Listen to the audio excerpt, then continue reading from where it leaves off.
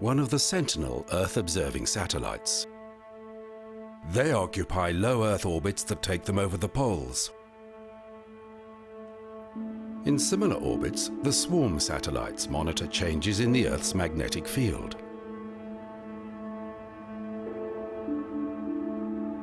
In a much higher orbit, the GOES weather satellite hovers above the United States. It orbits at the same rate that the Earth revolves. The New Horizons probe does not orbit anything. It was launched on a flyby mission past Pluto, and it continues into the Kuiper Belt. Satellites are expensive. Designed to operate at extreme temperatures in the vacuum of space, they cannot be maintained. They must perform faultlessly for years. Yet every satellite depends on the brute force and precision of a launcher to deliver it to an exact orbit. Stop.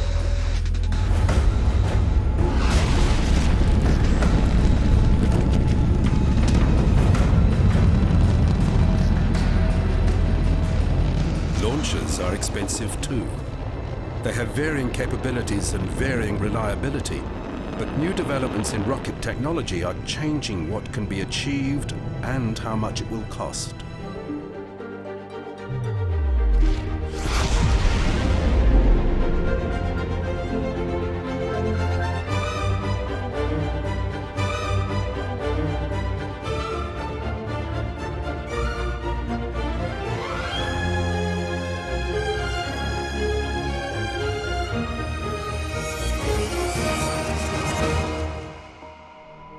The days of giant state-owned corporations launching their own satellites are over. Rocket builders sell their services to commercial or government clients.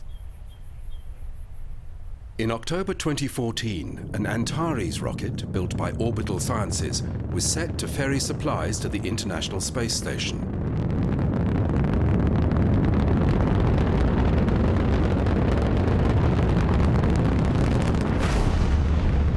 The launchers are generally reliable, but space is difficult. There is still a 7% failure rate. This fundamental step of leaving the Earth's surface relies on a small group of international companies that build heavy-lift rockets.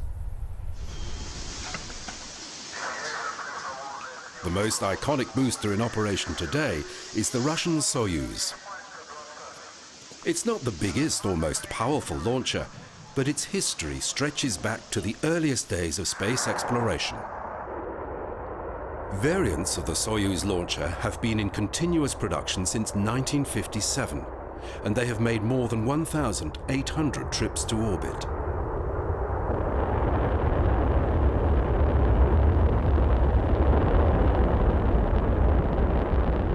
Since the demise of the space shuttle, the Soyuz remains the only human-rated launcher in operation, and both ESA and NASA rely on it to ferry people to and from the International Space Station.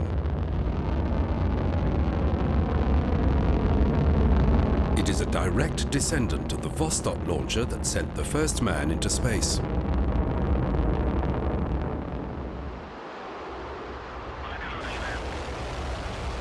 On the 12th of April 1961, Yuri Gagarin rose to orbit on Vostok 1, designed by Sergei Korolev. The design, featuring a central core surrounded by 4 strap-on boosters, was originally conceived as the first nuclear missile. But as Soviet warheads became lighter, the launcher was adapted for manned trips to low Earth orbit.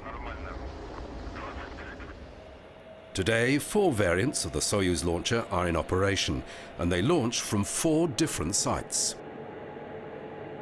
Many of the simple design features in the Soyuz have contributed to its reliability and low cost. It was estimated that Russia could launch 20 expendable Soyuz carriers for the cost of 1 space shuttle launch.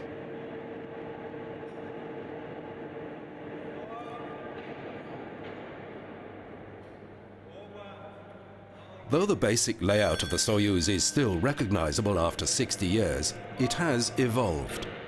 The design has seen several generations of engine upgrade, with the guidance system continually being refined. Final assembly at the launch site sees the 4 distinctive boosters flanking the central core attached first.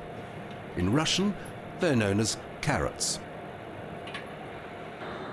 Each booster and the core have one rocket motor discharging through 4 main fixed chambers.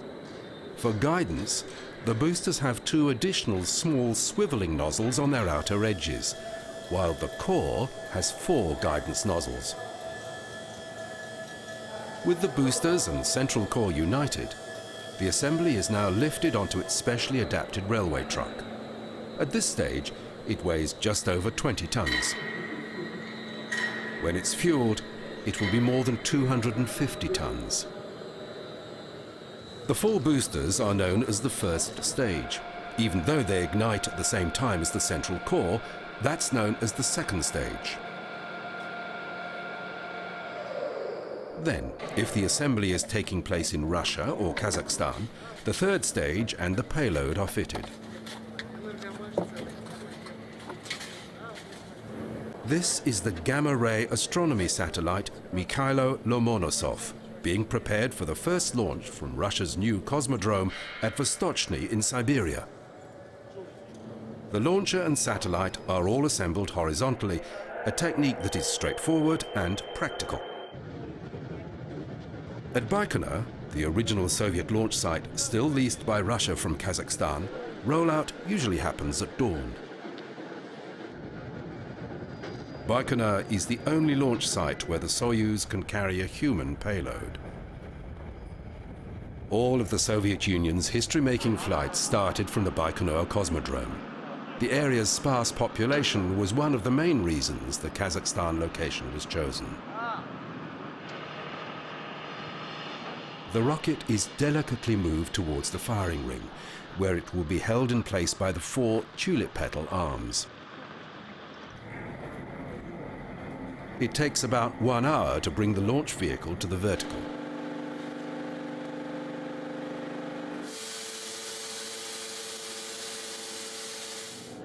As the lifting arm withdraws, the 4 support arms are joined by fuel and electrical umbilicals and 2 halves of the service gantry.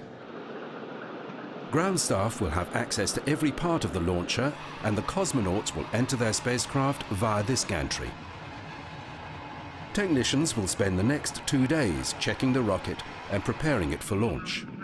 When fully loaded with fuel, its weight will increase by a factor of 15 to 305 metric tons. Soyuz carrier rockets also launch from the European spaceport at Kourou in Guyana, and from here the rocket is erected without its payload. Because of the equatorial location, the Earth's spin makes it easier to reach orbit. A Soyuz launched from Kourou can lift considerably heavier payloads to orbit than it could from a Russian launch site. However, Kourou's tropical location has 10 times the annual rainfall of Baikonur, and a mobile gantry that protects the rocket is necessary.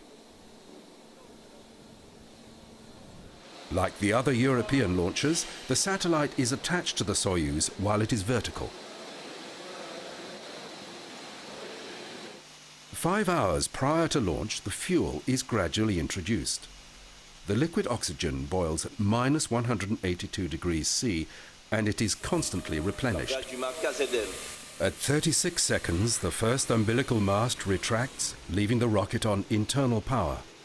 Soon after, the fuel connection swivels away and the turbopumps begin feeding fuel and oxygen to the engines. The engines are closely monitored as they are gradually brought up to full thrust.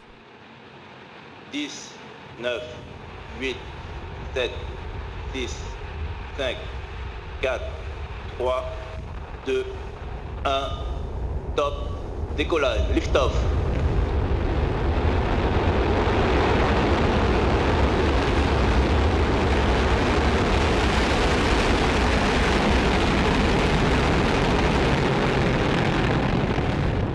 A guidance computer in the third stage maintains the launcher's attitude via the vernier nozzles around the first and second stage chambers. Near the 2-minute mark, the boosters shut down and are jettisoned. At 85 kilometers, the payload fairing splits and falls away. 5 minutes after liftoff, and at a height of 169 kilometers, the third stage takes over to accelerate the satellite and its upper stage to escape velocity. Less than 10 minutes after launch, the upper stage guides the satellite to its designated orbit, while the rest of the launcher falls back to Earth.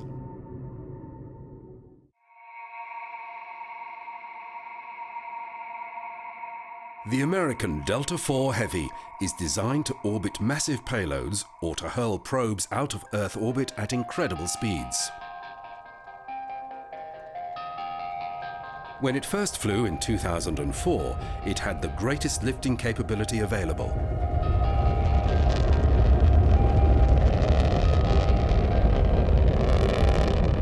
The first and second stages, as well as the 2 boosters, are all powered by cryogenic hydrogen and oxygen.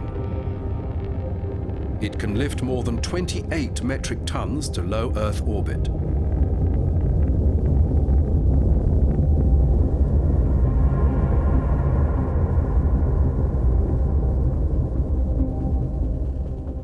The Delta IV Heavy is made by the United Launch Alliance, a collaboration between Lockheed Martin and Boeing.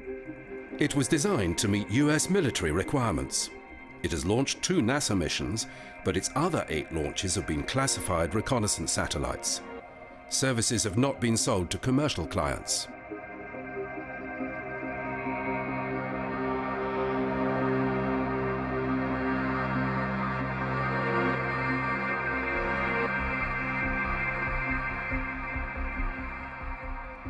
Recently, a Delta IV Heavy was prepared for perhaps its most significant launch. It was mated with the Parker solar probe and its STAR upper stage. The Parker probe will be the first satellite to fly into the Sun's corona. And though its launch weight of just 685 kilos may seem puny for such a large launcher, Parker must leave the Earth's orbit at near record speed.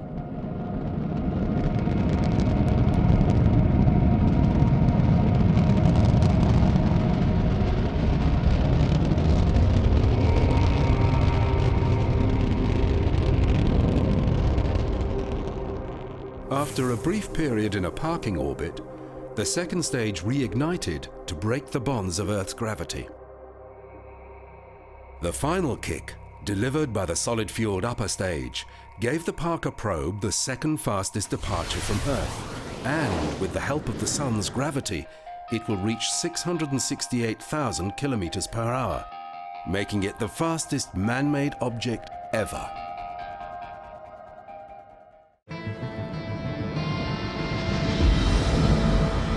In 2001, SpaceX founder Elon Musk hatched a scheme to establish a greenhouse on Mars and began trying to buy a Russian launch system.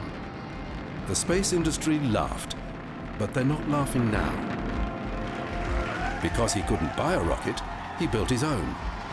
Musk knew American launches were too expensive, and a little research convinced him he could undercut the established aerospace giants. In design and manufacture, SpaceX focused on simplicity and reliability, with a view to keeping costs down. Of the Falcon 9 rocket and the Dragon spacecraft, packing science and supplies for the International Space Station, humanity's home in low Earth orbit. In 2012, SpaceX flew the first commercial resupply mission to the International Space Station.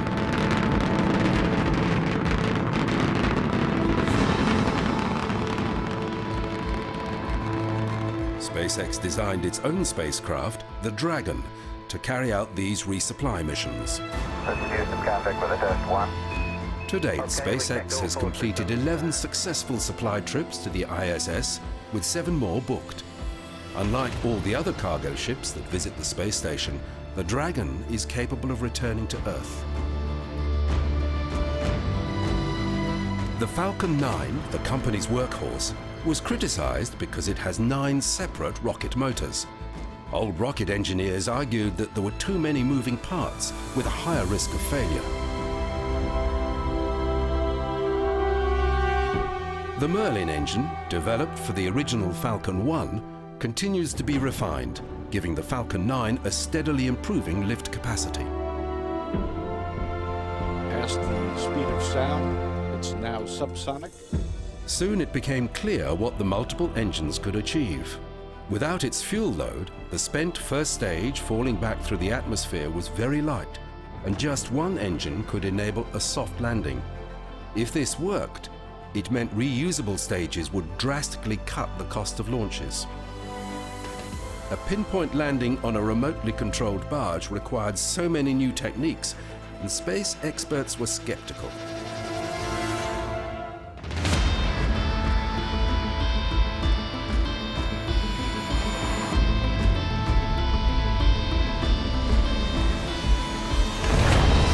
A landing leg had collapsed and was redesigned. Soon, these return trips were routine.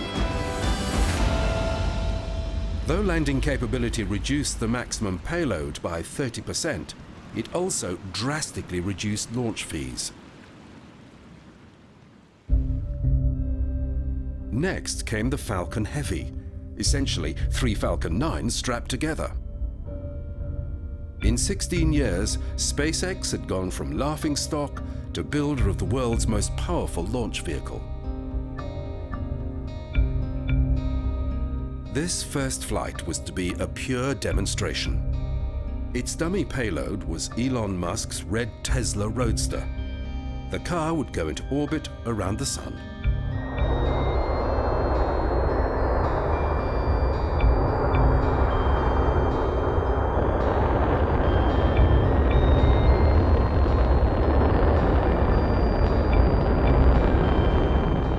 The plan called for the 2 boosters to land back at Cape Canaveral.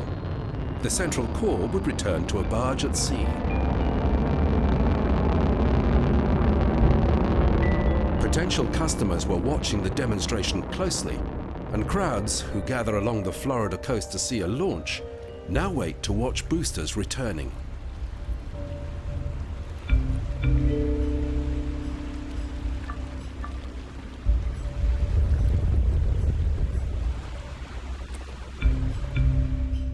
The car, rigged with cameras, went into a solar orbit, but in the mission's one failure, the central core missed its barge.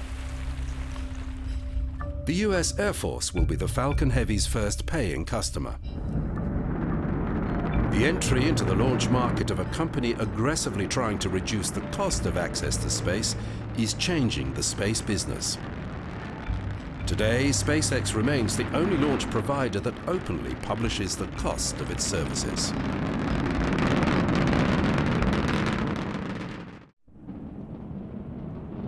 The Ariane 5 is the European Space Agency's heavy lift rocket.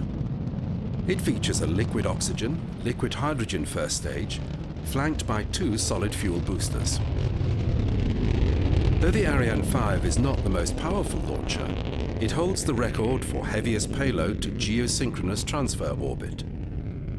The equatorial launch site in Guyana makes orbits of low inclination easier to achieve and is an attractive feature for paying clients. The Ariane 5 ECA is the 5th and final version of the 5 series, which will soon be replaced by the Ariane 6. A new version of the Vulcain rocket engine is being developed for Ariane 6, which will be cheaper to build and to launch.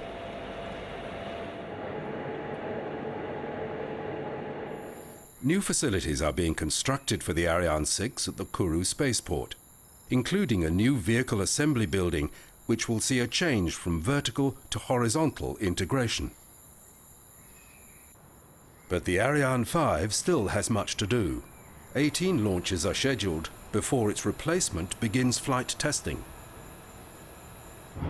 The stages are fabricated in Europe and cross the Atlantic by ship. At the launch site, the central stage is raised to the vertical. Slightly more than 30 meters long, the core stage is essentially a fuel tank divided into 2 compartments with a rocket engine at its base. Each solid fuel booster arrives on its table in an upright position and preloaded with propellant. The upper stage, that will on this mission deliver 4 Galileo navigation satellites to their target orbits, is fitted. The satellites, clustered about a central dispenser, are then attached to the upper stage before the fairing that protects them during the trip up through the atmosphere is lowered into place.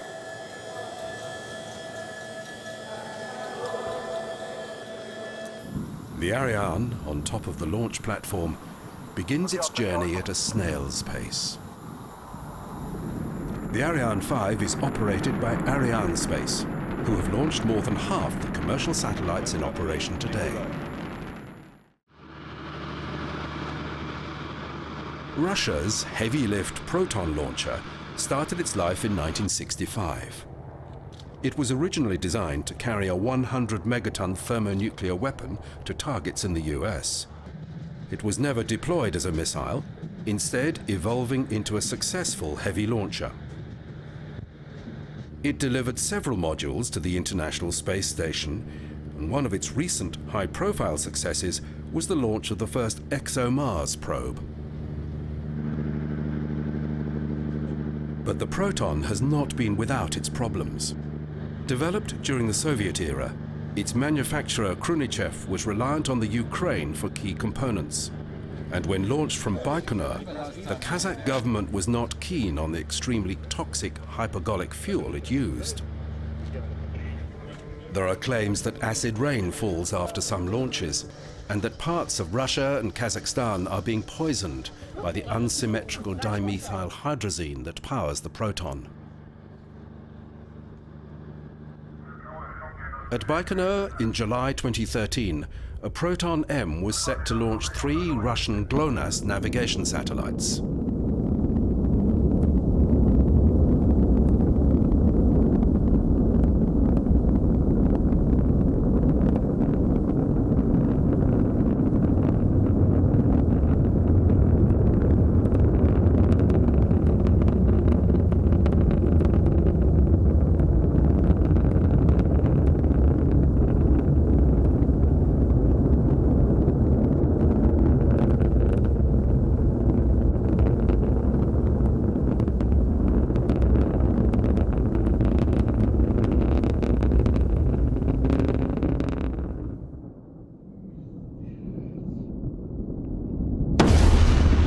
An investigation found that the rate gyro package had been installed upside down. It was not the only recent Proton failure, and questions about quality control were being asked.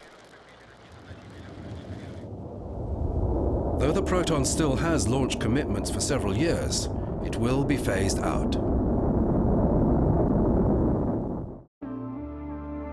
Startup company Spacelab is poised for its first commercial launch.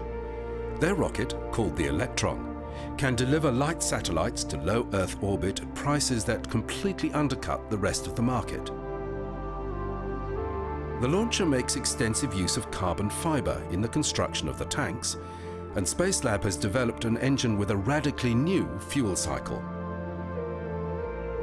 Named after physicist Ernest Rutherford, the engine is largely constructed with 3D printing techniques. The liquid oxygen RP-1 fueled unit uses brushless electric motors to operate its turbo pumps instead of pre-burning fuel for the same purpose. The batteries powering the process add weight, but they save on fuel and give engineers finer control when throttling the engine. The launch site on New Zealand's North Island Mahia Peninsula is perfect for the busy schedule that Rocket Lab envisions.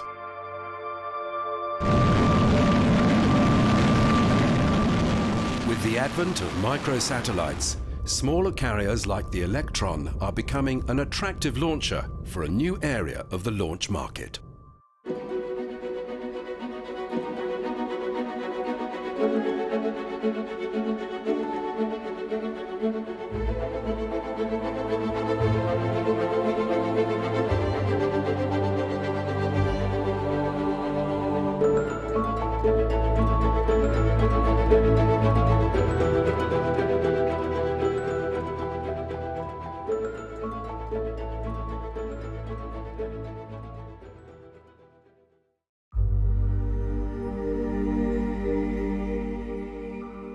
Mars, our planetary neighbor.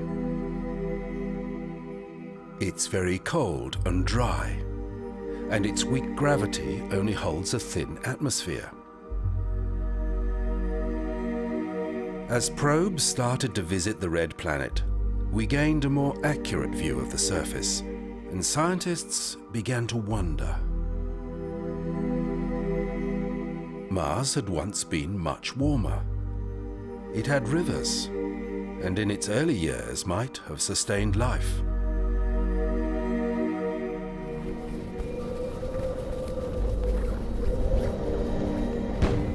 A succession of new techniques have been deployed trying to unlock the secrets of the red planet.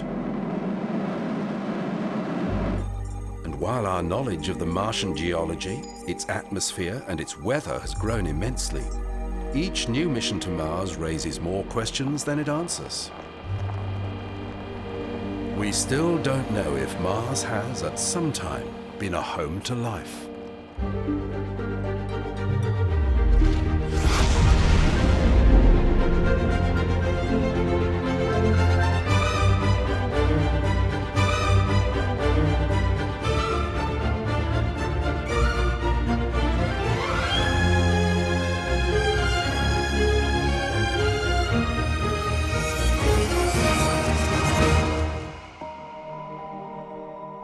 In 1877, astronomer Giovanni Schiaparelli made what he thought was the most accurate map of Mars yet drawn.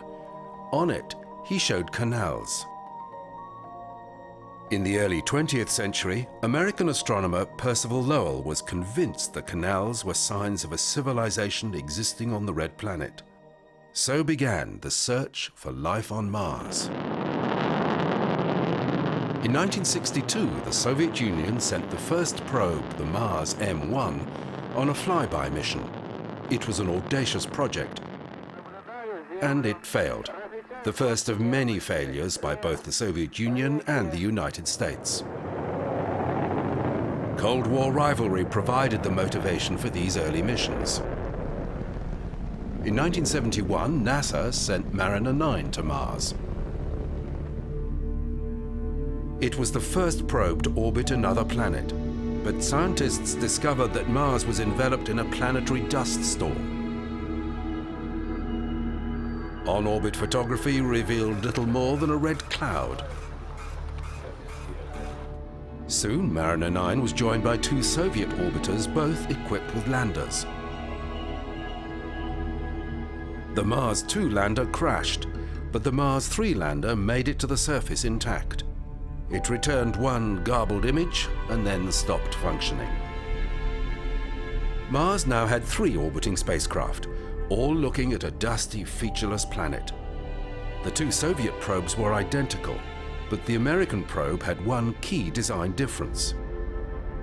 While the Soviet orbiters began photographing the planet following predetermined schedules, NASA were able to command Mariner 9 to wait, in hope that the dust would eventually settle. It took months for the atmosphere to clear, but when it did, Mariner 9 saw 3 craters protruding above the dust. They were the tops of giant volcanoes on what was called the Tharsis Plateau. Soon more complex geological features began to emerge. In places, the surface was cratered, suggesting the tectonic forces that constantly renew the Earth's surface were absent on Mars. Volcanic activity that built the solar system's largest volcanoes had stopped billions of years ago. This enabled NASA scientists to compile an accurate global map of Mars and to decide upon landing sites for the Viking probes that followed in 1976.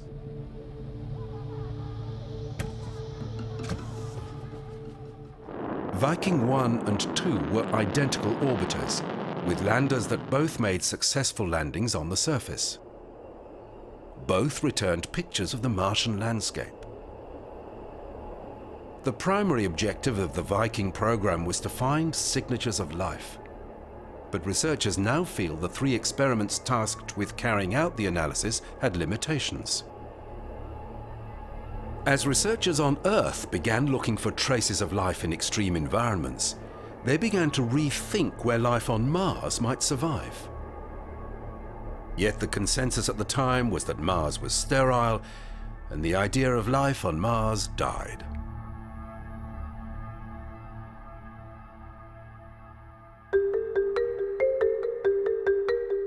After a 20-year hiatus in Mars research, Mars Global Surveyor went into orbit in 1996.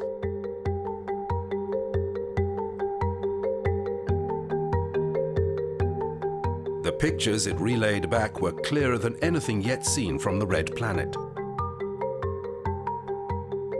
Although most Mars orbiters had been tasked with mapping the planet's surface, this was different.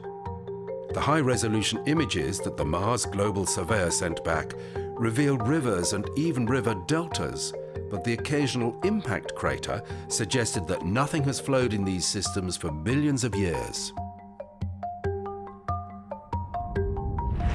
In July 1997, another probe arrived. The Mars Pathfinder was one of a new breed of missions being pushed by NASA's new administrator under the guiding philosophy of faster, better, cheaper.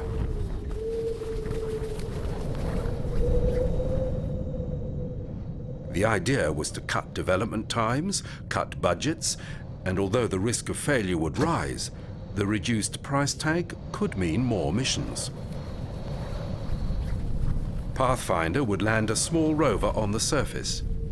To do this, it used radically new airbag technology. The technique drew more from automotive safety systems than from previous space missions.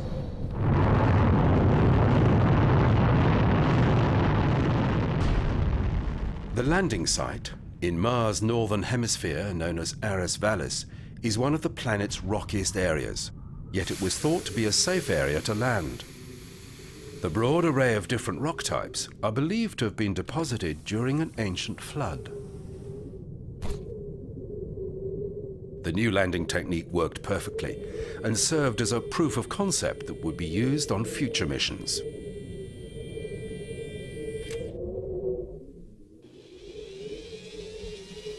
Pathfinder consisted of a base station equipped with 3 solar panels that unfolded like petals. There were sensors to measure atmospheric pressure, air temperature, and wind speed, as well as a transmitter to communicate with Earth. In addition, Pathfinder acted as a base station for the Sojourner rover that explored the surrounding area. Sojourner was fitted with cameras and an alpha particle X-ray spectrometer. It was the first mission to have its own website. The rover returned thousands of images and important detail about the atmosphere and geology, and its popularity guaranteed more Mars missions.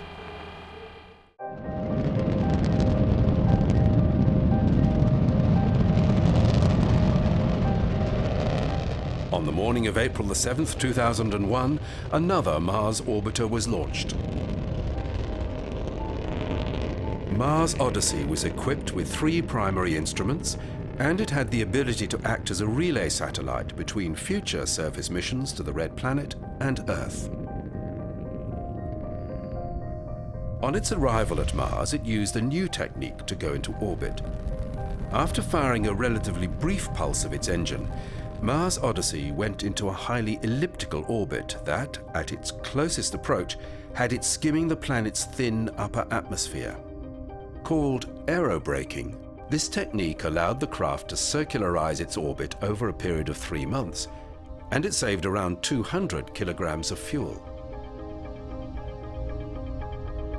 The probe is still in operation today, breaking all records as the longest-serving Mars mission.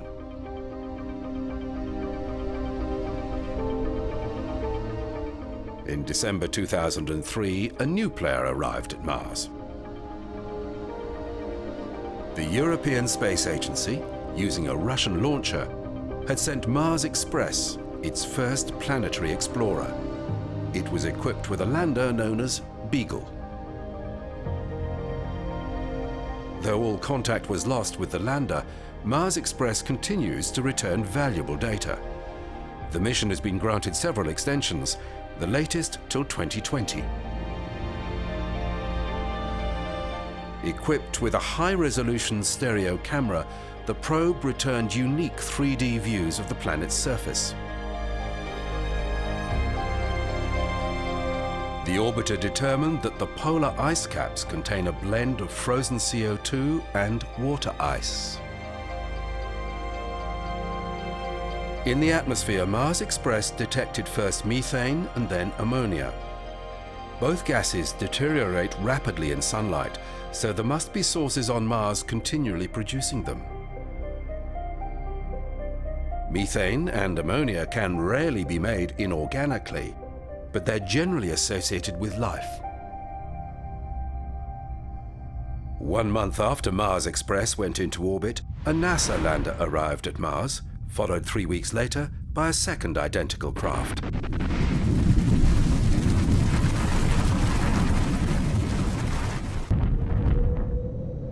They were the Mars exploration rovers called Spirit and Opportunity.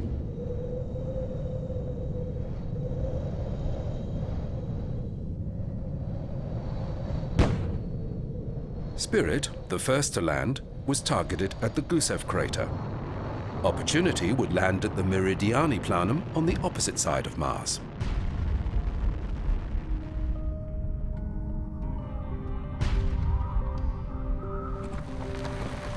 Though they were much heavier than their Pathfinder predecessor, they used the same bounce landing technique. Both landings were successful and on target. After the craft had righted itself, it detached from the lander and began autonomously unfolding its solar panels and camera mast.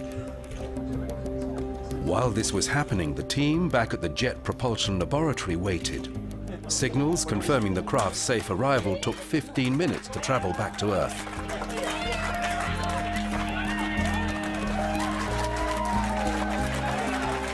Many of these people had invested years of their lives in this project, and the real mission had only just commenced. Both rovers were designed to operate for 90 Mars days.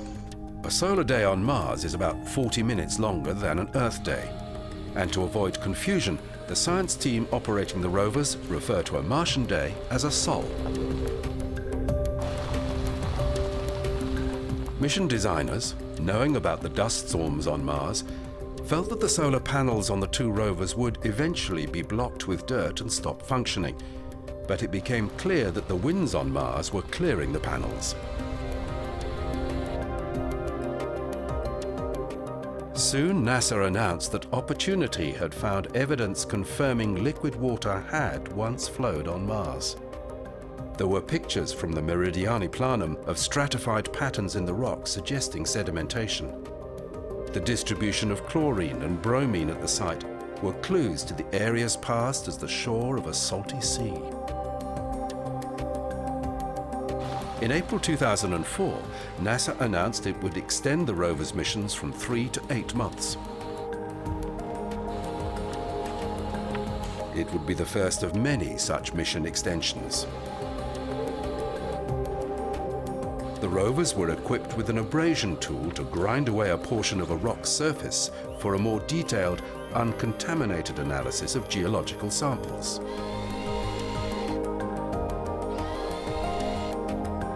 This was first done by Spirit at a rock named Adirondack at Gusev crater. It was a first in planetary geology. Researchers agonized before using the tool because of the drain it makes on the rover's energy budget. The rock was made of olivine, pyroxene, and magnetite, making it very similar to volcanic basalt on Earth. When Spirit's right front wheel stopped working, engineers used a duplicate rover to devise a reversing technique that enabled the rover to drag its frozen wheel. This left a furrow behind in the soil, which presented a new area of research for the science team. White or yellow deposits seen within the furrow were various types of salts that only form in the presence of hot water. On Earth, hot water provides an environment in which microbes can thrive. Spirit limped on for another 3 years before it became stuck in loose sand.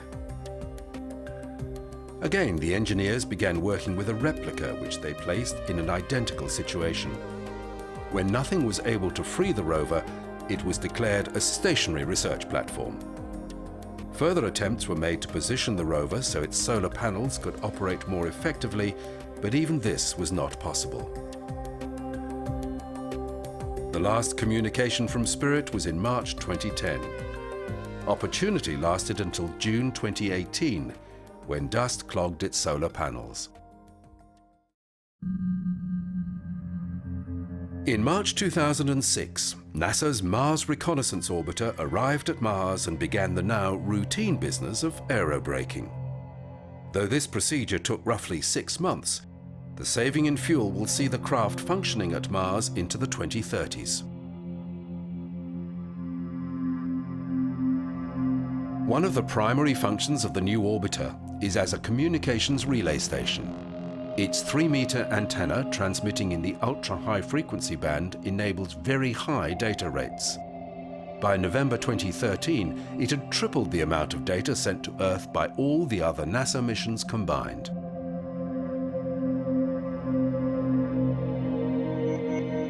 Its high-resolution camera began revealing the surface of Mars in the finest detail. These are active falling dunes in East Coprates Chasma. The polar region, free of the seasonal dry ice, again surrounded by dunes. In the southern hemisphere, pits in the residual cap of carbon dioxide.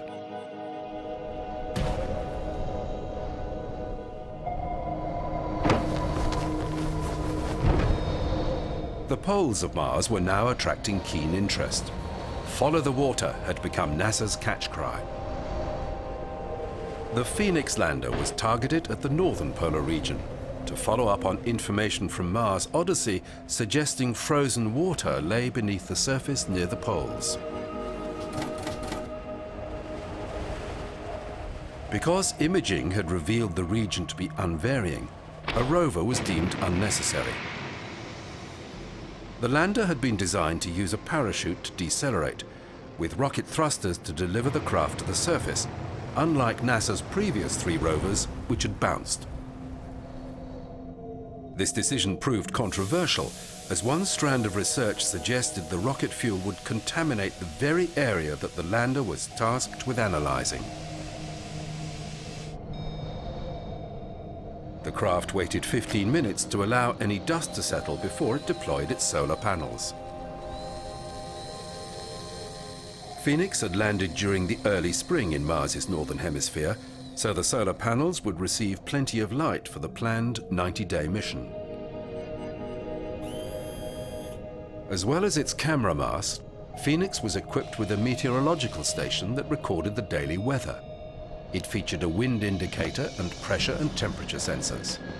In addition, a vertically pointed LiDAR was able to observe cirrus clouds forming in the region and snow falling in the polar atmosphere. These phenomena had not been observed before. The lander also had a robotic arm that could dig half a meter into the soil and deliver samples to the analyzer, a combination of 8 high-temperature ovens and a mass spectrometer. In one excavation, the cameras recorded a white substance which gradually disappeared. Given the temperatures and the time it lasted, it could only have been water ice that sublimated after it was exposed. The soil was slightly alkaline, and the presence of perchlorate, which kills bacteria, was not good news for those hoping for Martian life. Phoenix operated for 2 months longer than planned before the gathering winter completely shaded its solar panels.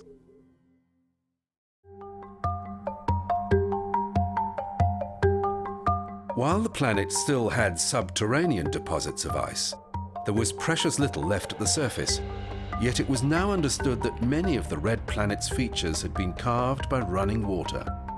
Samples analyzed from across the planet affirmed that water and nothing else had made these changes to the Martian landscape.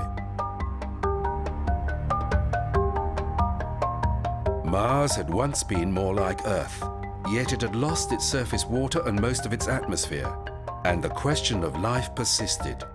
Could it have emerged in a warmer, wetter past? And could it still be present below the surface? The next Mars mission would be NASA's most ambitious yet. Known as Curiosity, the car-sized rover would be powered by a nuclear battery, making it immune to the dust problems experienced by Spirit and Opportunity. 7, 6. Curiosity was launched on an Atlas V from Cape Canaveral in November 2011. 1. Main engine start. 0. And liftoff. In mid-2012, it entered the Martian atmosphere heading for Gale Crater.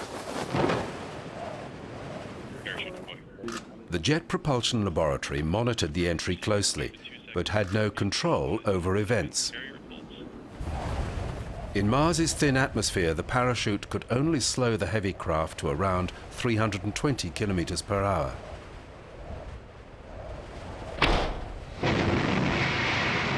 Nearing the surface, the rover descent stage dropped out of the aeroshell and rockets kicked in. At this stage, radar was guiding the lander to the surface, and a small camera was recording images of the terrain below the rover.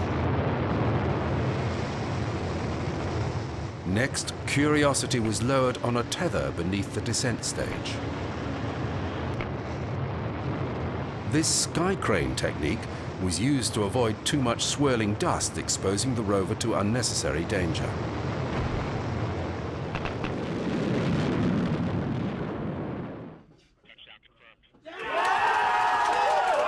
Everything had worked exactly as it was supposed to, and the American engineers were relieved. The landing had been the most precise ever. Before Curiosity could start work, its computer went through a checklist to make certain that all systems were operating correctly. It was a day before the rover deployed its camera mast and communications antennas. It's thought that Gale Crater is 3.5 billion years old, and that its sediments have been laid down first by water and then by wind. NASA now has a sophisticated mobile science laboratory on Mars, connected to Earth by the most advanced communications link, courtesy of the Mars Reconnaissance Orbiter.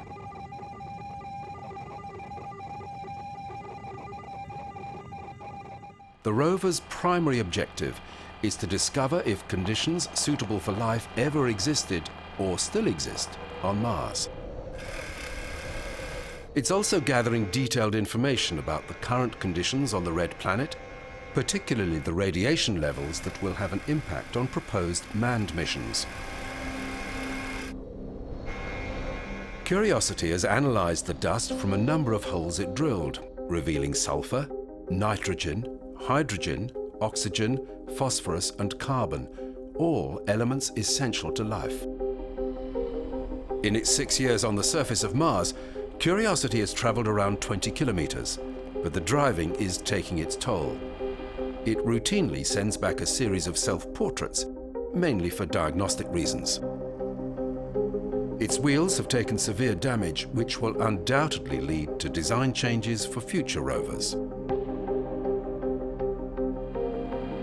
Its computers are also giving problems, but a new suite of missions is slated to arrive at Mars in 2020 that will continue profiling the planet.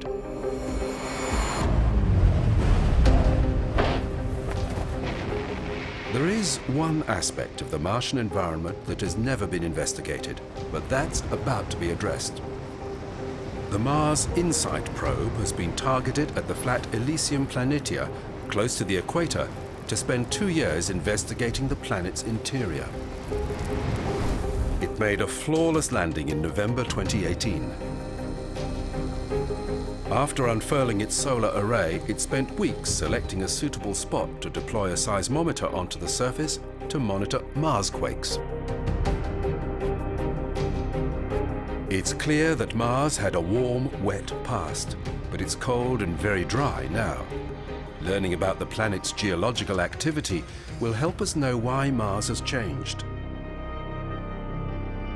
The InSight probe also hammered a thermal sensor into the surface to gather data on heat flow from the planet's core. By understanding processes within Mars, we can learn how the geological histories of Mars and Earth began to diverge.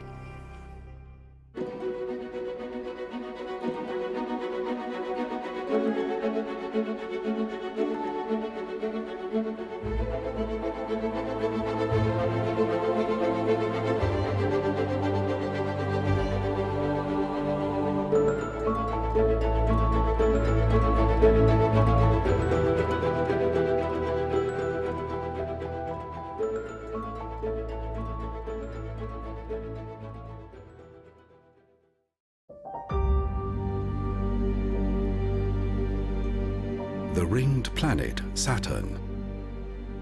More than 100 times the mass of Earth, its metallic core lies beneath 80,000 kilometers of liquid hydrogen and helium. It's called a gas giant.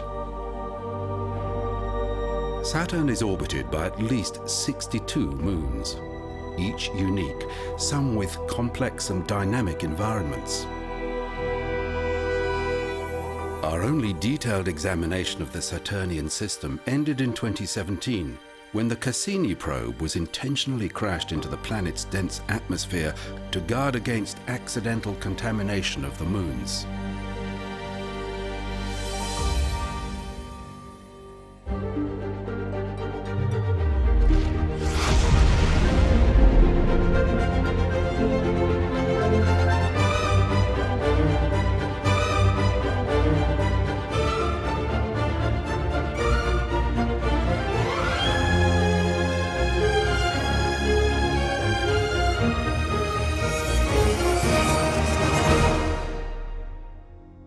Viewed from Earth, Saturn's rings are visible, but not in any detail. They were thought to be solid until mathematical analysis suggested they were orbiting particles. But how did they get there? And why was Saturn alone in having rings? In the early days of space research, Saturn was just too far away. Conventional rockets could only just reach Mars. In 1964, NASA realized that a space probe launched in 1977 could take advantage of a rare alignment of the outer planets to fly past all the gas giants. Using gravitational assistance from the planets, it would just be possible with the technology of the day. An ambitious new mission began to take shape. It was dubbed the Grand Tour.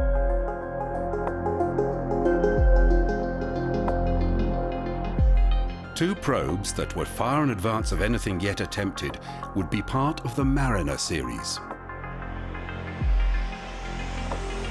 Because no spacecraft had been sent beyond Mars, mission planners felt it would be wise to send two rudimentary advanced probes to Jupiter and Saturn to test the deep space environment. Researchers didn't know if it was even possible to cross the asteroid belt between Mars and Jupiter. In 1972, Pioneer 10 was launched towards Jupiter, and the following year, a twin, Pioneer 11, was sent to Saturn. Both craft passed by Jupiter and discovered that the electron radiation there was 10,000 times as strong as at Earth. This was a surprise to engineers at NASA, who had to modify the more sophisticated craft they were preparing for the Grand Tour.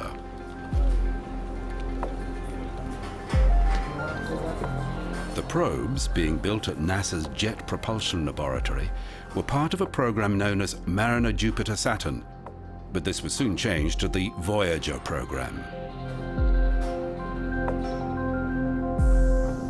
They were launched 16 days apart in late 1977, while Pioneer 10 was heading toward interstellar space, and Pioneer 11 was still 2 years away from Saturn.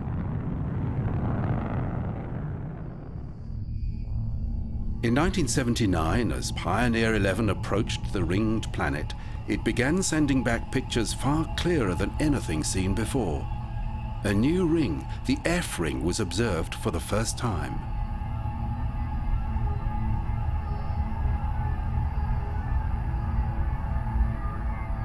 The craft flew by Saturn, passing beneath the rings. Mission planners were uncertain how broadly the ring particles spread. If there was a threat to the spacecraft, they were prepared to sacrifice Pioneer 11 to get a clear idea of the environment they would encounter with the following Voyager craft. The probe passed the rings safely and continued beyond Saturn into interstellar space. NASA received its last communication from the probe on the 24th of November 1995.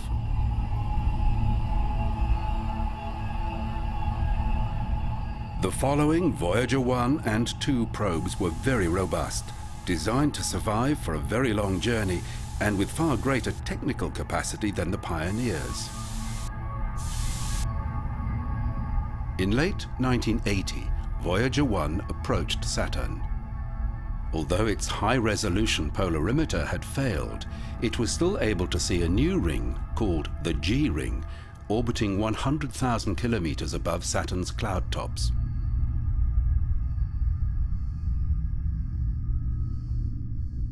For the first time, researchers could see how the rings moved. Uneven features within the rings were called spokes. They're transient and are thought to be particles lifted by an electrostatic charge. After such a long preparation, information was now coming into JPL at such a rapid rate that the planetary scientists were overwhelmed. Saturn's moons were of great interest. Voyager 1's path had been chosen because it would take it close to Titan, the solar system's second largest moon, and the only one to hold an atmosphere. But the images were disappointing because the thick atmosphere of methane and nitrogen was impenetrable. Voyager 1 now looped up above the solar system on a trajectory that would take it to interstellar space. As it looked back at Saturn, it captured one last image from a unique angle.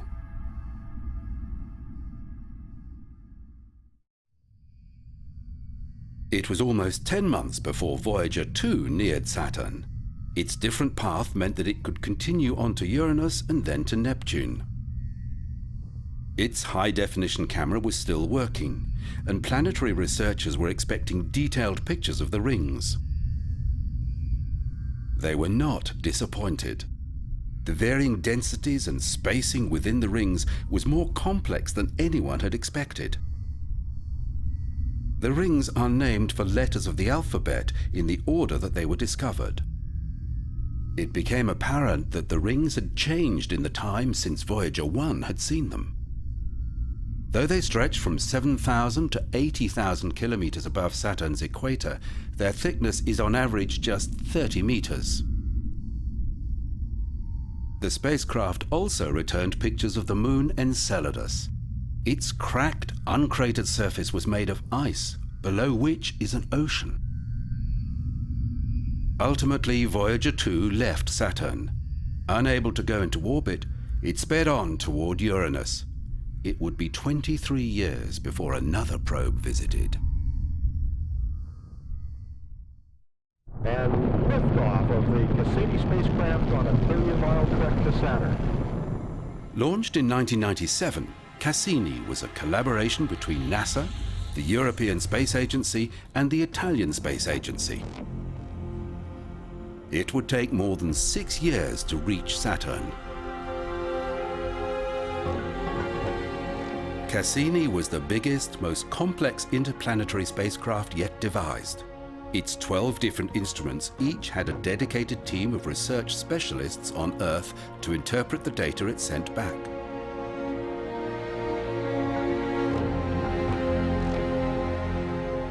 Its high-gain antenna was used for high-speed data relay back to Earth, but in what's called a ram maneuver, it was sometimes used as a shield to protect the spacecraft from debris impact. especially when crossing the plane of Saturn's rings.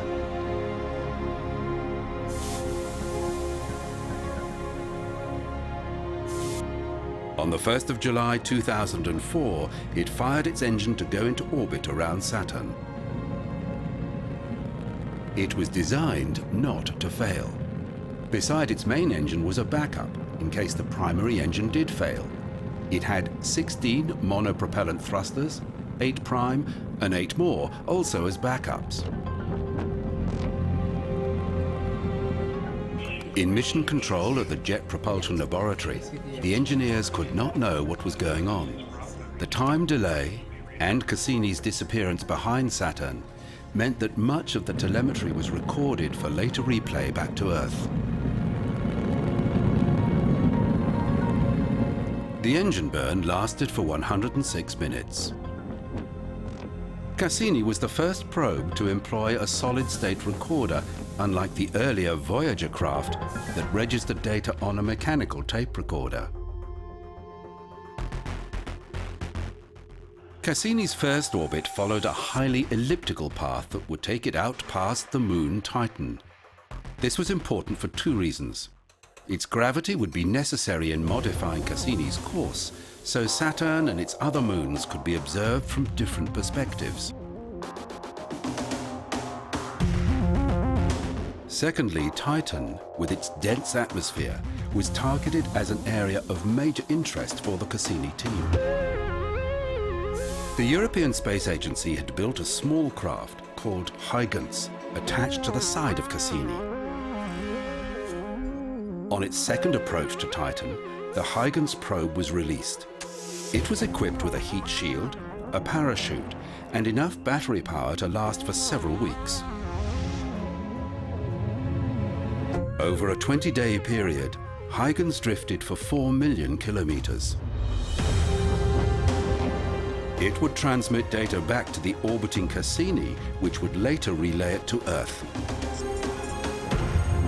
3 days after separation, Cassini made a course correction that would prevent it colliding with Titan.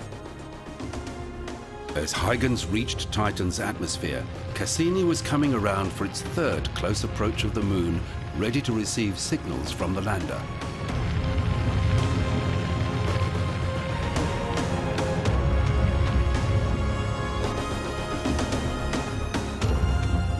While it drifted to the surface of Titan, Huygens sampled the atmosphere and recorded images of the landscape. Pictures from beneath the clouds revealed low hills and channels cut by flowing liquid. There were few impact craters, and those that existed were heavily eroded.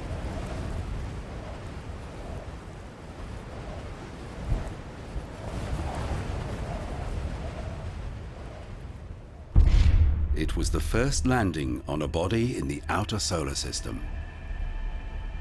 Images from the surface showed weathered rocks made of water ice. What surprised everybody was that Titan is a geologically active world, where liquid ethane and methane, rather than water, have carved the features. As Cassini continued looping out around Titan, it used radar to map the moon's surface, confirming the widespread distribution of hydrocarbon lakes. The probe discovered that rain fell on Titan, but it was a mixture of liquid ethane and methane. The moon has weather and other erosive forces similar to Earth, but the chemistry is radically different.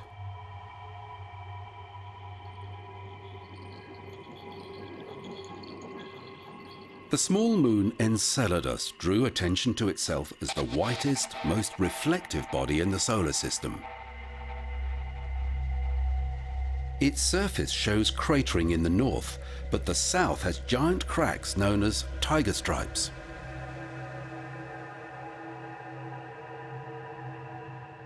On Cassini's first loop past Enceladus, the magnetometer team noticed an odd deflection of Saturn's magnetic field, as though the small moon had an atmosphere. During its second pass, the team noticed the same phenomenon. They asked for the next traverse of Enceladus to pass much closer, so Cassini's course was modified to fly just 175 kilometers above the icy moon. The probe passed through a plume of water vapor emanating from the tiger stripes. It contained common salt. In all, Cassini made 24 swoops past Enceladus, with the closest approach flying just 25 kilometers above the surface. Each one of the probe's instruments gathered different evidence about the jets of water expelled through the cracks in the moon's south. On Mars, rovers have been combing the surface looking for traces of life, but Enceladus was flaunting remarkable signs. Gravitational analysis revealed a liquid ocean beneath the ice, and infrared detectors saw heat emanating from the cracks. As well as salt, the science team discovered traces of silica that can only dissolve in hot water. Hydrogen and organic compounds were also detected. We know from Cassini that Enceladus has a global ocean, so you have water. We also know that there are organics coming out because they've been directly measured, both in the gas and in the particles. We also know there's a source of energy. The South Pole was hotter than the rest of Enceladus. And then we found evidence that deep inside, there are hydrothermal vents on the seafloor of Enceladus. So these hydrothermal vents would supply the heat and the nutrients that could possibly support life. With a diameter of 500 kilometers, Enceladus is just too small to sustain a hot core via radioactive decay. Gravitational squeezing by Saturn explains some of the heating, but the source of the high temperatures detected remains a mystery. But not only is there liquid water underneath the surface, but there's organic material, there's a heat source. And you know, when people get excited about the potential for life elsewhere in the solar system, there are four things that you need. You need a heat source, you need liquid water, you need organic material, and you need those three things to be stable over some period of time so that life could potentially form. At Enceladus, we've got three. We're not sure about the stability over time yet. In the Earth's deep oceans, hydrothermal vents provide the warmth and nutrition to support life. They may even have been important for the origins of life. Planetary biologists are speculating that the environment in the oceans of Enceladus may be the most likely place in the solar system to find some sort of extraterrestrial life.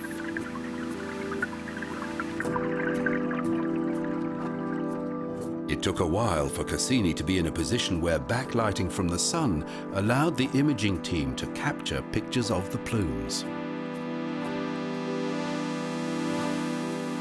Using a similar technique, the imaging team took this picture with Saturn directly between Cassini and the Sun.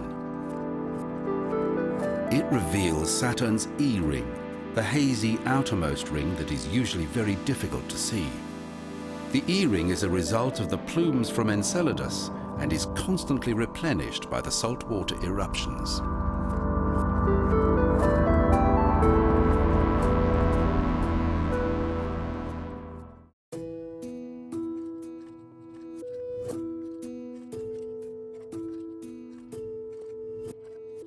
Saying that Saturn has 62 moons is misleading. Each particle within the ring system could be regarded as a moon. There are the inner large moons and the outer large moons. There are the shepherds that shape the rings. There are co-orbitals that exchange orbits. And there are even moons that orbit other moons. All are unique. During the Voyager missions, interest in the moons came as something of an afterthought. But for Cassini, close examination of the moons was planned from the beginning. Iapetus orbits Saturn beyond Titan. It was first observed in 1671 by Giovanni Cassini. He could see it as a dot of light to the west of Saturn, but could not see it when it should have been to the east. Iapetus has one bright face and one dark one. Because the moon is tidally locked to Saturn, It is always the dark face that leads as it orbits.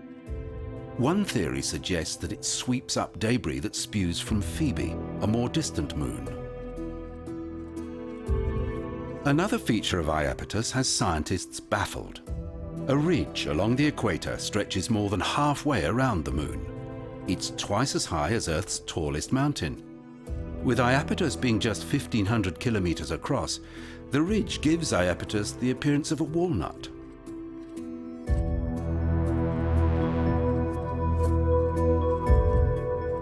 Very accurately directed bursts from Cassini's main engine allowed mission engineers to modify the probe's looping orbits so mission specialists could focus on various moons, different areas of the ring system, or different parts of Saturn itself. With gravitational assistance from the moons, particularly Titan, mission control were able to conserve fuel. The Cassini probe performed so well it received 2 mission extensions, but the fuel could not last forever. Planners had scheduled the most hazardous part of Cassini's mission for its final year at Saturn. Late in 2016, Cassini began a series of polar orbits that would take it close to the outer edge of the rings. In what mission specialists called grazing on the rings, the craft's mass spectrometer and its cosmic dust analyzer would sample particles and gases as it crossed the ring plane. In orbit 251, its first pass above Saturn's North Pole, it recorded the peculiar hexagonal storm that was first hinted at by the Voyagers.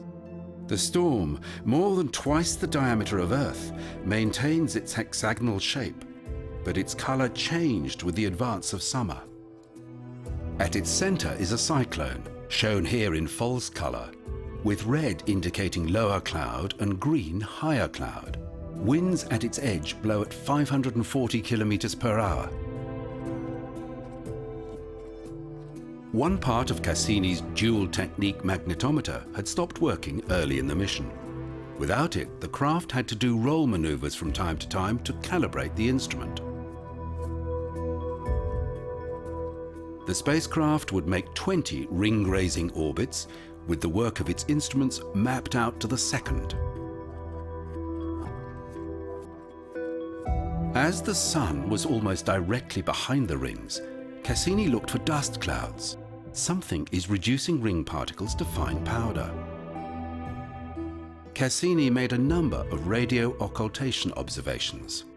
With the rings between the spacecraft and Earth, 3 radio signals of differing wavelengths were transmitted simultaneously, allowing the radio science team to build a profile of the ring particles. This false color image of the A ring, the outermost of the large bright rings, shows red for particles larger than 5 centimeters across. Green denotes particles smaller than 5 centimeters, with blue for particles smaller than 1 centimeter. The complex gravitational interaction between Saturn, its rings, and its moons leads to gaps in very particular places. Before Cassini arrived, only 18 moons were known. That number has grown to 62. Prometheus acts as a shepherding moon, limiting the inner edge of Saturn's F ring. Along with Pandora, which orbits outside the F ring, the 2 moons keep the ring narrowly confined.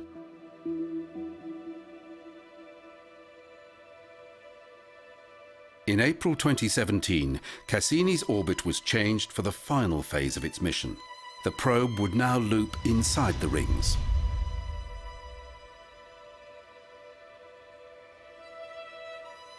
Though it would ultimately mean burning up in Saturn's atmosphere, the information gathered from such close proximity to Saturn and its rings would give a fuller picture of the gas giant. It was decided that intentionally destroying Cassini was preferable to letting it drift without fuel, possibly contaminating one of the moons. Cassini's sensors began picking up a stream of ring particles raining down upon Saturn. A continuous shower of ice and dust particles are dragged toward the planet's equator by gravity, or at higher latitudes, charged ring particles spiral in along magnetic field lines. Every second, 10,000 kilograms of ring rain falls to the surface. At this rate, the rings will be completely gone in 100 million years. Researchers were surprised to discover an electric current flowing between the inner D ring and the upper atmosphere. Toward the end of Cassini's close passes of Saturn, the spacecraft began catching the upper edge of the atmosphere. All information had been retrieved from the recorders. Data now was transmitted directly back to Earth, but it relied on the spacecraft's thrusters to stop Cassini from tumbling, keeping its high-gain antenna pointed accurately. The probe's final work was sampling the atmosphere and measuring the offset of Saturn's magnetic axis. This is PCS-1. We just had transition to high rate mode. In mission control, there was no more control. The engineers could just monitor the signals sent from Saturn 84 minutes previously. The signal from the spacecraft is gone, and within the next 45 seconds, so will be the spacecraft. It will take years to process the data gained from Cassini. As yet, there are no future missions to Saturn scheduled.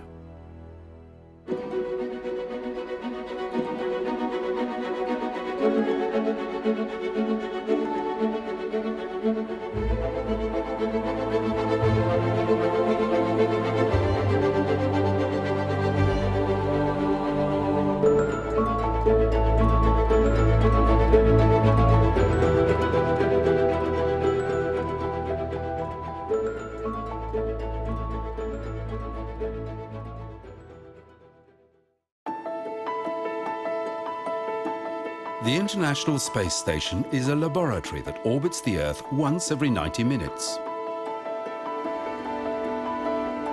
It's the most expensive single project ever constructed. Jointly owned and operated by the United States, Russia, Europe, Japan, and Canada, the ISS is a triumph of international collaboration. But it didn't start that way. During its planning phase, it came close to being dumped.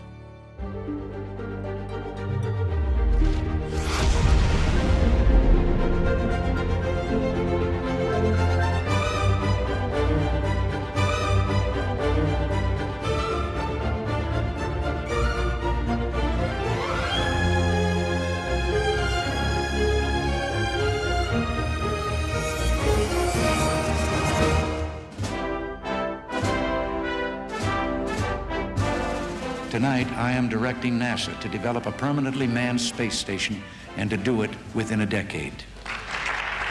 It was 1984, toward the end of the Cold War, when President Ronald Reagan unveiled his plan before the Congress. It was soon called Space Station Freedom, but details were sketchy and plans kept changing. NASA saw a space station as their next logical step. The Space Shuttle had been designed with on-orbit construction as one of its primary functions. On a cold morning in January 1986, the Space Shuttle Challenger was being prepared for its 10th flight. And liftoff of the 25th Space Shuttle mission, and it has cleared the tower.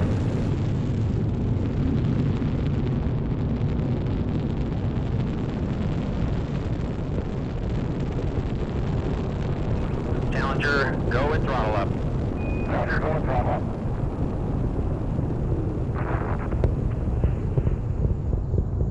All 7 astronauts were killed, and the shuttle program was suspended. Just 1 month later, cosmonauts began occupation of Mir, the new Soviet space station. The Soviet Union had a long-standing interest in extended duration space flights with its Salyut space stations. And with Mir, the Russians were gaining valuable experience in microgravity research and on-orbit construction. As the 80s progressed, Mir expanded using modular fabrication techniques. They began experimentation with automated docking systems. New modules were delivered by the Proton launcher with the Progress cargo ship used for resupply. NASA's shuttle fleet remained grounded, while an exhaustive inquiry was conducted and Space Station Freedom was stuck on the drawing board.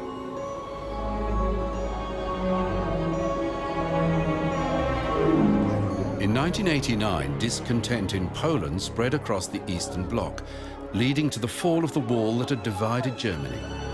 2 years later, the Soviet Union itself was dissolved, followed by social and economic turmoil. Moscow was now the capital of the Russian Federation, a one-party democracy. The Mir crew EO-10 arrived at the space station as Soviet citizens and would return to the ground as Russians. The country's new space agency, Roscosmos, had had its budget slashed by 80%, and there was no money to launch 2 newly completed modules.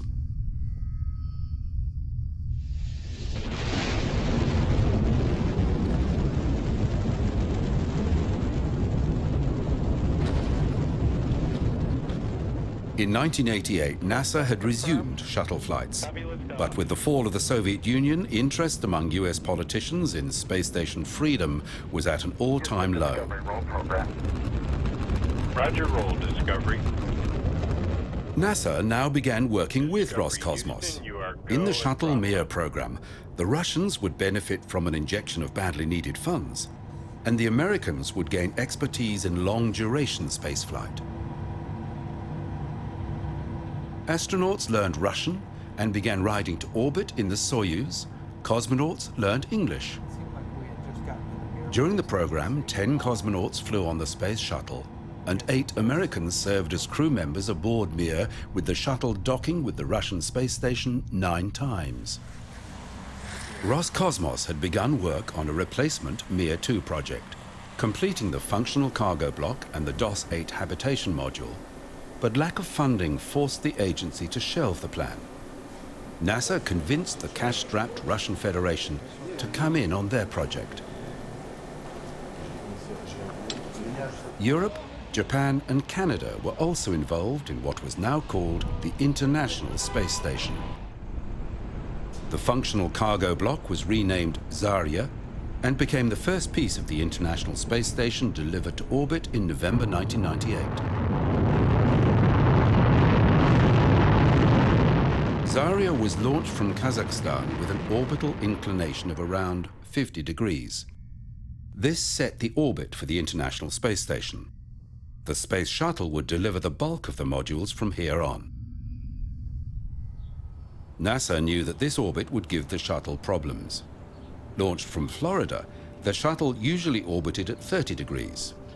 To reach the steeper inclination with any meaningful payload, the shuttle needed more power, or it had to lose weight. A redesign of the cargo bay delivered some weight savings, but the construction missions could only be achieved with a new external tank made from a new lightweight alloy. We have a go for main engine start. We have main engine start. 4, 3, 2, 1. We have booster ignition and liftoff of the Space Shuttle Endeavour with the first American element of... 2 weeks after the launch of Zarya, the Space Shuttle Endeavour lifted the Unity node to orbit.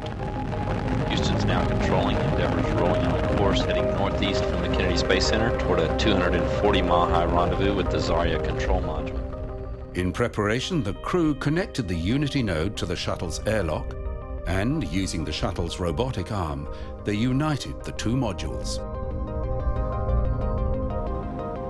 The crew entered the space station for the first time and stowed equipment, but no one would take up residence just yet. Construction work had just started. It was 18 months before the arrival of the next module, Zvezda, the Russian habitation module. It docked automatically with the Zarya module.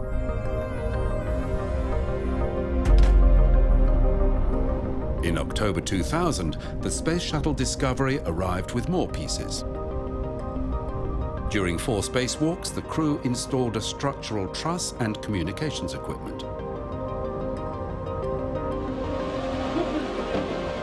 Finally, in November 2000, the first crew, Expedition 1, launched from Baikonur.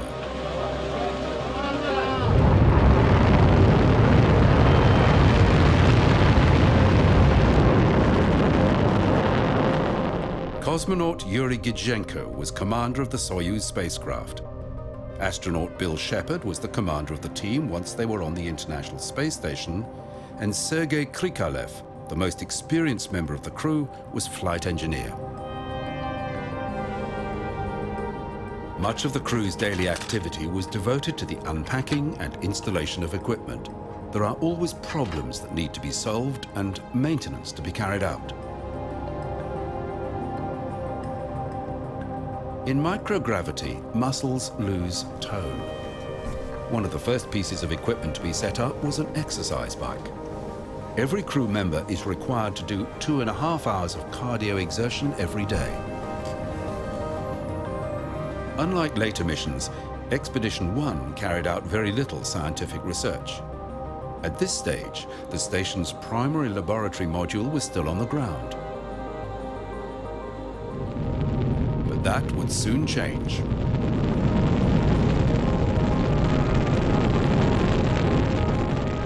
The crew of the space shuttle Atlantis delivered the laboratory module called Destiny. It was a radical increase in capability for the space station. The laboratory is equipped with 13 international standard payload racks that can house a variety of different experiment modules. But at this stage, they were empty. With the Destiny module and a new, much larger solar array, the International Space Station was taking shape. A precisely organized launch schedule was unfolding, and it was expected that the space station would be complete by 2006. In November of 2002, the Space Shuttle Endeavour took off, carrying the Expedition 6 crew, plus a new piece of the space station's superstructure and 2 tons of supplies. Returning to the ground, no one realized that it would be the last time a cosmonaut would fly on the shuttle, and that construction work on the ISS would be suspended for more than 2 years. Columbia, Houston, comm check. When the Space Shuttle Columbia broke up during re-entry to the Earth's atmosphere, all remaining shuttles were grounded. Columbia, Houston, UHF, comm check. 81 seconds after launch, foam insulation separating from the external tank had damaged the left wing, and from that point, Columbia was doomed. The investigation board had no confidence that the entire space shuttle fleet could be safely operated for more than a few years, calling the shuttle an aging spacecraft. With shuttle flights suspended, construction work on the International Space Station stopped. Replacement crews were cut to 2 members. The Russian Progress freighter was the only method of delivering supplies to the ISS, and all crew rotations used the Soyuz spacecraft. Принято 30 секунд, на борту порядок.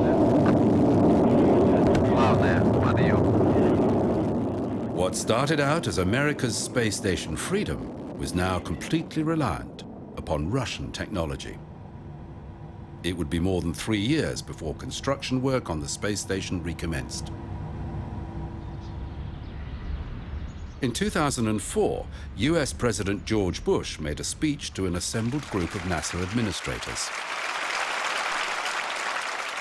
Our first goal is to complete the International Space Station by 2010. In 2010, the Space Shuttle, after nearly 30 years of duty, will be retired from service. The Space Shuttle would be restricted to work on the International Space Station, where the crew could await rescue if their craft sustained damage. Scientific work was cut to a minimum, with the small crews preoccupied with station maintenance. Fabrication work on the modules continued on the ground. The Space Shuttle Discovery made the return to flight mission in 2005. Before docking with the International Space Station, it performed the rendezvous pitch maneuver, allowing the ISS crew to inspect the craft for damage. It delivered supplies and equipment and returned safely to the ground. Atlantis arrived 14 months later, and after a break of almost 4 years, construction work began again. In what became known to NASA astronauts as the Wall of EVA, that's extravehicular activity, it took 14 more shuttle assembly flights to bring the ISS to its current configuration. If just one of the installation's spacewalks was to fail, it could threaten the entire project. The schedule was relentless because the shuttle's days were numbered. Training for these assembly missions was intense. NASA's neutral buoyancy laboratory was rigged with a mock-up of the ISS, so astronauts could experience something akin to weightlessness while they practiced. In July 2011, Atlantis flew to the ISS on what was the final flight of the shuttle fleet. The International Space Station was essentially complete, although it continues to be reconfigured and new pieces can still be added. Its 16 pressurized modules have a volume equivalent to a 5-room house, including laboratories, storage spaces, and habitation areas. Power comes from 8 solar array wings, which track the sun. When the ISS enters the Earth's shadow, the solar wings enter night glider mode, where they are angled edge-on to the orbital direction. Though the ISS orbits 400 kilometers above the Earth's surface, there is enough thin atmosphere at that height to present drag. Night glider mode reduces this drag and minimizes orbital decay. Supplies of water, oxygen, food, and equipment are regularly delivered by unmanned cargo craft. Most frequent of these has been the Russian Progress, which is similar in appearance to the Soyuz. It docks by itself using the automated Kurs system. It can also be docked manually if the need should arise. Like the Soyuz capsule, the Progress freighter will remain docked long-term. As well as delivering supplies, it can boost the station's orbit, or it can transfer fuel for the station's thrusters. Ultimately, filled with garbage, it undocks to burn up in the atmosphere. The Japanese space agency, JAXA, currently operates the largest cargo craft that still visits the ISS. To dock with the space station, it approaches in stages until it's close enough to be grabbed by the robotic arm and connected to one of the berths on the Harmony node. It has a pressurized zone that can be unloaded by hand, and there's an unpressurized area, accessed by the robotic arm, for cargo to be stored on pallets outside. With the demise of the space shuttle, NASA has turned to the private sector to fulfill its resupply commitments. The Cygnus freighter first visited the ISS in 2014. The SpaceX Dragon cargo craft first delivered supplies to the ISS in 2012. It is different from the other cargo craft in that it can return significant loads back to the ground. Experimental materials from the ISS can be in an Earth-based laboratory within 2 days of leaving low Earth orbit. SpaceX is developing a Dragon capable of carrying astronauts to low Earth orbit.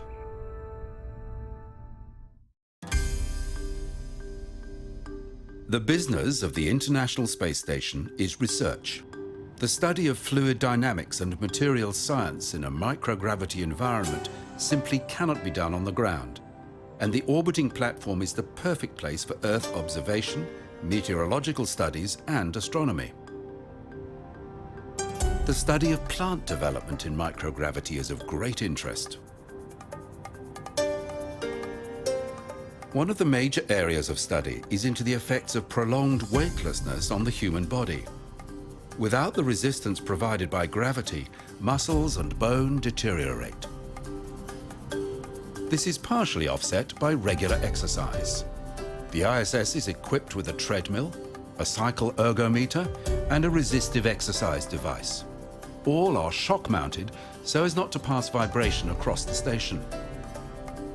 The loss of bone mass shows up as raised calcium levels in the blood. Blood samples are taken regularly and stored at low temperature for later analysis. The extra calcium can lead to kidney stones. NASA and JAXA are cooperating in the study of an agent that can prevent these effects. Most astronauts on long-term missions complain about deterioration in their vision, which can persist for years after a flight. Distinct changes to the eye have been detected, and ultrasound examinations of the eyes are done regularly.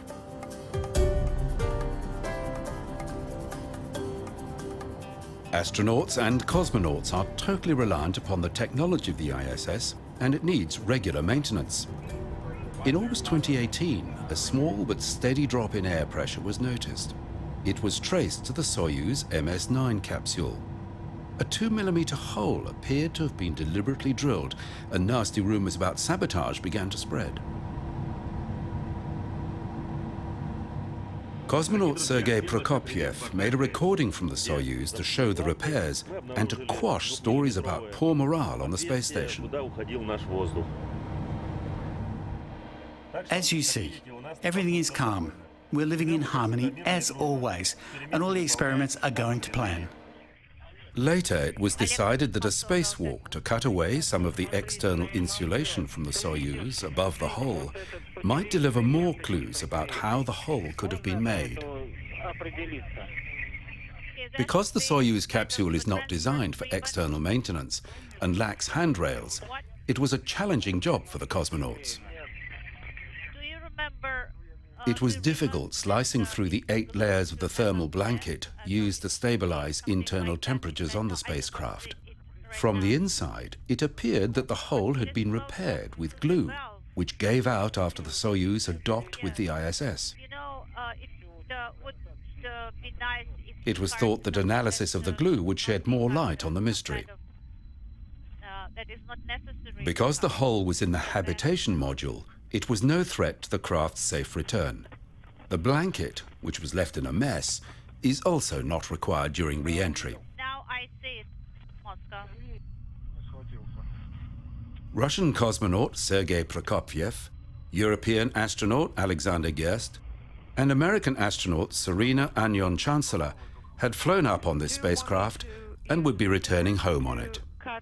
The visible portion. When maintenance or repair work has to be done outside the ISS on NASA, ESA or JAXA modules, the crew members with the required expertise have training in the use of the American spacesuit, known as the EMU. Some crew members have training on the EMU and the Russian all-land spacesuit. Those with experience in both say that the American suit is more flexible and comfortable, yet it is very complex and takes a very long time to put on. By contrast, the Russian suit is simple to put on and is designed to be easily serviced by cosmonauts. Even the smallest equipment malfunction can be life-threatening.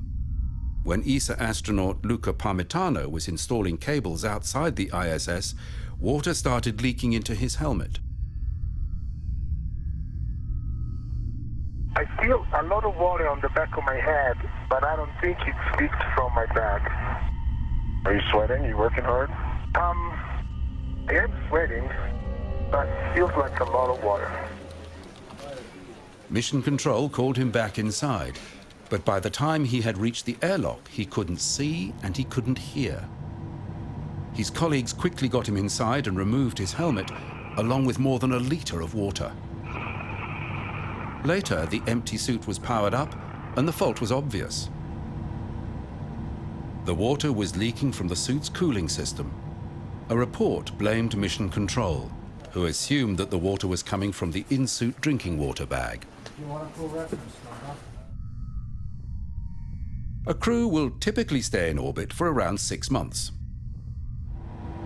The arrival of a new crew means that for 3 other crew members, their stay is coming to an end. They board the same Soyuz craft in which they traveled to orbit for the return to the surface. Undocking of the capsule is precisely timed. It separates initially by the spring mechanism in the docking interface. Only at a safe distance from the ISS will the Soyuz make the first of its separation burns to avoid contaminating the space station. At a point in the orbit opposite to their intended landing area, the retroburn happens, slowing the craft for its descent into the atmosphere.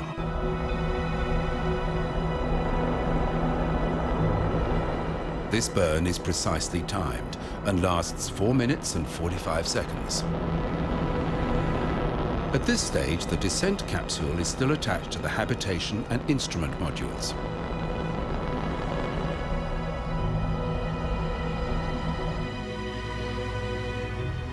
In Kazakhstan, a fleet of ground vehicles are heading for the landing zone. Medical teams and recovery personnel from Roscosmos, NASA and ESA are also in the air. Explosive bolts fire to separate the 3 parts of the Soyuz.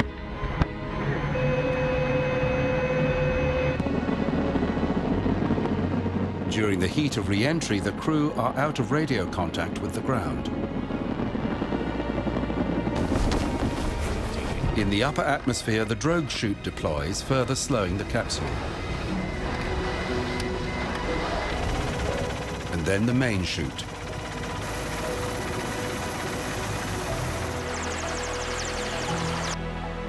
On the ground, the crew are lifted from the capsule.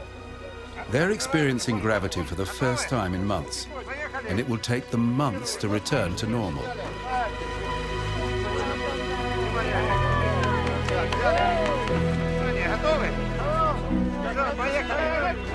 They are carried through the snow and will soon return to their homes.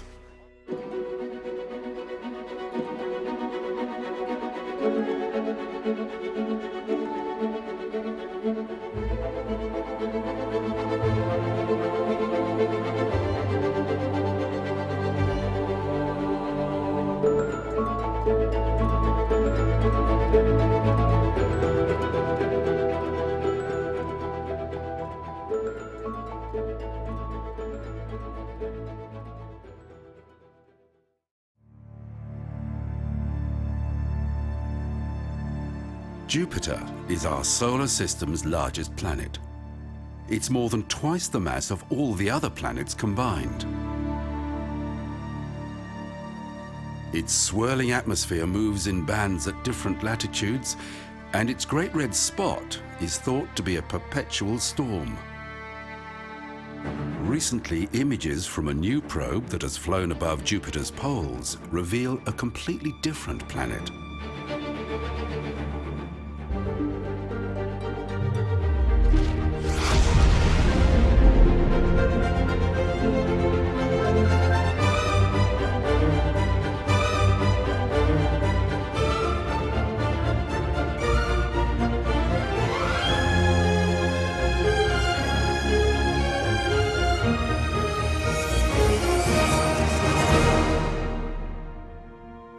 The ancient Romans knew Jupiter as the celestial representation of the king of the gods.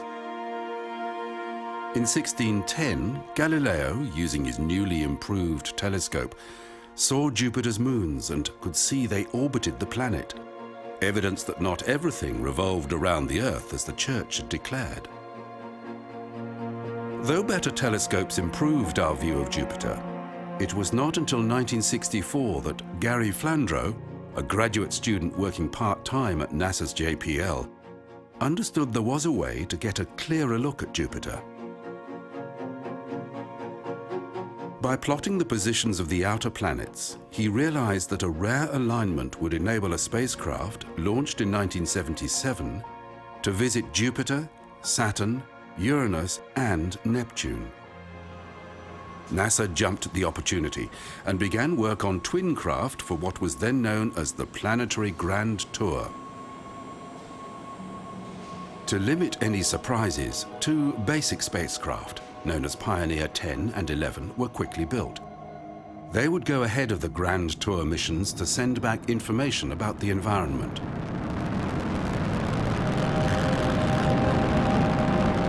Pioneer 10 was launched toward Jupiter in March 1972. It was the first spacecraft to cross the asteroid belt that lay between Mars and Jupiter, and because it was the first probe on a trajectory that would take it out of the solar system, it carried a plaque identifying its origin. By December 1973, Pioneer 10 was sending back pictures of Jupiter clearer than anything that had been seen before.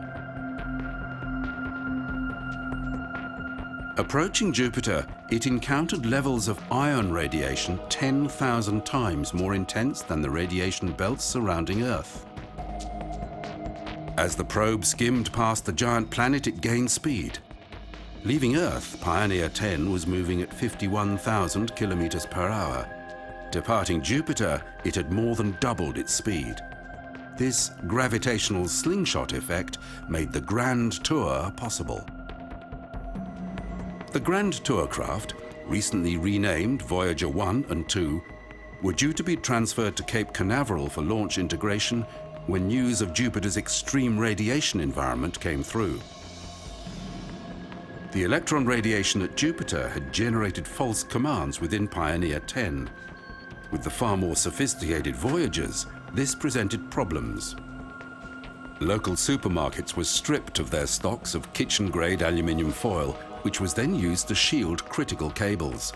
Without this last-minute alteration, electrical pressures of up to 40,000 volts would have been induced in the Voyager's subsystems as the craft passed Jupiter.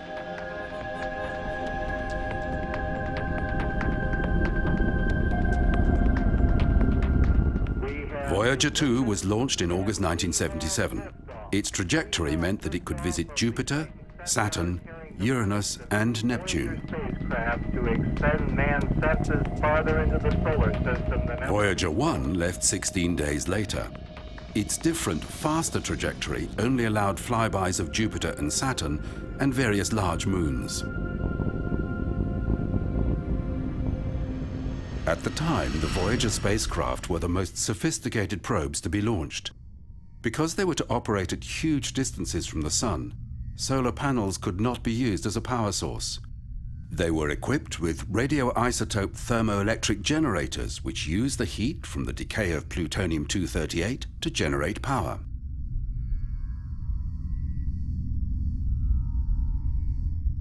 As Voyager 1 approached Jupiter in January 1979, it began sending image sequences that showed a complex and dynamic planet. The planet's giant red spot was revealed as a vast rotating storm. In 1665, Giovanni Cassini described a permanent spot on Jupiter which was regularly observed into the 1700s. It was not until the late 1800s that Jupiter's spot was described as red, and it's uncertain whether the historic observations of Jupiter's spot refer to the same feature or a phenomenon that regularly manifests in Jupiter's atmosphere.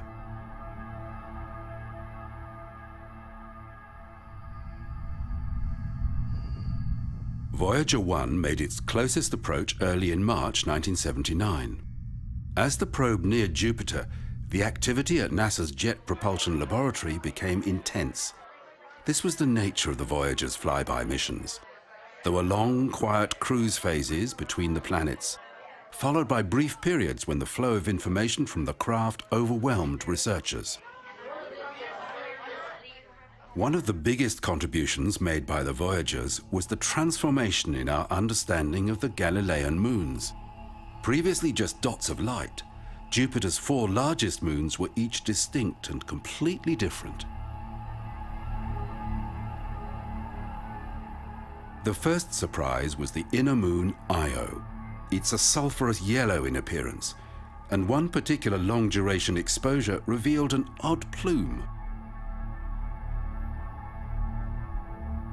Rather than being a cold, dead world, the gravitational squeezing Io receives from its giant neighbor heats the moon's interior, The plume was a volcanic eruption, ejecting material hundreds of kilometers above the surface. In July 1979, 3 months after Voyager 1 had moved beyond Jupiter, Voyager 2 made its closest approach. It was able to examine different moons more closely than its twin. Europa was the next surprise. It is highly reflective and has the smoothest surface of any body in the solar system. Further observation revealed pressure ridges reminiscent of polar ice flows on Earth. Europa is a frozen world, with a vast ocean beneath a thick crust of ice. Like Io, it is heated from within by tidal flexing. As Voyager 2 continued toward Saturn, planetary researchers were left with large amounts of raw data about Jupiter still to be processed. The Voyager missions left us with a basic view of the Jovian system, but they had raised more questions than they were able to answer. It would be more than 10 years before Jupiter received another visitor from Earth. Ignition and liftoff of Discovery and the Ulysses spacecraft bound for the polar regions of the Sun. In October 1990, the Space Shuttle Discovery lifted the European Ulysses spacecraft to low Earth orbit. From there, it was boosted on a mission to observe the Sun, but first, it would pass Jupiter. All the planets orbit the Sun in the same direction, in roughly the same plane. This is called the ecliptic, and it developed from the spinning disk of dust and gas that formed our solar system. The designers of the Ulysses spacecraft wanted to see the Sun from an orbit above its poles. Jupiter's extreme gravitation was used to bend the probe's flight path out of the ecliptic so it could make north-south orbits of the Sun. Ulysses was not the only probe to take advantage of Jupiter's gravity. Both the Cassini probe to Saturn, launched in 1997, and the New Horizons probe to Pluto, launched in 2006, were able to reduce their flight times by years with Jupiter flybys.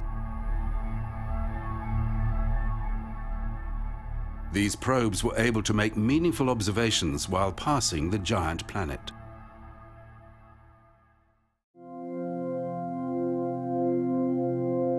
In the clean rooms of the Jet Propulsion Laboratory, a new probe was taking shape. Galileo would be the first spacecraft to go into orbit around Jupiter. Its 4.8-meter antenna was folded like an umbrella, only to be deployed when safely on the way to Jupiter. Originally scheduled to launch in 1986, it sat in storage for years after the Space Shuttle Challenger exploded. 10, 9. It launched aboard Space Shuttle Atlantis in October 1989. 4, 3, 2, 1. We have ignition and liftoff of Atlantis and the Galileo spacecraft bound for Jupiter. New rules governing shuttle launches meant a change in the booster to push Galileo out of Earth orbit. The less powerful solid fuel upper stage, now stipulated, sent Galileo toward Venus for a gravity assist. The new flight path meant Galileo was traveling to a hotter part of the solar system. It was decided to keep the heat-sensitive antenna furled until after the spacecraft looped back past Earth. Galileo made 2 close passes of Earth, each time gaining more speed. Its first pass was in December 1990, more than a year after its launch. A further year on, when it passed Earth again, the high-gain antenna was only partially open. After months of trying different techniques to deploy the antenna, mission engineers concluded that long periods in storage had caused lubricant at the tips of the antenna's ribs to dissipate. Researchers would rely on Galileo's smaller antenna with data delivered at slower rates. During the cruise to Jupiter, Galileo encountered several asteroids. This is Ida. the first asteroid we've learnt of with its own moon, Dactyl. In July 1995, while it was still 6 months away from its closest encounter with Jupiter, Galileo ejected a small probe designed to enter the atmosphere and sample its chemical composition. The probe lasted for an hour in Jupiter's atmosphere. The data was relayed to Galileo and recorded for subsequent transmission back to Earth. Its analysis revealed hardly any water vapor, which was unexpected, and other elements, particularly helium, were detected at far lower levels than predicted. The probe experienced areas of extreme heat and cold, suggesting heat is being released from the planet's interior. Slightly more than an hour after transmission from the probe ceased, Galileo began its orbit insertion burn. Its engine had to operate for 49 minutes to put it into a highly elliptical equatorial orbit. But this orbit would be altered with another burn at its high point. Mission designers were acutely aware of the high radiation environment, and the second burn would lift Galileo above the extreme radiation at its closest approach. Galileo's initial orbit eventually delivered a close approach to Ganymede, Jupiter's largest moon. During this orbit, engineers were trying to understand damage to the spacecraft's vital tape recorder. Without its high-gain antenna, the recorder was essential for slow replay of data recorded during the brief, close encounters. It had been stuck in rewind for 15 hours, and tape had been degraded. Light-emitting diodes, key elements in the recorder's control system, had acquired radiation defects. The second orbit also passed Ganymede. Galileo discovered it's the only moon in the solar system with a significant magnetic field. It also has an ocean sandwiched between two layers of ice. Galileo's orbits would be slightly varied so that it could make close approaches to different Jovian moons. But the equatorial orbits needed to reach the moons also took the craft through hotspots in Jupiter's radiation belts.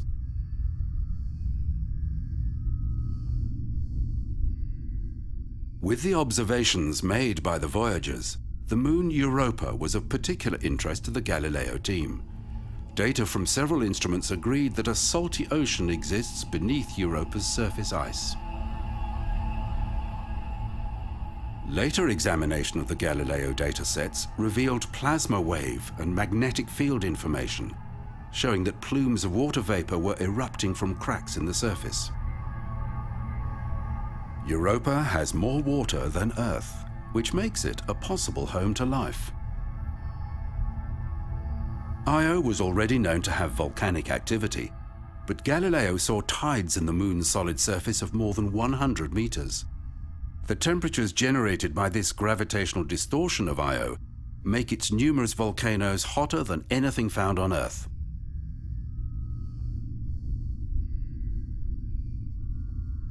During its 8 years at Jupiter, Galileo completed 35 orbits, filling out our limited picture of the Jovian system.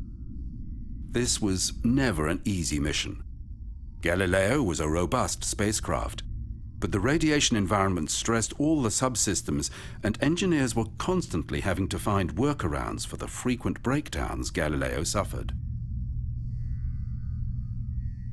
Instruments showed increased noise when near Jupiter, and current leakages caused by radiation led to several resets of the onboard computer, with crucial loss of data.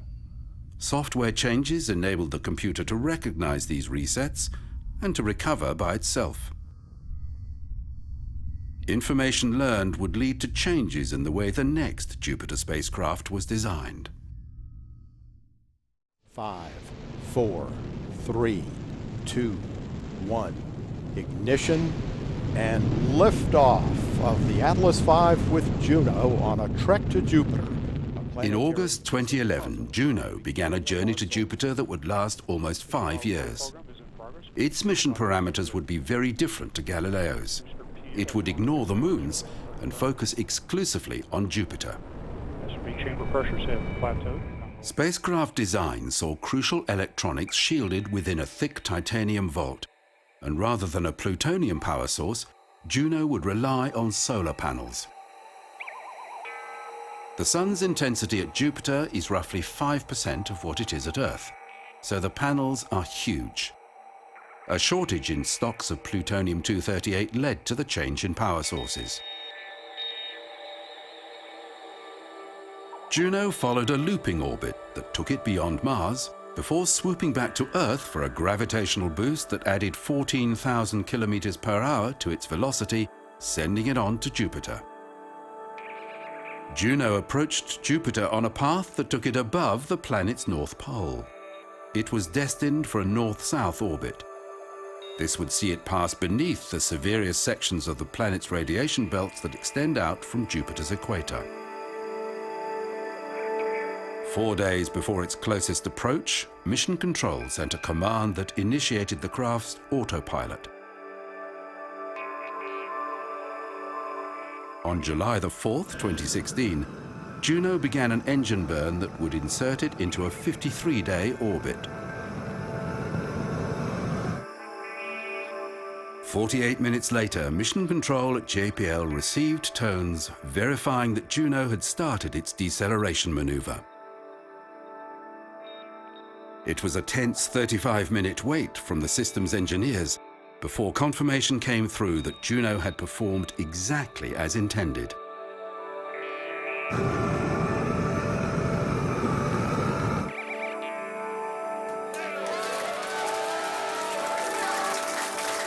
For the Juno scientists and engineers, it was a relief that things were going to plan. Juno is equipped with a suite of instruments capable of penetrating Jupiter's thick cloud. The polar orbit allows Juno to compile a three-dimensional map of the upper atmosphere, building a picture of the entire planet as it rotates. The images of Jupiter from this new perspective appeared to come from a different planet. Researchers were stunned.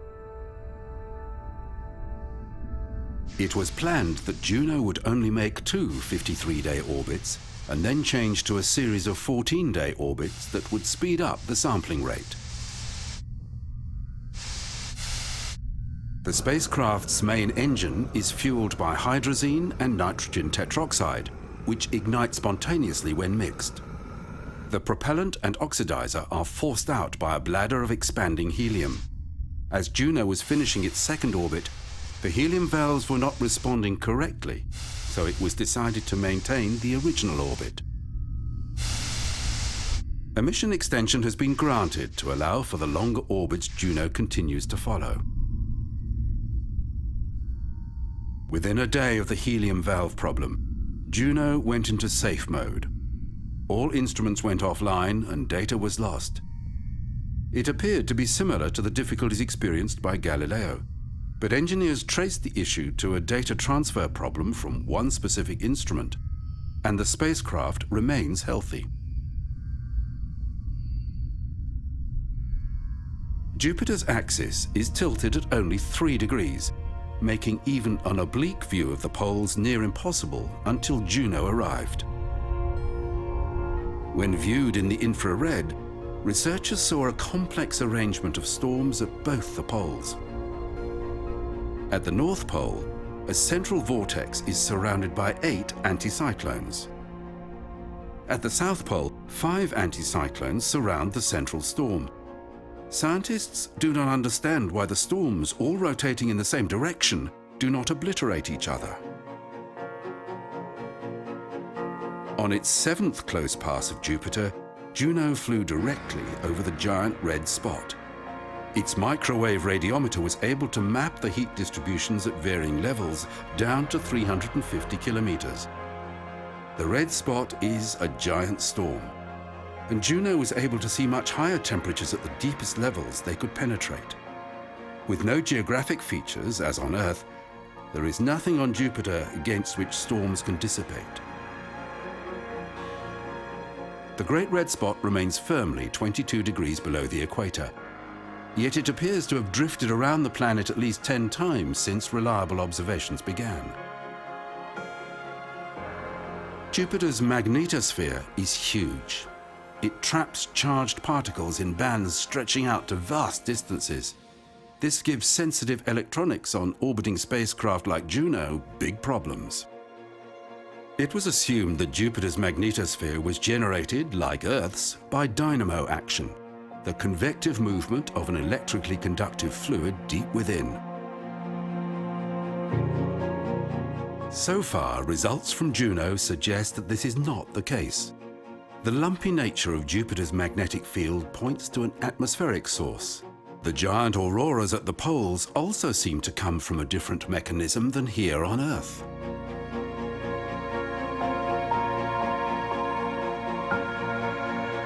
By focusing on the composition of the gas giant, researchers are hoping to gather clues about conditions at the formation of the solar system. While the Earth has been continuously changed by tectonic forces, it is thought that Jupiter remains very similar in composition to the cloud of gas and dust from which the solar system was formed.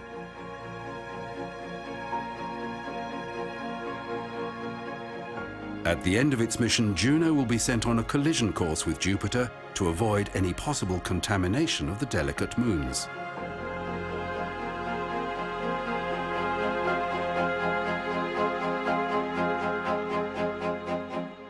The next mission to the Jovian system will focus on Europa, as the most likely place after Earth to harbor some form of life. Known as Europa Clipper, it's scheduled to launch in 2022. Like Juno, it will be solar-powered, and its elliptical orbit of Jupiter will see it fly over Europa every 2 weeks. Early concepts for the mission called for the inclusion of a lander, but this idea was soon rejected as premature because more needs to be learned about the surface of the icy moon.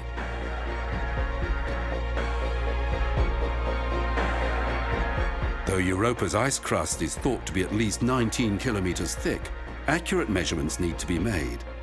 If thin areas can be found, then future missions may be able to access the ocean that lies beneath. Concepts for under-ice explorers are in development, and we can expect other missions to focus on other moons.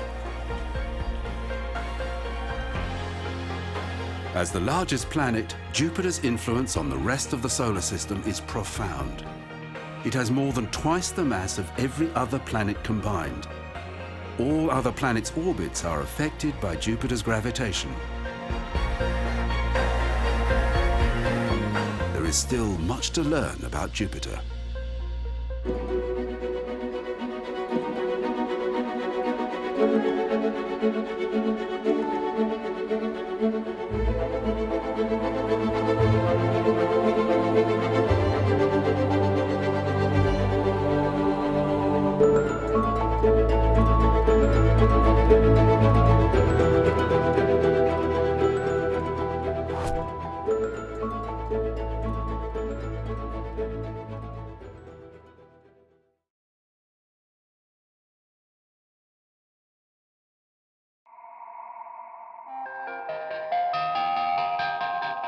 For a human to work in space, he or she must have a spacesuit.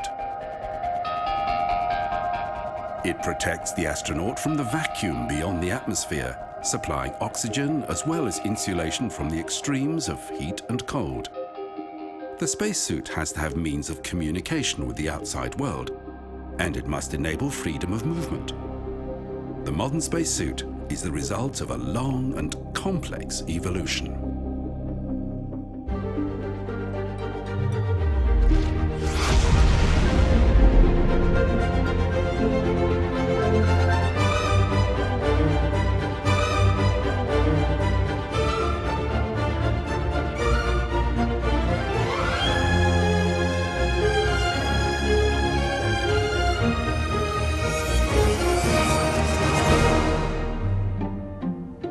Long before humans had traveled to space, aviators wanted to fly at heights that could not support life. In 1932, Auguste Piccard flew above 16,000 meters in a helium-filled balloon. To stay alive, Piccard ascended in an aluminium pressure vessel fed with compressed air.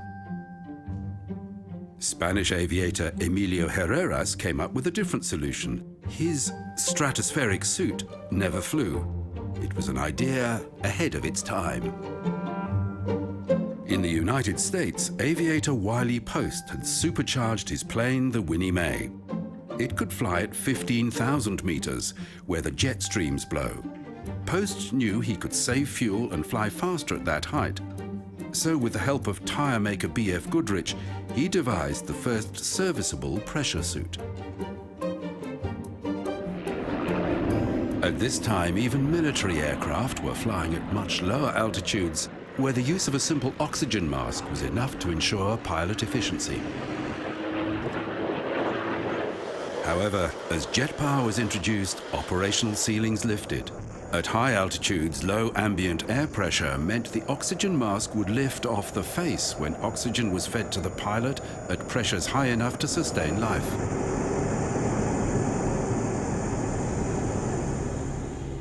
When bombers like the B-36 began long-duration missions at high altitudes, they adopted pressurized crew compartments.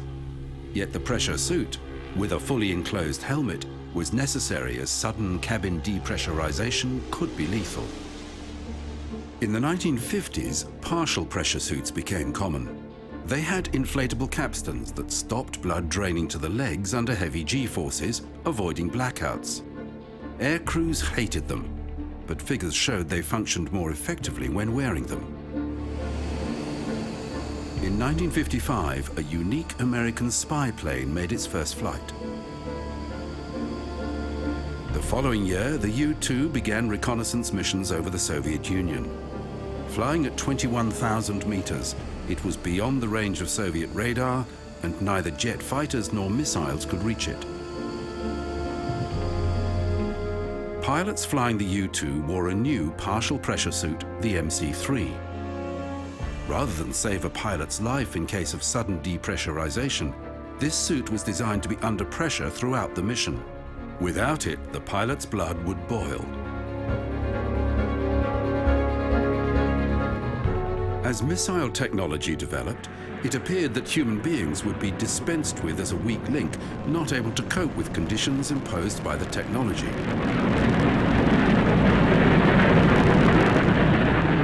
But the US Air Force had different ideas. They felt that a pilot could make better decisions than a guidance system, and they began a research program using hypersonic aircraft to learn about the problems associated with ultra-high speed, ultra-high altitude operations. The culmination of this program was represented by the X-15, a rocket-powered aircraft that could fly to the edge of the atmosphere. Because of its limited fuel load, the X-15 was launched from beneath a B-52 bomber at an altitude of 15,000 meters.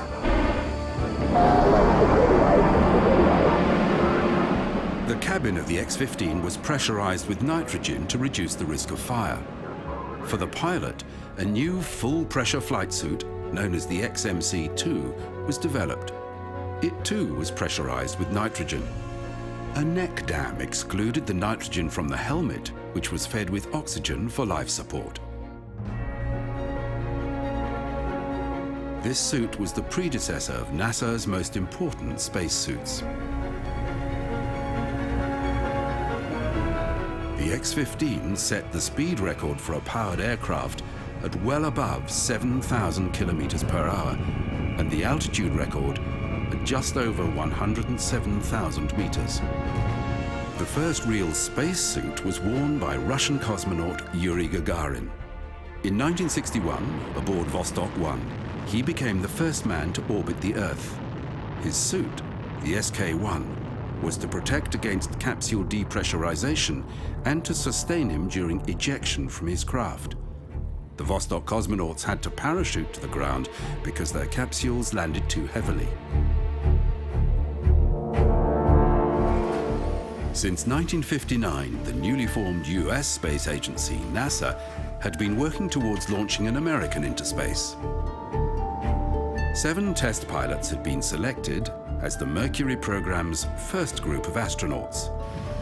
The first attempt would be a short hop, As the only booster available at the time, the Redstone lacked the power to reach orbit. An important part of the preparation involved the development of a spacesuit. As a starting point, NASA looked at the XMC-2 used for X-15 flights and the Navy's aviation pressure suit, the Mark IV. Both were full pressure suits.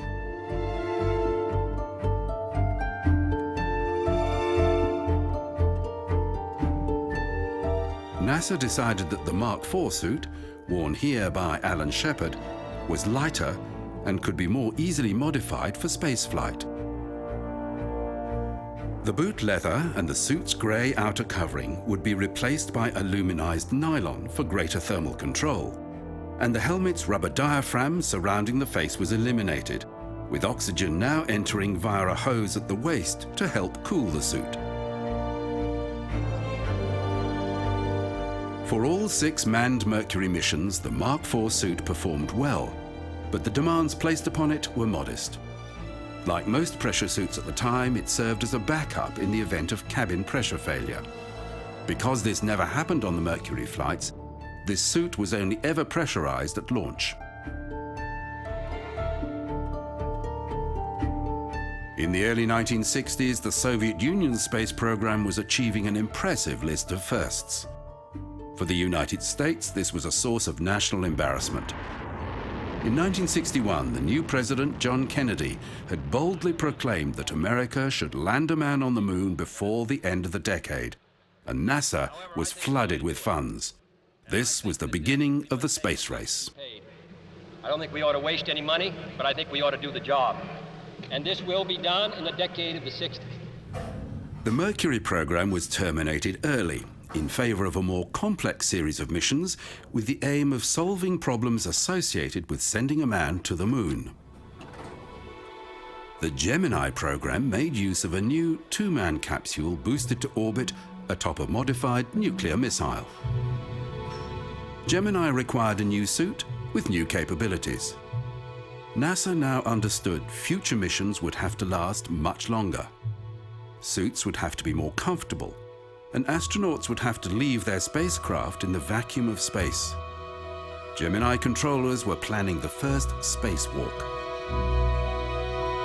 In the less open Soviet Union, they were also preparing for a spacewalk. Cosmonaut Alexei Leonov was practicing with an inflatable canvas airlock in temporary weightlessness in an aircraft in a parabolic flight path. He was wearing a new spacesuit, the Berkut, designed to function outside his Voskhod spacecraft. The airlock was needed because the new Voskhod still did not have solid-state electronics. Its thermionic valves needed air cooling so the capsule could not be evacuated.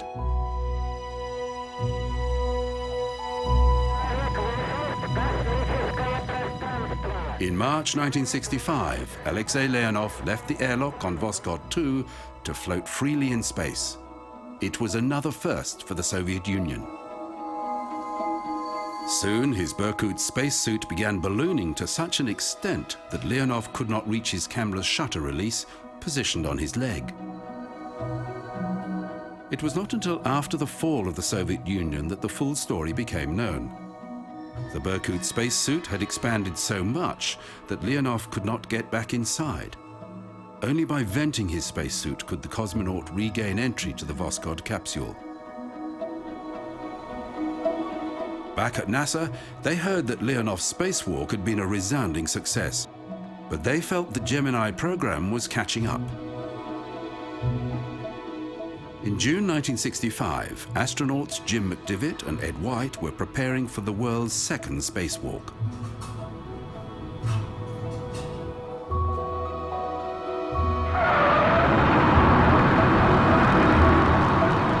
Gemini 4's launch went smoothly, and on the third orbit, Ed White left the capsule. Although they didn't know it, the greater sophistication of the Gemini craft made this spacewalk much simpler than Alexei Leonov's just 2 months earlier. It was easy to depressurize the entire capsule, so no airlock was needed, and Ed White's spacesuit was fed through an umbilical connected to the spacecraft. Leonov carried his own oxygen in a backpack that made re-entry to the Voskhod capsule that much harder.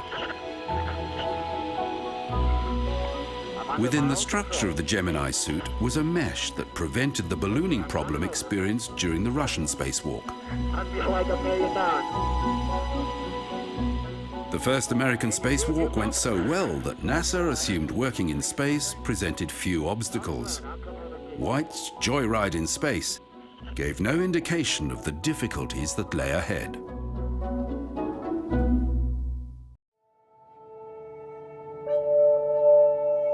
The Gemini program had a number of goals, and in December 1965, Gemini 6A and Gemini 7 achieved 2 of them: rendezvous and long-duration flight.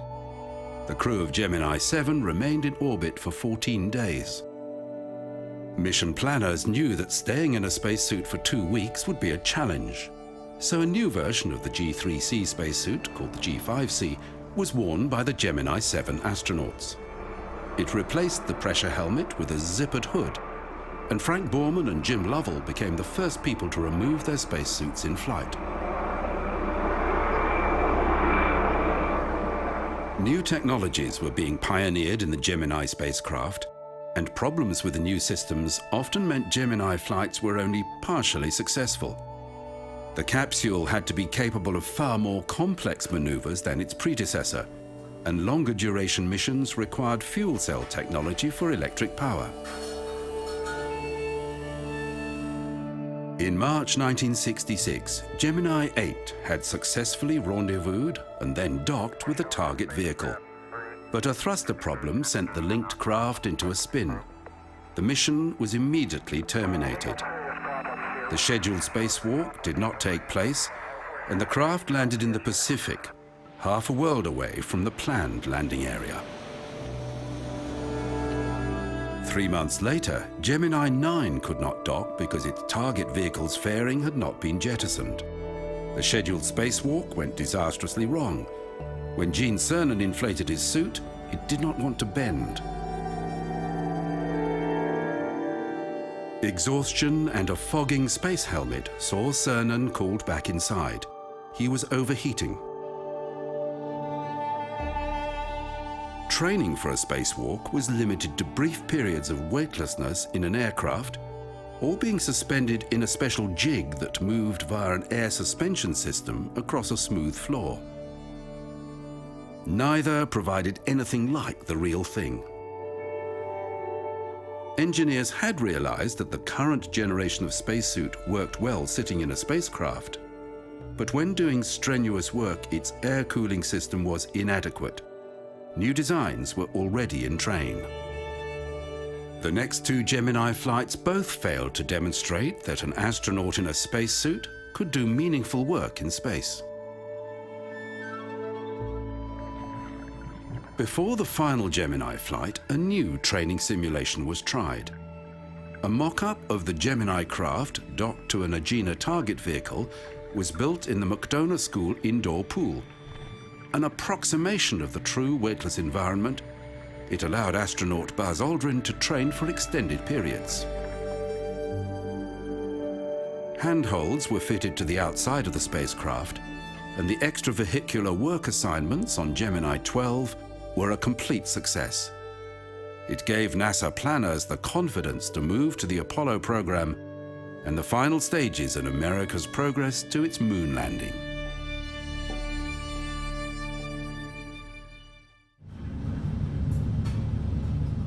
By 1966, it was apparent that Apollo was well behind schedule. The first manned flight of the program had been delayed by almost a year because of developmental problems with the Apollo spacecraft. NASA was rushing to meet the 1969 moon landing deadline set by President Kennedy, and privately some in the astronaut corps felt that the hurry was not good for the development of a new capsule.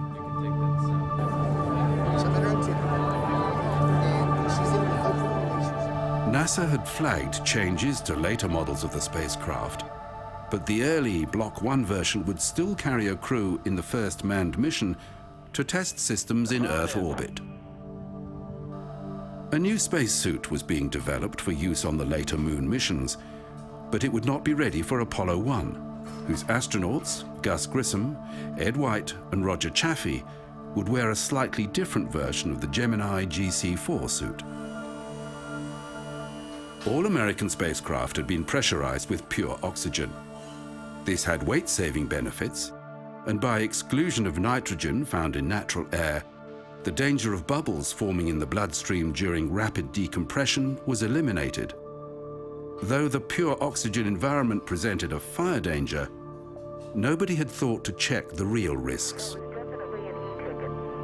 In January 1967, less than a month before the scheduled launch date, the Apollo 1 crew were in their capsule under simulated launch conditions, with the craft being tested under its own power. A spark triggered a fire, and in seconds the crew were dead. The inquiry into the fire found the astronauts had died of asphyxiation from carbon monoxide. Both the spacesuits and the cabin made extensive use of combustible materials.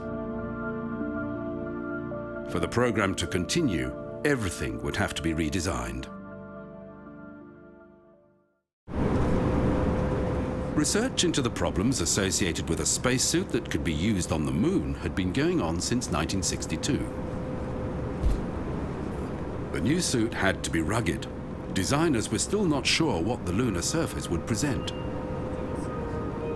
All previous suits had been fed with oxygen and power from an external source. The moon suit had to be self-contained, and the backpack supplying life support presented problems.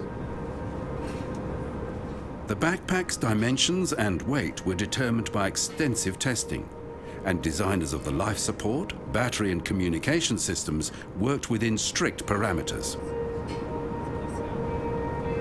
After the Apollo 1 tragedy, flammable components had been removed, and an outer layer of beta cloth, of woven silica fiber coated with Teflon, was added. Many different ways of simulating the moon's 1/6 gravity were trialed. Finally, the A7L suit emerged.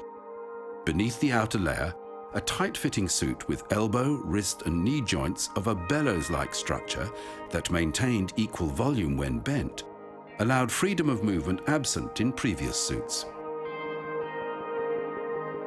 Beneath the pressure suit, a light open-weave layer was networked with fine tubes circulating cooling water.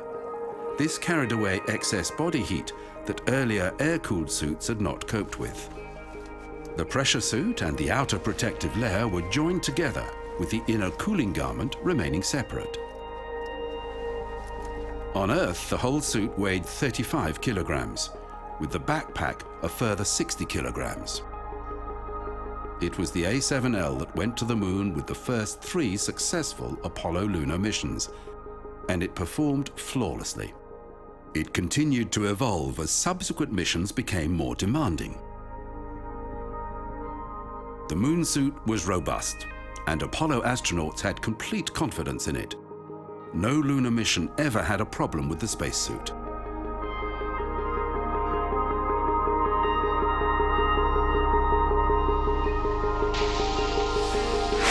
We have main engine start. With the arrival of the space shuttle, NASA was expecting to do serious work in orbit, and it needed a new spacesuit. The Extravehicular Mobility Unit, or EMU, is a direct descendant of the Apollo A7L. Its main difference is the rigid upper torso. Because they are used in a weightless environment, the new suits could be heavier than the Apollo suit, which operated in lunar gravity. The EMU is not custom-tailored for each user. Components are made in a range of sizes and are interchangeable. Parts are intended to have a useful life of around 15 years. With the shuttle, NASA envisioned servicing satellites in low Earth orbit, but first it had to learn how to do simple tasks. New technologies were combined with the spacesuit. In 1984, astronaut Bruce McCandless, using the Manned Maneuvering Unit, flew independently beside the Space Shuttle Challenger. After 4 hours, he returned safely. The MMU was used for satellite recovery on 2 subsequent occasions, with mixed results. After the Challenger disaster, NASA reviewed all aspects of safety, and the MMU was retired as too risky. A simpler technique emerged. With foot restraints on the shuttle's robotic arm, astronauts could be moved accurately to a site and have a stable work platform.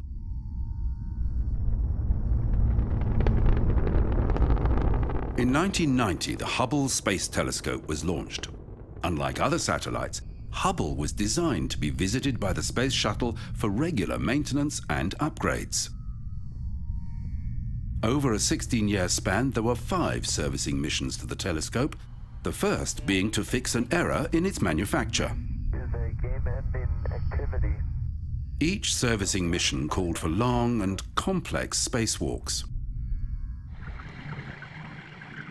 The EVAs were all thoroughly rehearsed in NASA's neutral buoyancy laboratory. The astronauts are weighted so that they neither rise nor sink, and all the large components that they handle are similarly neutral. Astronauts still have the perception of up and down in neutral buoyancy, unlike in weightlessness. In 1998, work commenced on the International Space Station, a collaboration between the US, Russia, Europe, Japan, and Canada. This was the type of project for which the Space Shuttle had been designed, and the expertise that NASA's astronaut corps had gained was to be put to use for on-orbit construction. As the space station grew, the EMU spacesuit was refined. Increased battery capacity was added so that small heaters in the gloves could keep astronauts' fingers warm during passages through the Earth's shadow. A new safety system was added to the EMU suits. Called SAFER, the simplified maneuvering system is designed for emergencies in the rare event that a spacewalker becomes untethered from the space station. It was first tested in 1994, but it has never been used for an actual emergency. With the completion of the ISS in 2011, the Space Shuttle was retired. This meant sole access to the orbiting laboratory was via the Russian Soyuz spacecraft. Cosmonauts and astronauts wear the Russian Sokol flight suit during trips to and from orbit. For maintenance and repair sorties outside the ISS, crew will wear either the EMU or the Russian Orlan spacesuit. Many of the Europeans on board have training in the use of both. The Orlan spacesuit is very practical, designed to be serviced on the space station. It has a rigid torso, with the helmet and visor joined to the suit, and access is via a rear hatch. Cosmonauts wear a water-cooled undergarment similar to the American suit. Unlike the American suit, the Orlan can be put on in just 5 minutes. In the MKS, the latest version of the Orlan, a cosmonaut can safely remain outside for 7 hours. And finally, NASA is working on a new generation suit to meet its future needs. Called the PXS for Prototype Exploration Suit, it also features a rear entry hatch. The PXS has a more advanced life support system and is lighter. A different version, called the Z2, is being developed for use on the surface of Mars. It allows a greater range of movement, and its life support system will take less time to recharge, although neither suit has yet been used in conjunction with its life support backpack.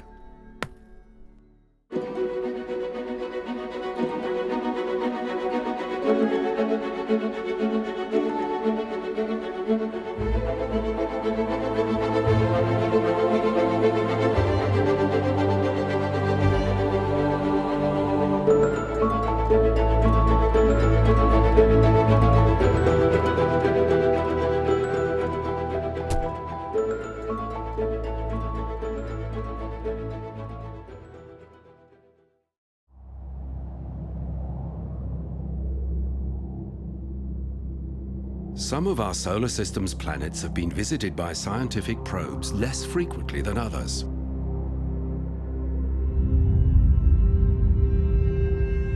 The outer gas giants, Uranus and Neptune, are so distant they're hard to reach. Uranus is 20 times further from the Sun than Earth, while Neptune is 30 times further. Both have only been seen at close range by NASA's Voyager 2 spacecraft. Mercury is so close to the Sun that any probe sent in its direction must take a circuitous path to offset the Sun's immense gravitational influence. The Mariner 10 probe flew past Mercury in 1973, and the Messenger probe went into orbit around Mercury in 2011.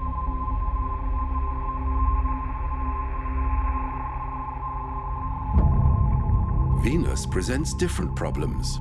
Though it's our closest planetary neighbor and easier for spacecraft to reach, dense cloud hides its features and its surface has hellish conditions.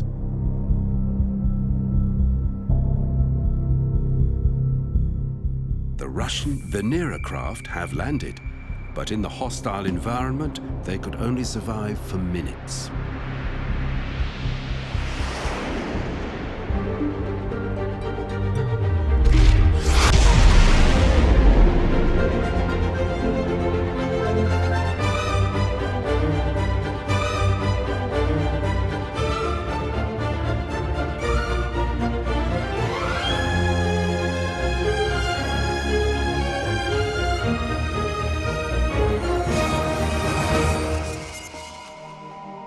Roughly twice every century, the planet Venus passes between the Earth and the Sun. Called the Transit of Venus, it was closely observed in 1769. Astronomers realized that careful timing of Venus's passage across the face of the Sun would allow them to calculate the distance to the Sun, which in turn would unlock far more accurate methods of navigation.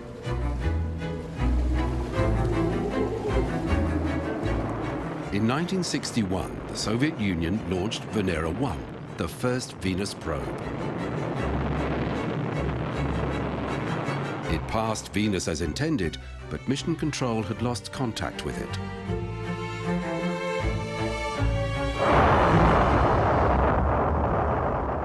The following year, NASA launched Mariner 1 to Venus.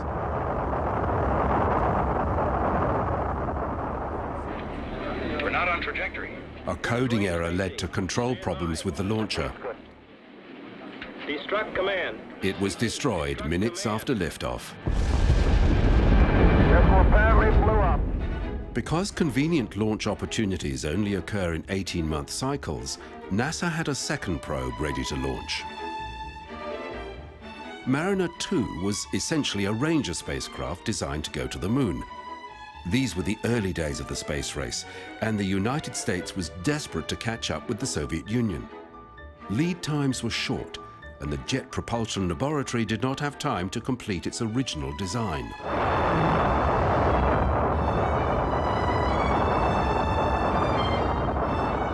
In August 1962, Mariner 2 was launched. The Ranger spacecraft launched toward the Moon had all failed.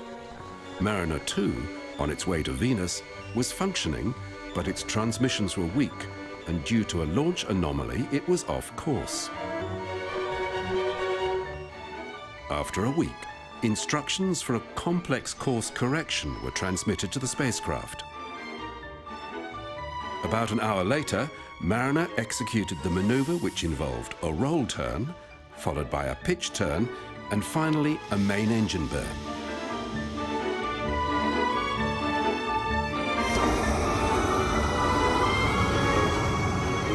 It worked well, but several days later the craft lost lock on the Sun and the Earth, its two attitude reference points. It corrected itself before ground control could diagnose the problem. Next, the signal strength increased to its normal level, but a short in a solar panel left it low on power. At this time, although both America and the Soviet Union had been sending probes toward the planets, nothing had succeeded. Mariner 2 lost several telemetry sensors and it began to overheat. It continued limping toward Venus, but some of the spacecraft's problems were solving themselves. Mariner 2 was now close enough to the Sun that it could function effectively on just one solar panel. It passed slightly less than 35,000 kilometers above Venus's cloud tops. It could detect no planetary magnetic field, and it recorded temperatures across the planet approaching 500 degrees Kelvin. Clearly, landing on the surface would present problems.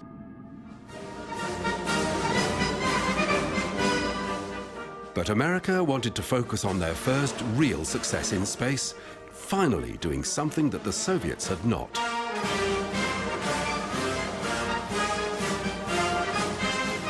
Mariner 2 was the first successful interplanetary probe, and in California, the home of JPL, they celebrated. The next major advances in the exploration of Venus were made by the Soviet Union. The objective of the Venera series was to land on the surface of Venus. Designers understood that not only were the surface temperatures hot enough to melt lead, but that the atmospheric pressure was many times that of Earth. The landers they built looked more like diving bells than spacecraft.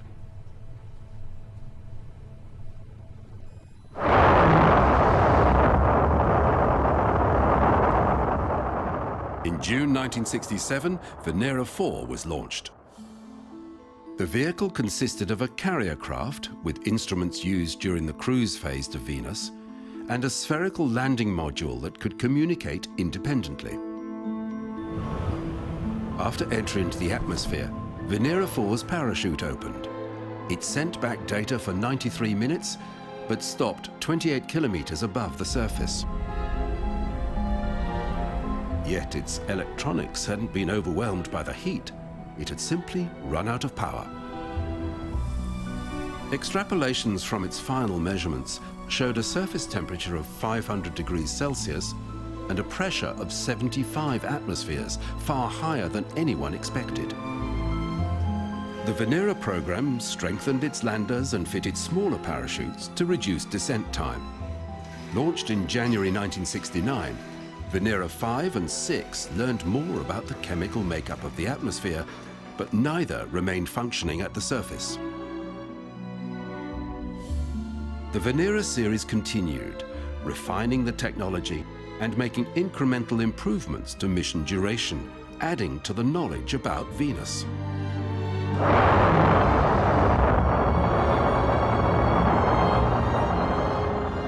In 1975, Venera 9 was launched. It was a new design, consisting of an orbiter-lander combination, with the orbiter able to act as a relay station for signals transmitted from the surface. 4 months after launch, the orbiter and the lander, encased in a spherical shell, separated. It entered the atmosphere 2 days later, while the mother craft became the first probe to go into orbit around Venus, photographing parts of the surface in ultraviolet. The new lander had a ring shield that could replace a parachute during the latter stages of the descent through the dense atmosphere. Venera 9 transmitted the first black and white pictures from the surface, though a design fault meant a second camera could not eject its lens cap. 3 days later, and 2,000 kilometers away, a twin craft, Venera 10, landed. It took pictures too, but the same design fault left a lens cap stuck in place. Both landers had been pre-cooled while still in space, and circulating cooling fluid kept the craft operating on the blistering surface for more than an hour. In 1983, 2 more Venera craft arrived at Venus. Equipped with synthetic aperture radar, they made the first serious attempt to map the surface beneath the cloud layer. Over 8 months, they mapped from the North Pole down to 30 degrees north. T-minus 10, 9, 8, 7, 6. NASA had taken a minor role in the early exploration of Venus. But in 1989, the space shuttle Atlantis lifted off carrying the Magellan probe.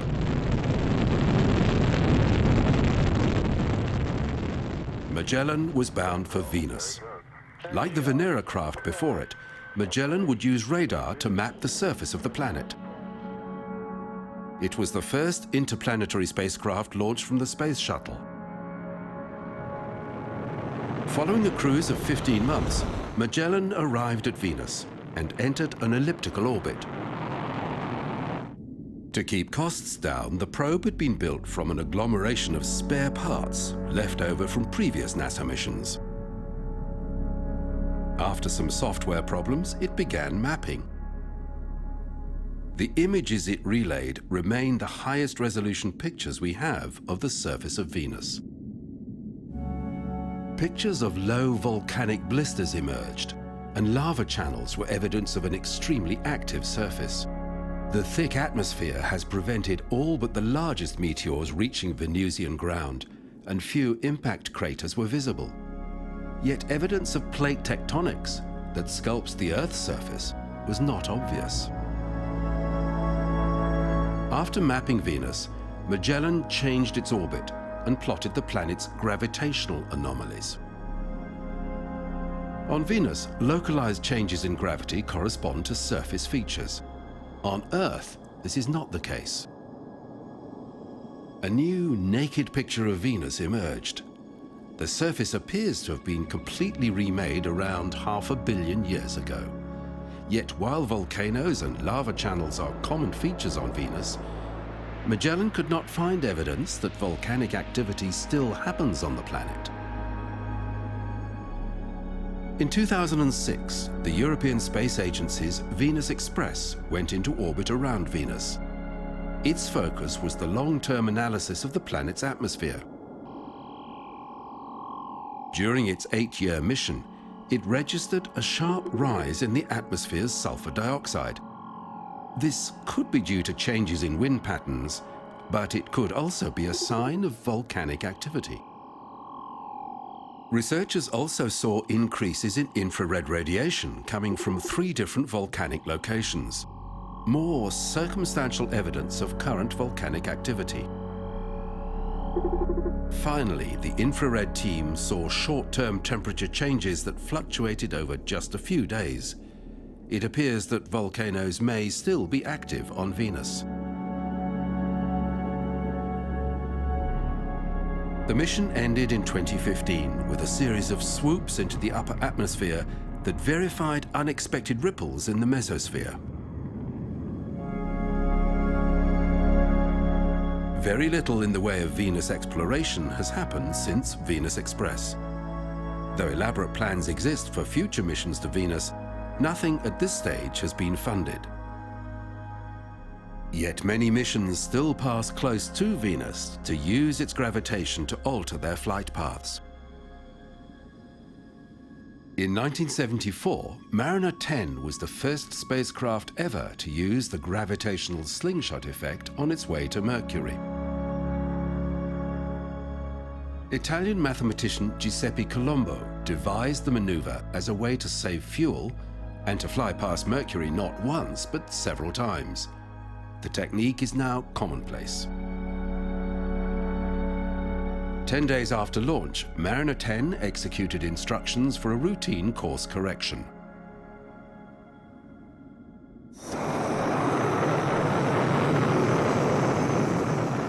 This appeared to go well, but after the burn, when the craft attempted to reorient itself, there was a problem.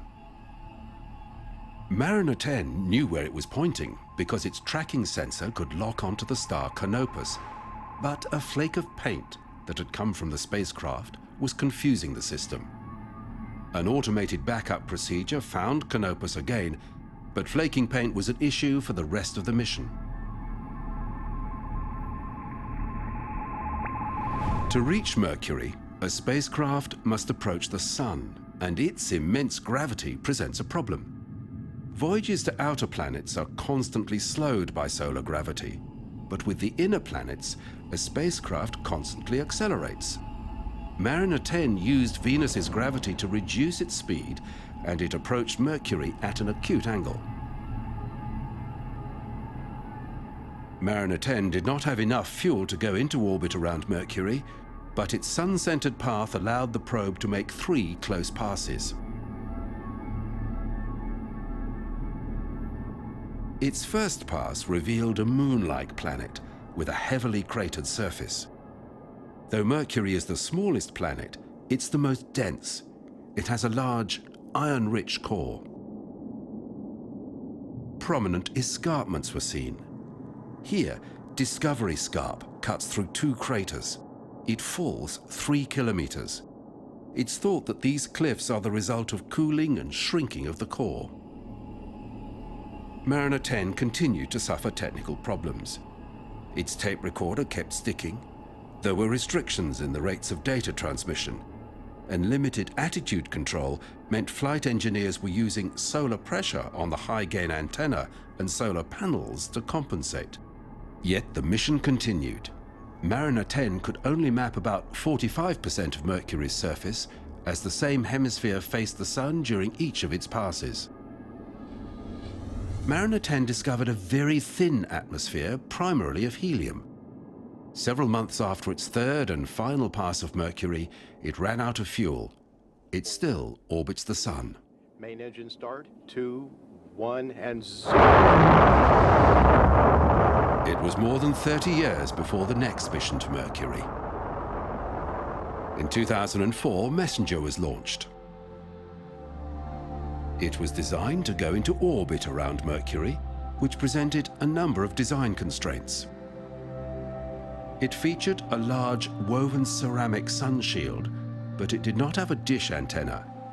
It would rely on a phased array that could be electronically pointed. After a year in space, Messenger was back at Earth, using its gravitation to modify its orbit. Even though it was not a large spacecraft, it had a powerful engine for course corrections and orbit insertion. It continued on to pass Venus twice to lose speed as it drew closer to the Sun. 3.5 years after launch, Messenger approached Mercury, but this was not the end of its journey. The probe made 2 more passes of Mercury before finally going into orbit after almost 7 years in space. Mission engineers had the extra problem of always requiring the probe's sun shield to be pointed toward the Sun. Because it was in orbit, Messenger was able to complete the mapping started by Mariner 10. The planet's dominant feature is the Caloris Basin. It's an ancient crater more than 1,500 kilometers across. Mariner 10 saw some of the area, but the rest had been in darkness. This map of the southern polar region uses color to represent illumination. Because Mercury's axis is not tilted, sunlight cannot penetrate deep craters near the poles.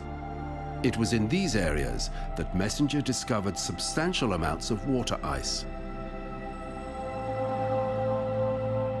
Messenger received several mission extensions, but in 2015 it crashed into Mercury after running out of fuel.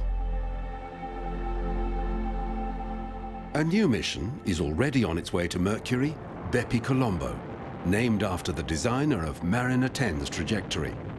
It's a joint effort between JAXA, the Japanese Space Agency, and the European Space Agency. It will take 7 years to reach Mercury. The Voyager 2 spacecraft is the only probe to have made close approaches to the 2 outer ice giants, Uranus and Neptune.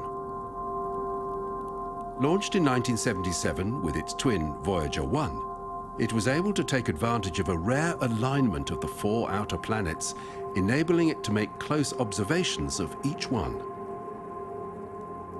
In 1986, Voyager approached Uranus. In the distant past, it must have been hit by another massive body that knocked its axis sideways. Uranus has an east and a west pole, and for half its orbit, one side sees continual sun, while the other remains in darkness. It has rings which follow its north-south equator. Voyager 2 discovered 11 new moons and a misaligned magnetic field. Images that the Voyager captured showed Uranus as a bland, featureless planet. But this was because of its particular season. With images from the Hubble Space Telescope, we now know that at certain times clouds and planetary weather appear in the atmosphere.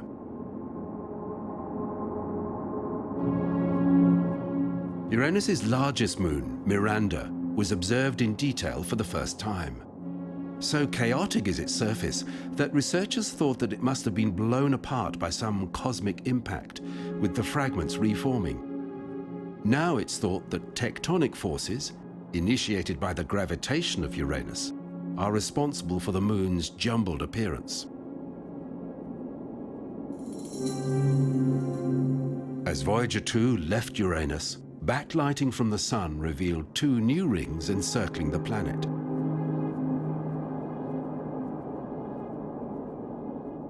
The spacecraft was now heading toward Neptune, the solar system's last planet. In the 3 years it would take to get there, ground engineers began preparing for unique challenges. Neptune is 30 times further from the Sun than the Earth, and the light intensity is 1,000th what it is here. For photography, time exposures would be necessary, yet Voyager 2 was traveling so fast that images would smear without special preparation. Engineers calculated just how much the craft would have to swivel while exposures were made to compensate for the probe's movement.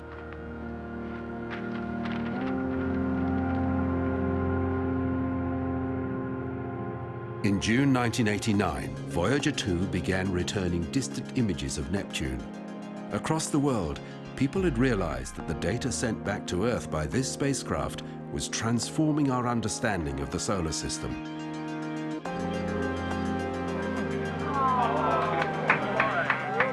This was before the internet age. Researchers at the Jet Propulsion Laboratory clustered around TV sets to watch as data and images came in line by line.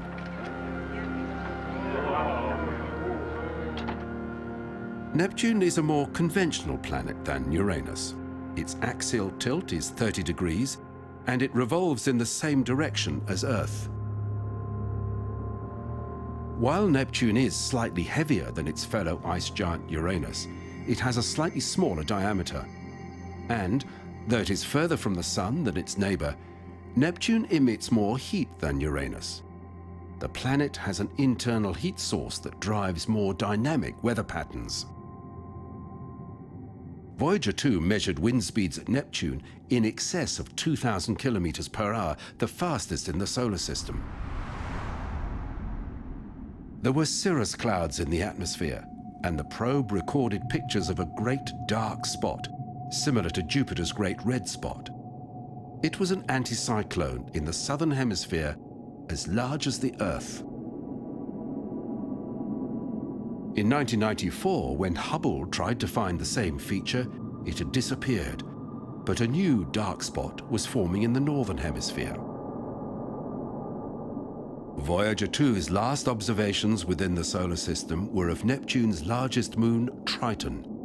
Unlike all other moons in the solar system, Triton has a retrograde orbit, indicating that it was not formed at the same time as the planet, but that it had been captured. As Voyager 2 moved beyond the planets, its cameras were switched off to save power. Both Voyagers continue away from the solar system, measuring the influence of the solar wind. This remains the only mission to the ice giants. On January the 19th, 2006, an Atlas V was launched.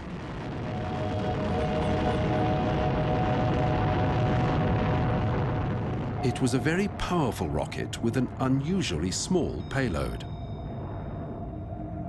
New Horizons left Earth orbit faster than any other probe. It was headed for the Kuiper belt at the outer edge of the solar system, in particular Pluto.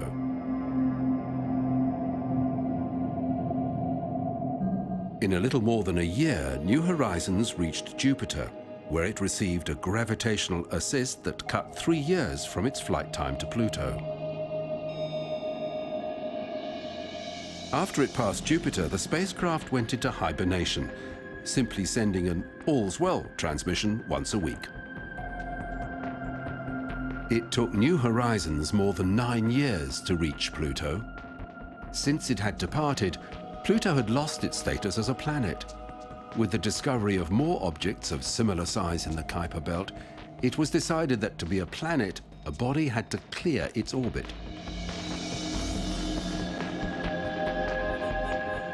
Pluto's features surprised everyone. Here was a living planet shaped by tectonic forces, but instead of rock, the mountains were made of ice and frozen methane. And Pluto has a thin atmosphere, mainly of nitrogen. The probe continued on over Charon, Pluto's largest moon. Its icy surface has deep canyons, and some evidence suggests that it has ice volcanoes. Charon is about half the size of Pluto, and the two orbit each other. From Pluto, Charon would appear motionless in the sky. As the New Horizons probe sped away from Pluto into deep space, it began the slow process of transmitting its recorded data back to the Earth. At these distances, it takes signals 4.5 hours to reach Earth, with data coming in at 1 kilobit per second. It took 469 days for all the Pluto information to be received back on Earth.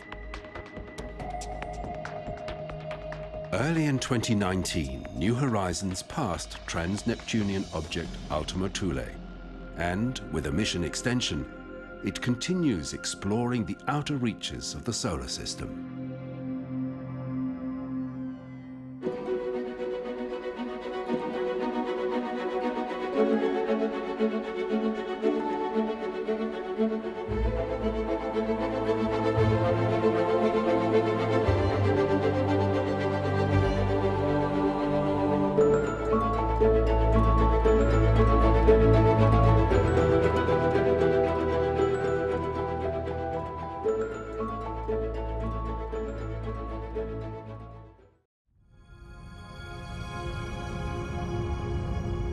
Our Sun is a star like billions of others throughout the universe.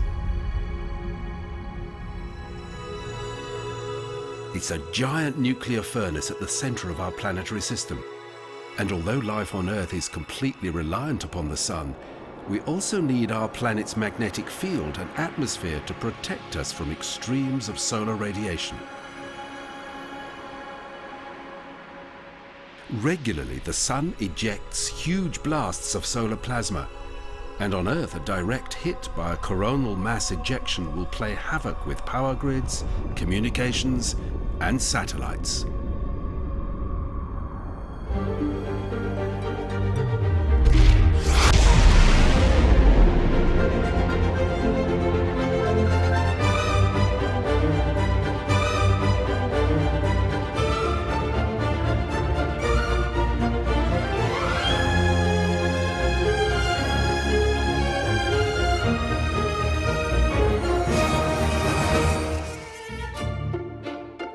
(1859) was a year of extreme solar activity. During September of that year, astronomer Richard Carrington was sketching sunspots when he observed an intensely bright event. Less than 18 hours later, auroras were seen around the world. They extended to low latitudes where the phenomenon is rarely seen.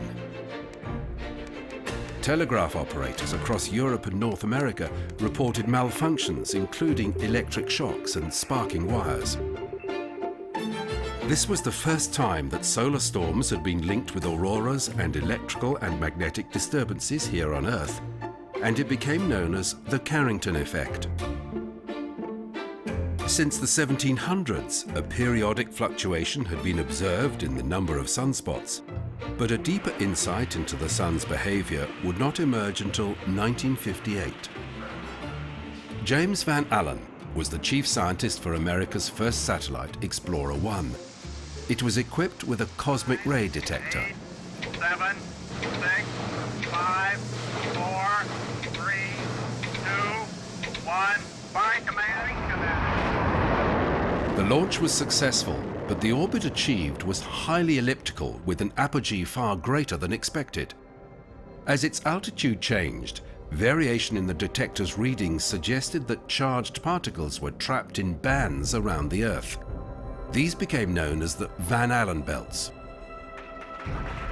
It was a discovery with far-reaching implications.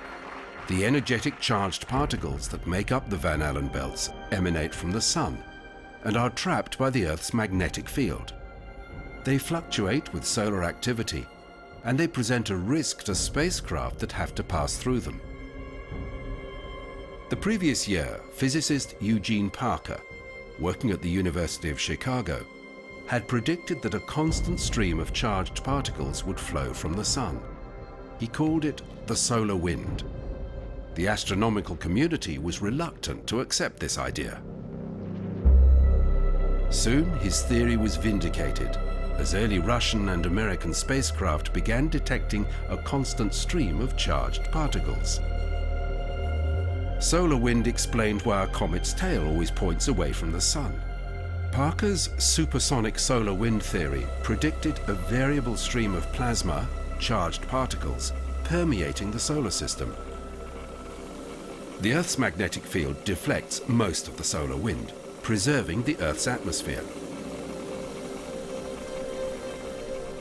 In 1995, the Solar and Heliospheric Observatory was launched. SOHO monitors the Sun from a point where the gravity from Earth and from the Sun exert equal force, keeping the probe in a stable orbit.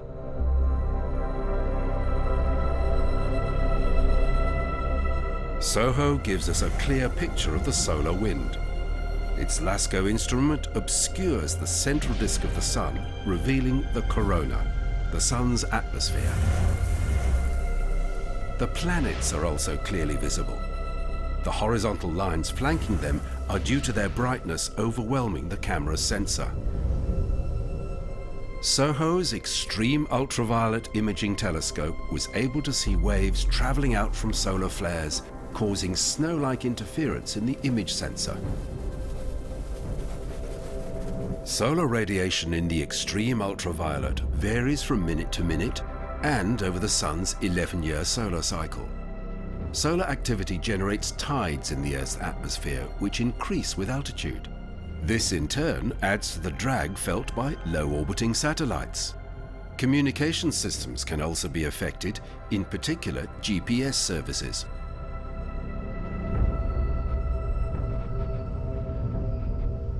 Constantly monitoring the Sun's behavior is important, and in 2010, NASA launched the Solar Dynamics Observatory.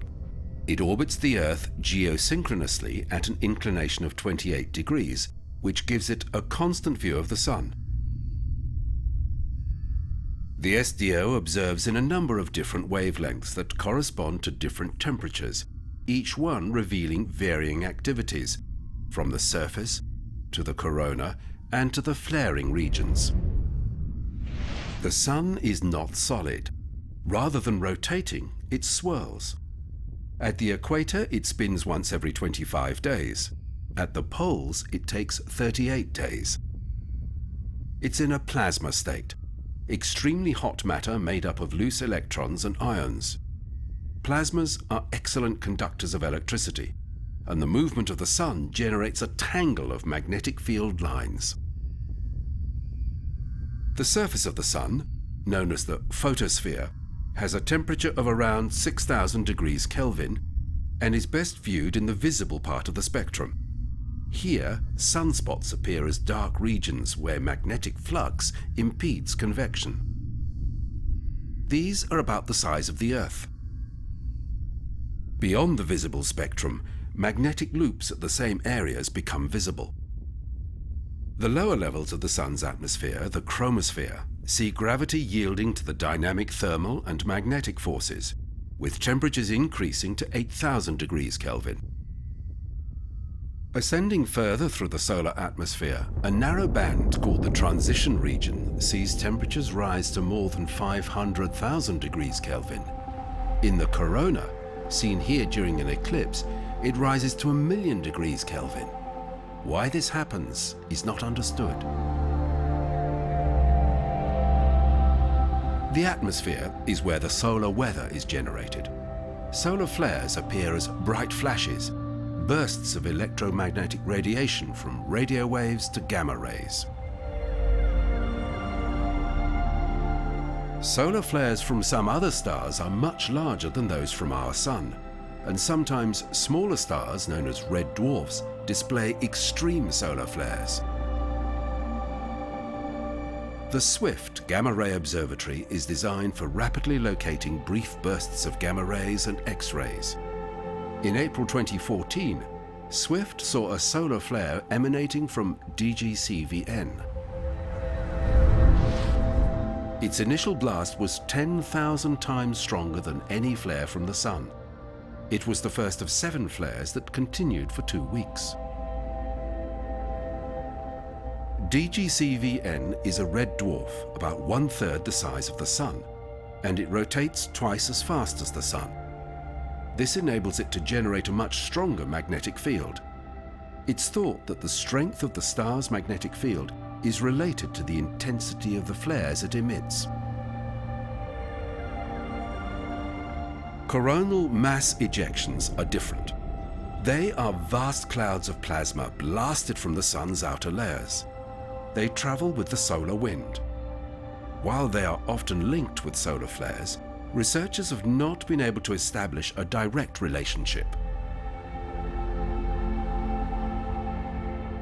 Observing the Sun in different wavelengths yields very accurate temperature readings, and the dramatic rise in temperatures moving away from the surface had scientists completely baffled.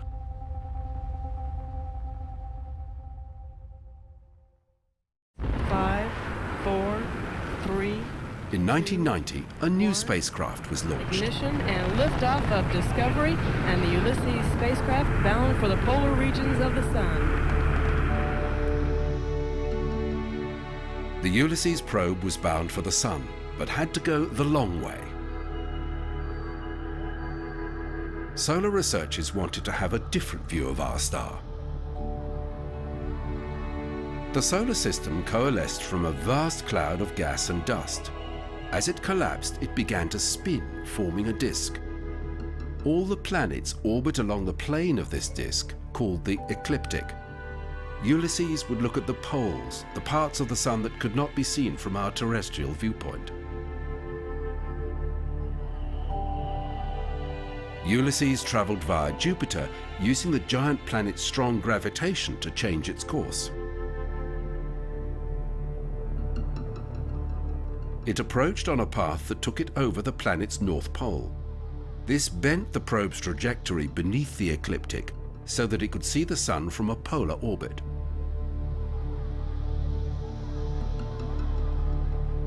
From Ulysses, we learned that the Sun's magnetic field reverses every 11 years, and that the solar wind from the more dynamic South Pole was faster than from equatorial regions, yet the South Pole had no clear location. The only thing clear about the Sun was that it keeps changing. Now, heliophysicists wanted to be able to see the face of the Sun that was not seen from Earth. Liftoff of the Delta II rocket with stereo, giving us a 3-dimensional look at the physics of our Sun.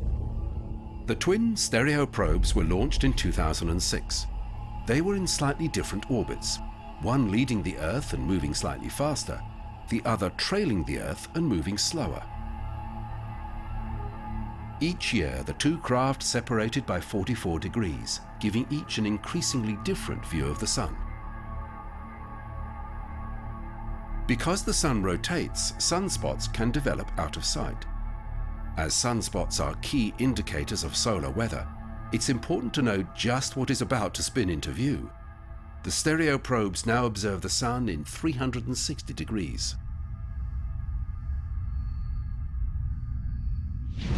This makes it much easier to plot the direction of coronal mass ejections. Though these happen with reasonable frequency, most will miss the Earth. If they hit, they create havoc in electrical systems and trigger substorms in the planet's magnetosphere.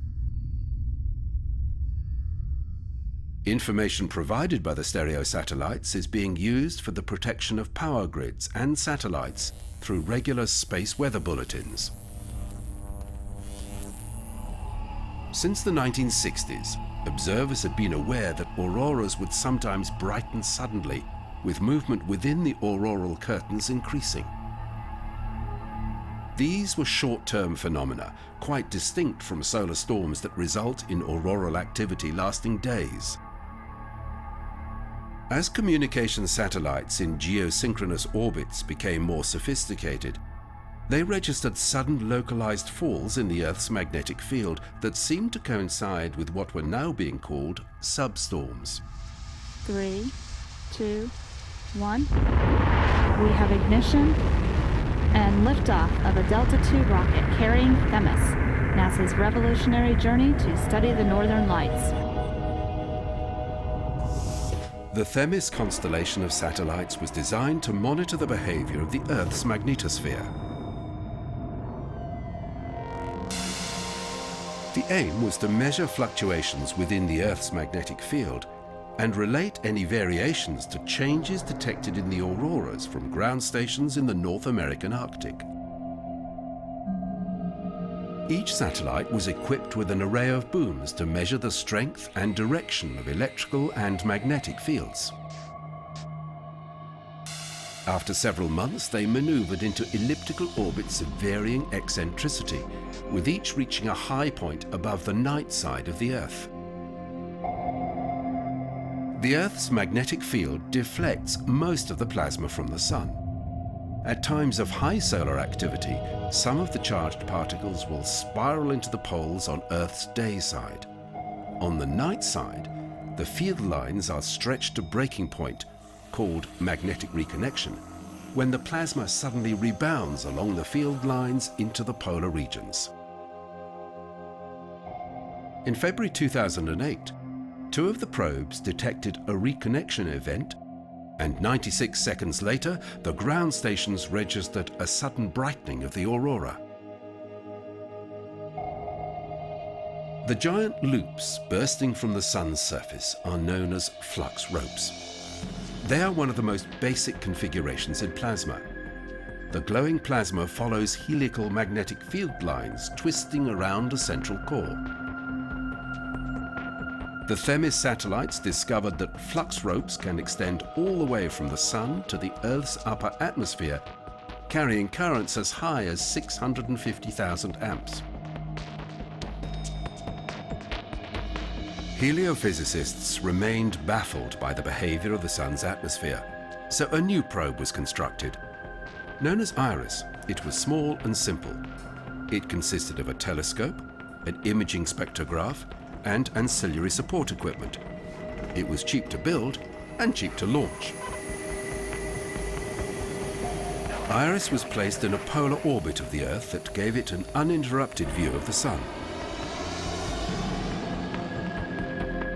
It was able to look at the edge of the chromosphere where the plasma began its steep increase in temperature. Its images were far more detailed than had been delivered by any other probe, and it could discern rapid changes. The waving jets of plasma, called spicules, were revealed in great clarity. There are roughly 10 million spicules across the Sun's surface at any given moment. They can grow to 10,000 kilometers, yet they collapse in 5 or 10 minutes. Researchers have made computer models of the spicules that behave in the same way as the images from IRIS. It is thought that they form through the interaction of charged and neutral particles with the tangled magnetic fields. It seems magnetism must play an important role in the heating of the solar corona and in the high-speed ejection of plasma, but the mechanism is still not understood. There are at least 20 different satellites currently monitoring the Sun's behavior. Most are in orbit around the Earth. While it is important to get beyond the Earth's atmosphere to analyze the solar wind, it has not been possible to get really close to the Sun. Heliophysicists know the particles of the solar wind change not long after they leave the corona. If these particles could be sampled close to the Sun, it would reveal what part of the solar atmosphere was responsible for their extreme heat and their ultra-high speed. Until recently, it was not possible to build a craft capable of withstanding the temperatures in regions that scientists wish to explore. The team behind the Messenger probe to Mercury solved some of these problems with a woven ceramic sun shield which had to face the Sun at all times.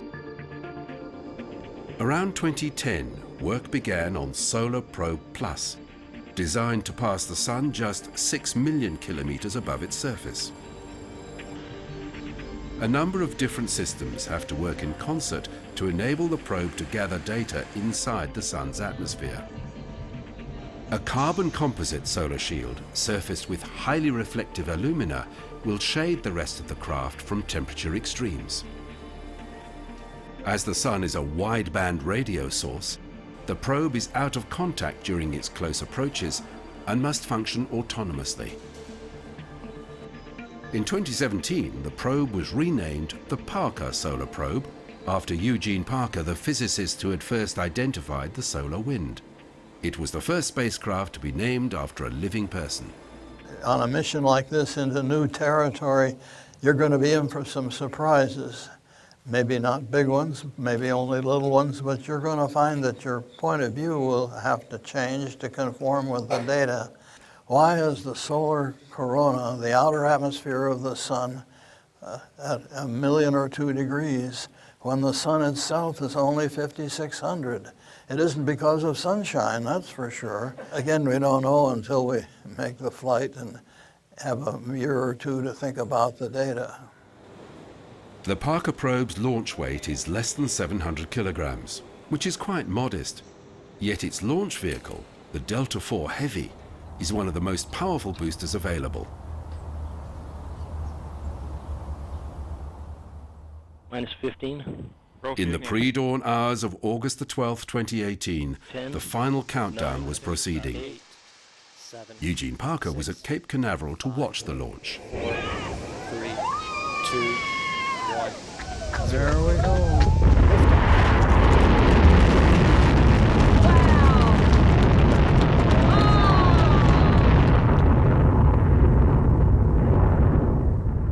The probe was headed for 26 highly elliptical solar orbits over 7 years.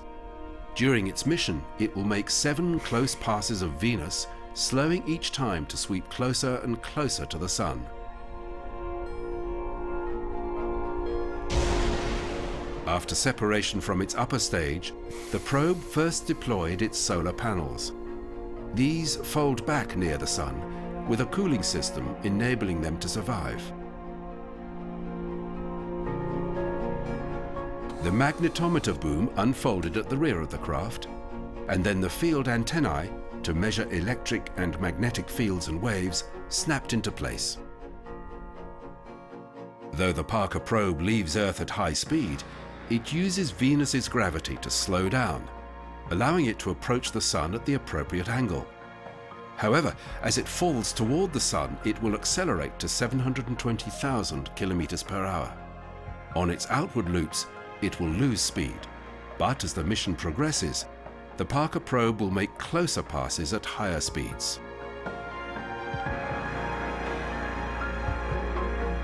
It made its first close approach of Venus after just 52 days. 1 month later, Parker approached the Sun.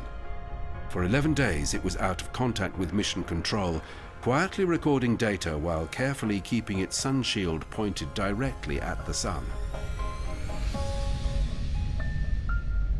Though the heat in this region is extreme, the particle density is not.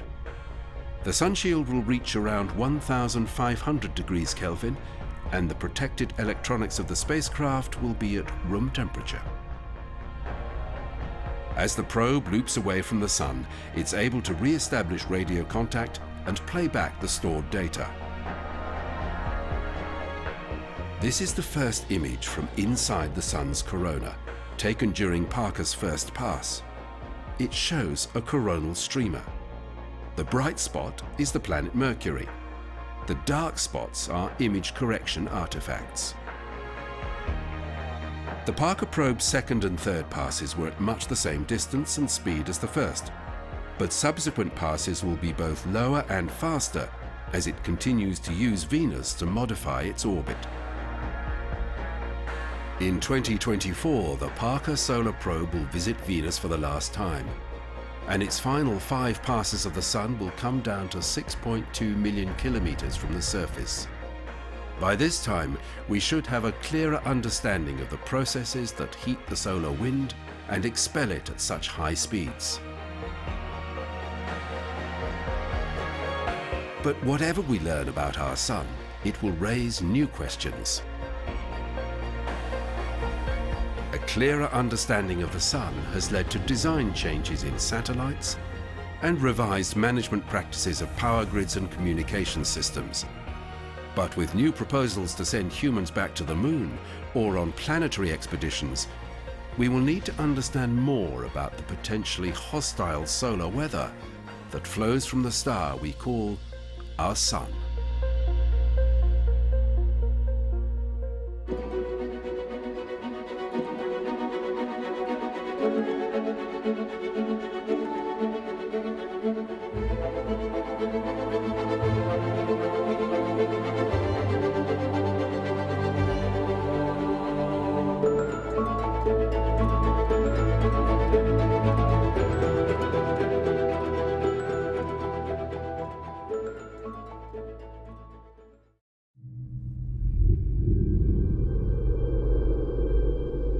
Arguably, the most significant scientific instrument in history has been the Hubble Space Telescope. It has changed our understanding of the universe, yet it has posed serious new questions about the nature of matter itself. Hubble has confirmed the widespread distribution of black holes and has viewed light from galaxies more distant than anything previously seen. As well as its scientific discoveries are the stunning images.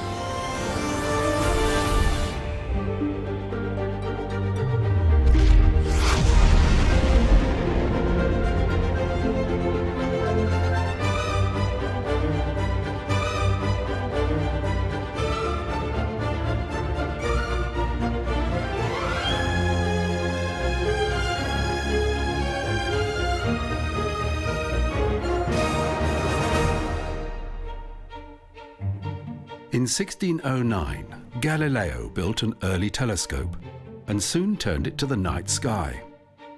The telescope was a powerful tool that led to a complete re-evaluation of the Earth's place in the universe. In 1668, Newton invented the reflecting telescope to eliminate the problem of uneven refraction of the different wavelengths of light. The reflecting telescope became the design of choice for astronomers, and in 1781, William Herschel used an instrument he had built himself to discover the planet Uranus. The Newtonian telescope was scaled up to immense proportions, and in 1924, it was with the 2.5-meter Hooker telescope at the Mount Wilson Observatory that Edwin Hubble realized the Milky Way was not the universe, but just one of countless galaxies. But there was still a problem. No matter how mathematically perfect a telescope is, its images are distorted by the Earth's atmosphere, and some wavelengths cannot reach the ground. In 1946, astrophysicist Lyman Spitzer proposed a telescope in orbit above the Earth's atmosphere. The idea clearly outstripped the technology of the time. But by 1966, NASA began launching a series of orbiting astronomical observatories.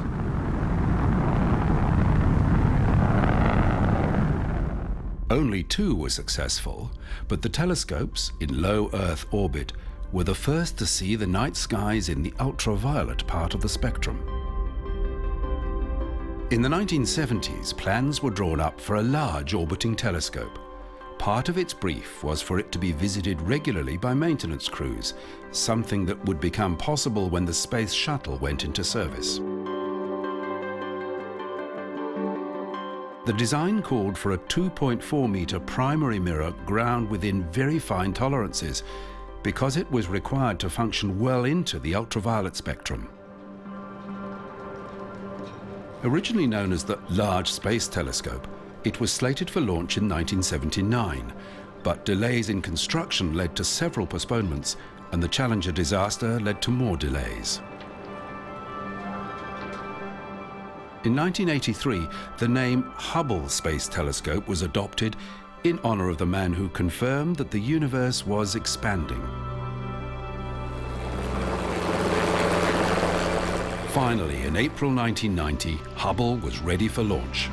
Sound suppression water system has started. T-minus 13 seconds. T-minus 10, go for main engine start. We are go for main engine start, T-minus 6, 5, 4, 3, 2, 1, and liftoff of the Space Shuttle Discovery with the Hubble Space Telescope, our window on the universe. Hubble has a unique relationship with the Space Shuttle, which would revisit the telescope on 5 different occasions. At this stage, nobody understood just how vital these missions would be. To deploy Hubble, the shuttle Discovery set a new altitude record of more than 600 kilometers. Release of the telescope was routine. It took several weeks methodically checking Hubble's control and communication systems before astronomers working at the Space Telescope Science Institute in Baltimore could see Hubble's first images. Results were disappointing. Images were blurred. The telescope's mirror had been accurately ground, but to the wrong shape. An incorrectly assembled test instrument had been relied upon during manufacture, and nobody had double-checked. Soon a fix was proposed. Because the error was understood, a corrective device could be fitted to the telescope. A series of small mirrors would compensate for the primary mirror's defect. It was called COSTAR, another of those cumbersome NASA acronyms. Training astronauts for the job of accurately installing COSTAR began. The high-speed photometer would be scrapped to make room for it. In addition to correcting the optics, a number of other modifications were set in train. A new wide-field planetary camera would be installed. The original was obsolete. The telescope's solar panels would be replaced. There would be a new electronics processor, extra magnetometers, and 2 gyroscopes would be replaced. 10, 9, and we have a go for main engine start. 5, 4, 3, 2, 1, and we have liftoff. Liftoff of the Space Shuttle Endeavour on an ambitious mission to service the Hubble Space Telescope. Finally, in December 1993, the mission to repair Hubble began. Roger, roll, Endeavour. It took the Endeavour 3 days to catch up with Hubble, and it was clear from the beginning that one solar panel was damaged. The work on the telescope was considerable, and there were 5 spacewalks scheduled. Firstly, the shuttle's robotic arm grabbed the Hubble so it would remain stable while the work was carried out. The work would be shared between 2 teams of 2 astronauts. Over 5 days, the allocated tasks were carried out. with the Space Telescope Operations Control Center monitoring the Hubble's performance as each new component came online. Most of the parts replaced were stowed in the cargo bay for return to Earth, the one exception being the damaged solar panel, which was set adrift in space. All 5 spacewalks went according to plan, with the only major problem being the difficulty involved in closing the telescope's doors. On the 9th day of the mission, Hubble was released. It would take controllers on the ground another month to fully check the telescope's new systems.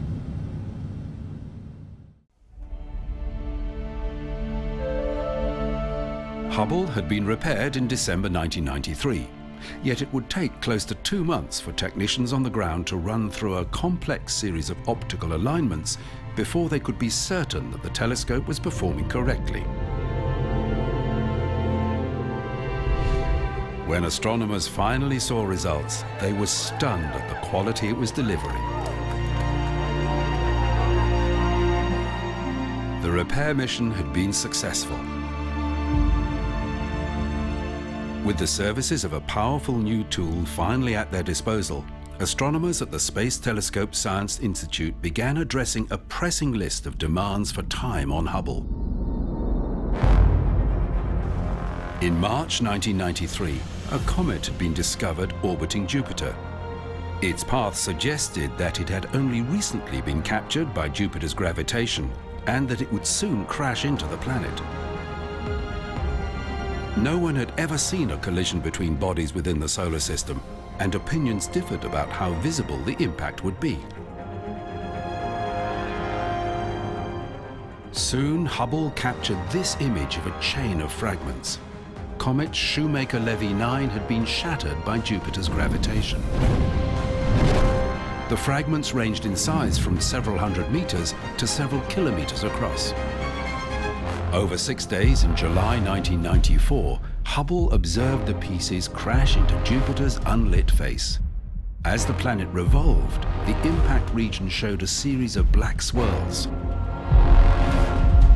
Some of the dark shadows were as large as the Earth, and they persisted in Jupiter's atmosphere for months. Spectral analysis from Hubble revealed diatomic sulfur and carbon disulfide. These had never been seen at Jupiter, yet the amounts detected were too great to have come in with the comet. They had been stirred up from the planet's interior. Scientists learnt so much from observing these impacts, yet the observations almost didn't happen. Just days before the first impact was due, Hubble began acting unpredictably and then went into safe mode. It would not execute any of its instructions. Technicians suspected a memory problem and took measures to switch across to new memory installed on the recent service mission. Things started to improve until the spacecraft reported it had entered zero gyro sum point.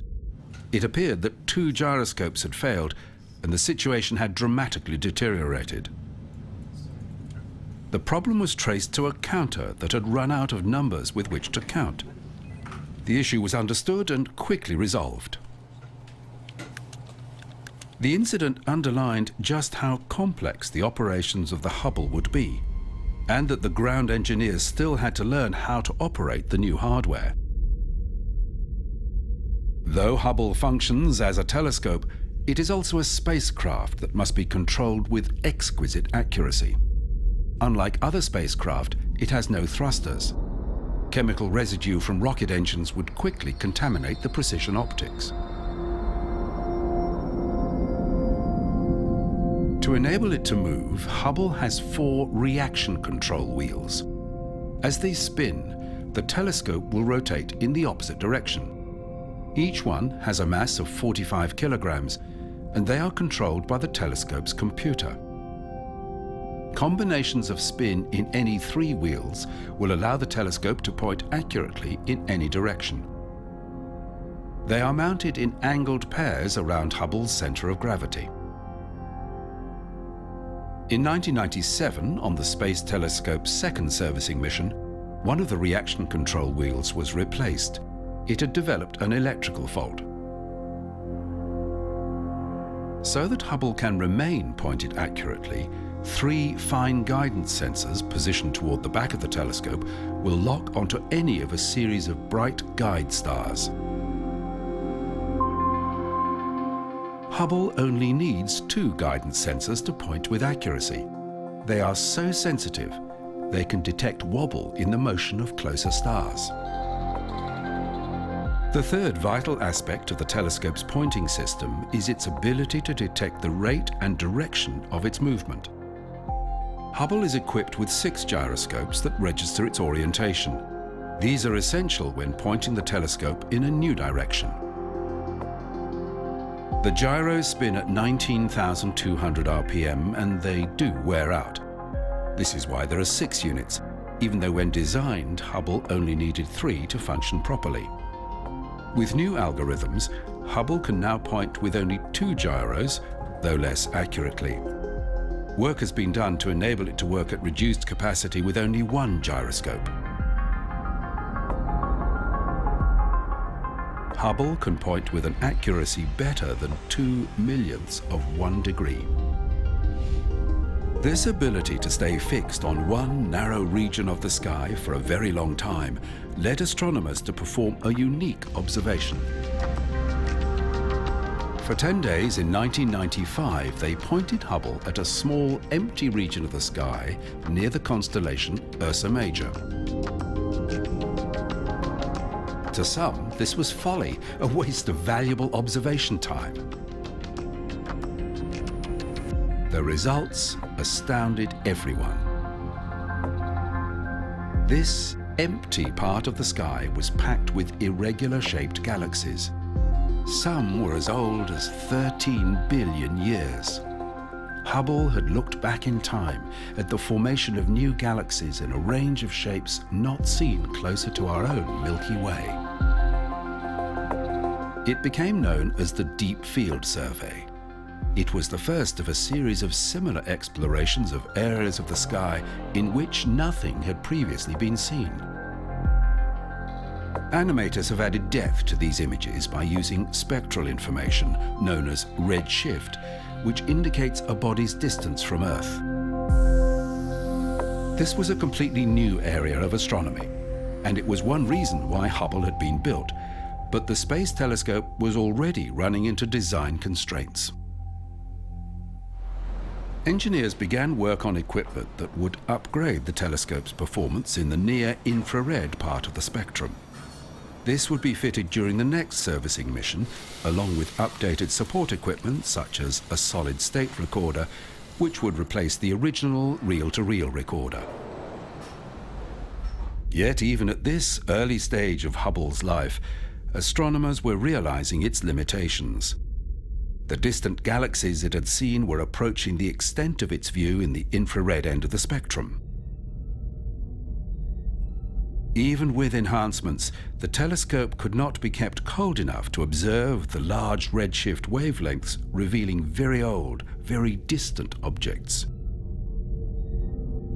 Plans were drawn up for a new, larger telescope, known as the Next Generation Space Telescope, that could explore the most distant parts of the universe.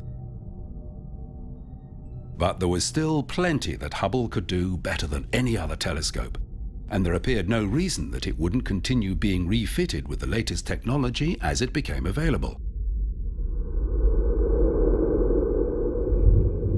Early in 1997, the Space Shuttle Discovery visited Hubble for a second servicing mission.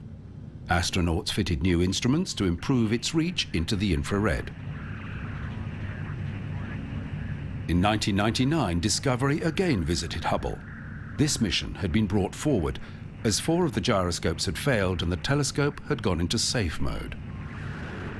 4, 3, 2, 1, and liftoff of Space Shuttle Columbia to broaden our view of the universe through the Hubble Space Telescope. In 2002, Columbia lifted off with a new instrument, the Advanced Camera for Surveys. It would replace the Faint Object Camera, the last of Hubble's original instruments.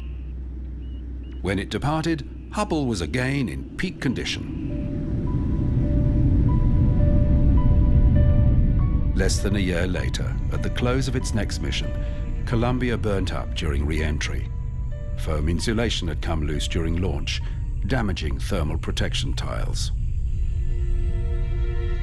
After an exhaustive search for debris and a thorough inquiry, it was decided that the shuttle system was aging. It would be retired upon completion of the International Space Station. All other missions were ruled out.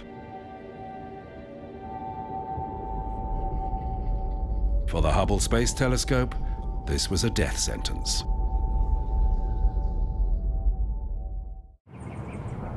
In the corridors of power, Hubble had friends. The sheer beauty of images from the telescope gave it a public profile, and key senators began campaigning for one last servicing mission. After a new administrator took charge at NASA, a final shuttle flight to Hubble was reinstated.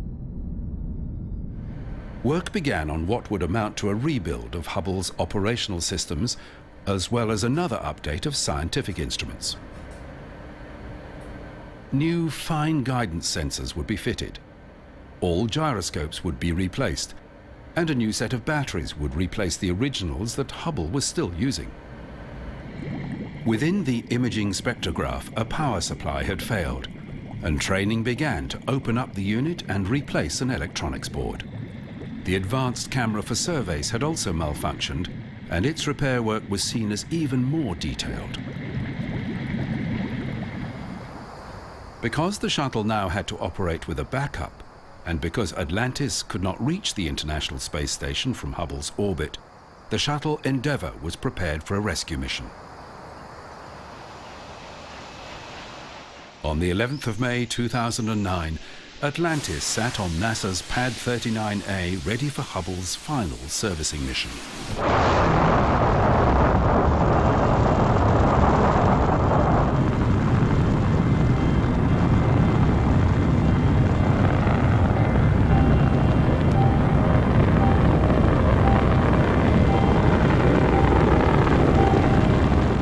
This was to be the most complex servicing mission. It had to deliver the longest possible life for the orbiting telescope. The 14-day operation went according to plan. When problems arose, they were solved, and Hubble was eventually released as the best telescope it had ever been.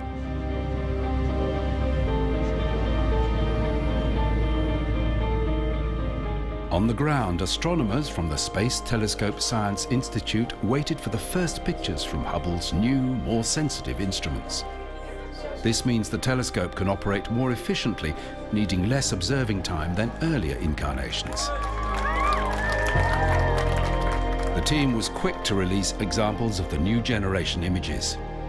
In the Eagle Nebula, the pillars of creation, thousands of light years from Earth, immense clouds of hydrogen and dust are giving birth to new stars.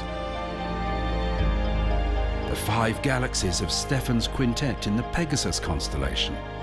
4 of these are colliding. 16,000 light years from Earth, Omega Centauri in the constellation Centaurus is a globular cluster. Stars here are so densely packed that on average there is just 1/10 of a light year between them. While Hubble has been adding to its list of discoveries, everyone understands that without further servicing, the telescope will eventually die. That slow death has already started, and it's the gyroscopes that are failing. Engineers have been careful, operating just 3 gyros, keeping the other 3 as spares. By mid-2018, 3 of the units had ceased functioning. As the last of the 3 gyroscopes held in reserve was brought online, it misbehaved, and all science operations of the telescope were suspended. By recycling power to the unit, a measure akin to switching it off and back on, normal function resumed.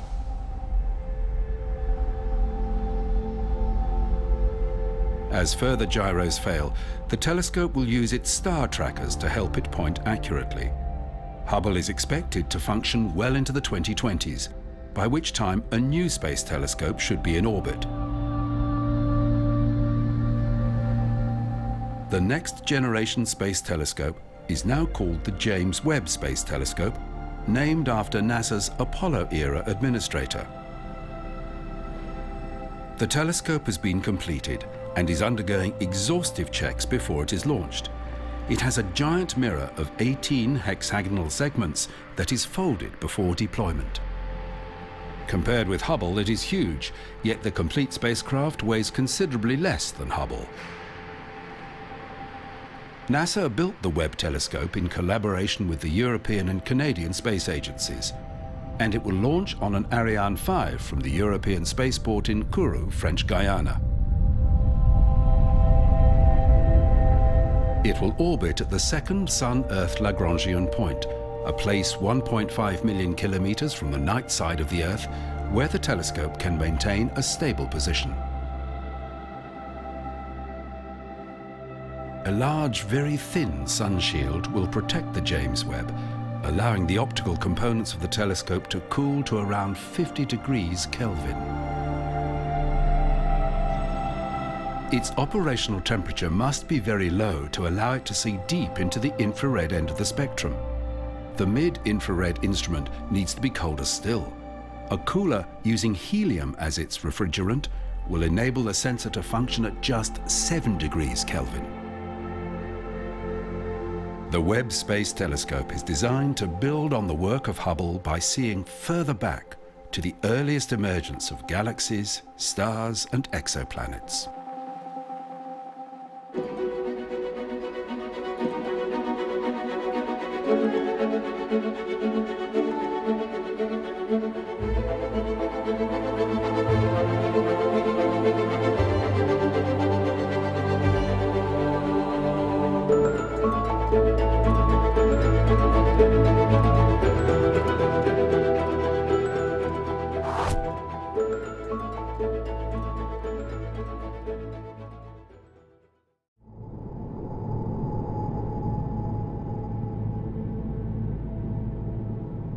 There are 100 billion stars in our galaxy, the Milky Way.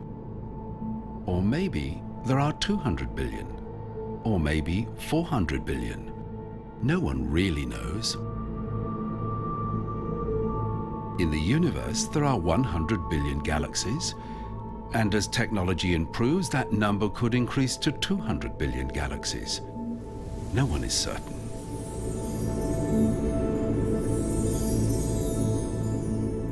At the start of the 20th century, there was only one galaxy, our own.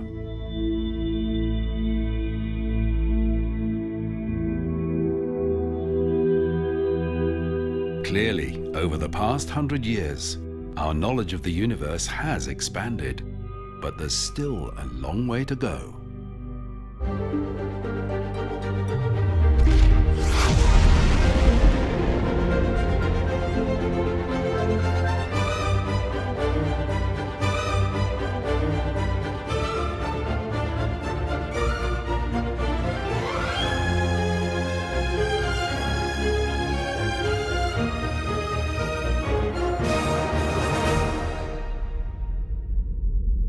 After more than 40 years, Voyager 1 has left the influence of the solar wind and is heading for interstellar space. Most of its instruments have been switched off and its nuclear battery is running low. It will be many thousands of years before it reaches anything other than interstellar debris. By then, the craft will be long dead. Cosmic distances are so vast that sending a probe to investigate anything beyond our solar system is not practical. The only realistic way we have of exploring the universe beyond our neighborhood is by examining the light that reaches us. The telescope is the main tool we have for this investigation, and for centuries astronomers have been building ever larger instruments to see deeper into the cosmos. In the 20th century, conventional telescope design reached its limit. Past 8 meters in diameter, the curved primary mirror becomes so heavy that it will sag. As it is aimed at different targets, its precise curve is distorted by the effects of gravity. In addition, any extra resolution gained by the larger mirror is not delivered because of atmospheric distortion. One way to solve both these problems is to put a telescope in space. The Hubble Space Telescope is the best known example. While the absence of atmospheric distortion was a breakthrough producing very sharp images, both operational and maintenance costs are considerable, and there are launch constraints on the size of a telescope that can be delivered to orbit. But engineers have developed a new generation of Earth-based telescopes with segmented mirrors that overcome the limits to size and can nullify much of the distortion caused by the atmosphere. The twin Keck telescopes on Mauna Kea in Hawaii were early adopters of this technique. Both have 10-meter mirrors, each in 36 hexagonal segments. Sensors monitor the mirror's shape, and actuators behind each segment continually correct for any distortions to the curve. The system is called active optics. A similar system that works at a more rapid rate monitors the stability of a bright guide star, or an artificial guide star generated by a laser. The adaptive optics system reads wavefront changes in the atmosphere, then adjusts the mirror's shape to minimize any distortion. This image of Jupiter, using adaptive optics, rivals those captured by an orbiting telescope. Observatories are located at high altitude, where the air is dry and there is no light pollution from nearby cities. The European Southern Observatory has clusters of telescopes at several sites high in Chile's Atacama Desert. At Paranal, 4 identical large telescopes each have 8.2-meter mirrors. They can combine their light using interferometry. In addition, 4 auxiliary 1.8-meter telescopes can link into the cluster. Collectively, they are the Very Large Telescope Interferometer, or VLTI. Visible light is just a small part of the electromagnetic spectrum. ESO has another facility northeast of Paranal on the Chaknantor Plateau. Here, an array of 66 radio dishes observe in millimeter and sub-millimeter wavelengths. They are linked and also function as an interferometer. Observing in the microwave part of the spectrum is particularly useful, as these frequencies penetrate gas and dust clouds that remain opaque to higher energy signals. The more widely the telescopes are separated, the better the angular resolution they can deliver. This property led radio astronomers around the globe on a unique collaboration. If radio telescopes around the world could link up, perhaps they could see the unseeable. General relativity predicted bodies so massive, with such strong gravitation, that not even light could escape from them. They were called black holes, and at first they were regarded as a mathematical anomaly. But evidence mounted suggesting that black holes were more than just a theoretical curiosity. At the center of some galaxies, light far more intense than could be expected from stars has been detected. Massive bodies, such as young stars, attract diffuse matter, which begins swirling and flattens into what's called an accretion disk. Just as planets orbit stars, it's now accepted that galaxies orbit supermassive black holes. The very bright light comes from the accretion disk surrounding the black hole. Matter in the accretion disk is accelerated to incredible speeds, generating intense heat. Along the axis of rotation, jets of ionized material are ejected at close to the speed of light. Computer modeling indicated that the vast energy generated by a black hole's interaction with material in the accretion disk could be detected. The silhouette is the event horizon, the boundary beyond which light cannot escape. If you want to make a test of the fundamental theories of the universe, you want to go to the most extreme laboratories in the universe, and a black hole is that. Astrophysicists knew that by linking widely separated radio telescopes, the resolving power of the combined instruments would increase dramatically. The first attempt at imaging the black hole at the center of our own galaxy was made in 2006 using instruments in Arizona and Hawaii. It was not successful, but researchers learned a lot, realizing more telescopes were required.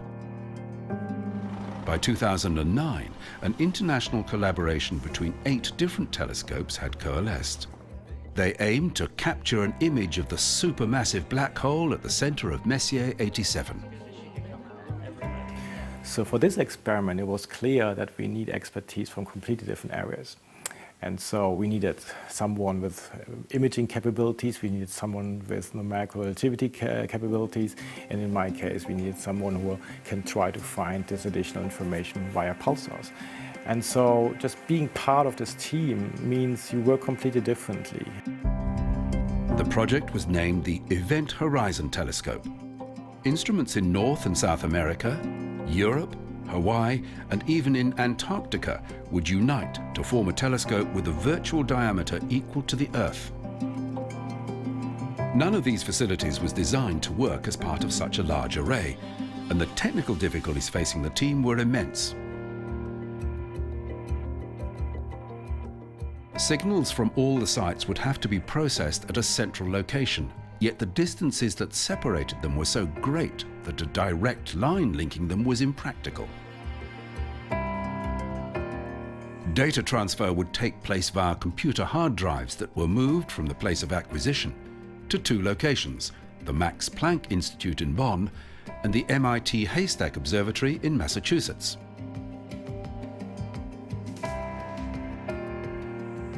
The Event Horizon Telescope collaboration is a collaboration of more than 200 scientists with different backgrounds.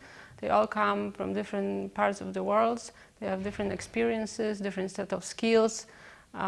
These are engineers, observers, theoreticians, and they all work together not only to image the event horizon of a black hole, but also to understand what we're seeing. Theoreticians already understood that while a black hole could only ever appear as a silhouette, its influence upon light emanating from surrounding matter would be dramatic. By using mathematical simulation, NASA came up with a moving image of what they thought the EHT project would reveal. Viewed from above, the swirling accretion disk appears without distortion. The smooth inner circle is the photon ring, light in orbit just outside the event horizon. When viewed from the side, the black hole's gravitation bends light from the accretion disk so it can be seen from several angles at the same time. But no one really knew what they would see. For decades, evidence had accumulated that a black hole at the center of galaxy M87 was consuming huge amounts of material.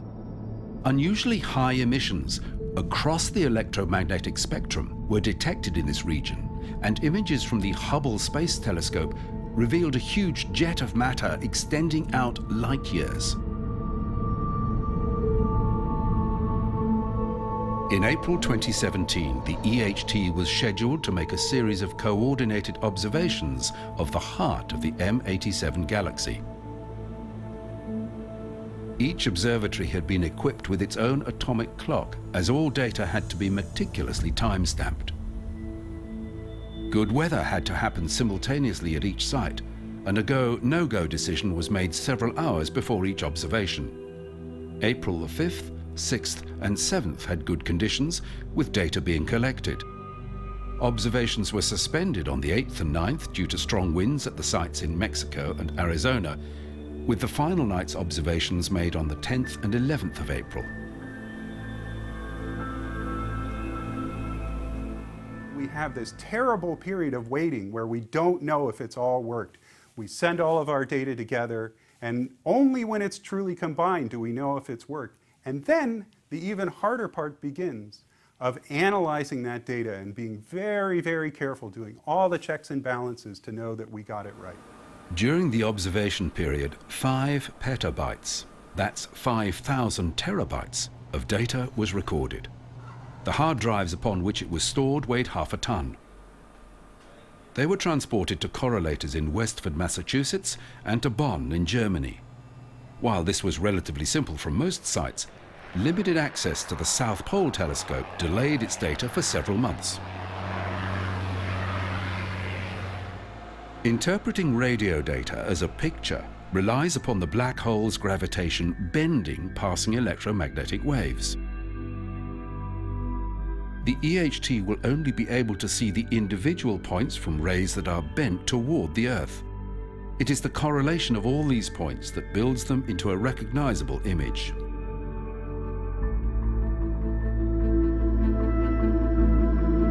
Seeing a black hole actually allows us to not only know they exist, and not only know an event horizon exists, it also allows us to test some of the very basic predictions of the theory of general relativity of Albert Einstein, which really describes space and time in its completeness. And that has never been tested before. In April 2019, the Event Horizon Telescope team released their image of the active center of the M87 galaxy.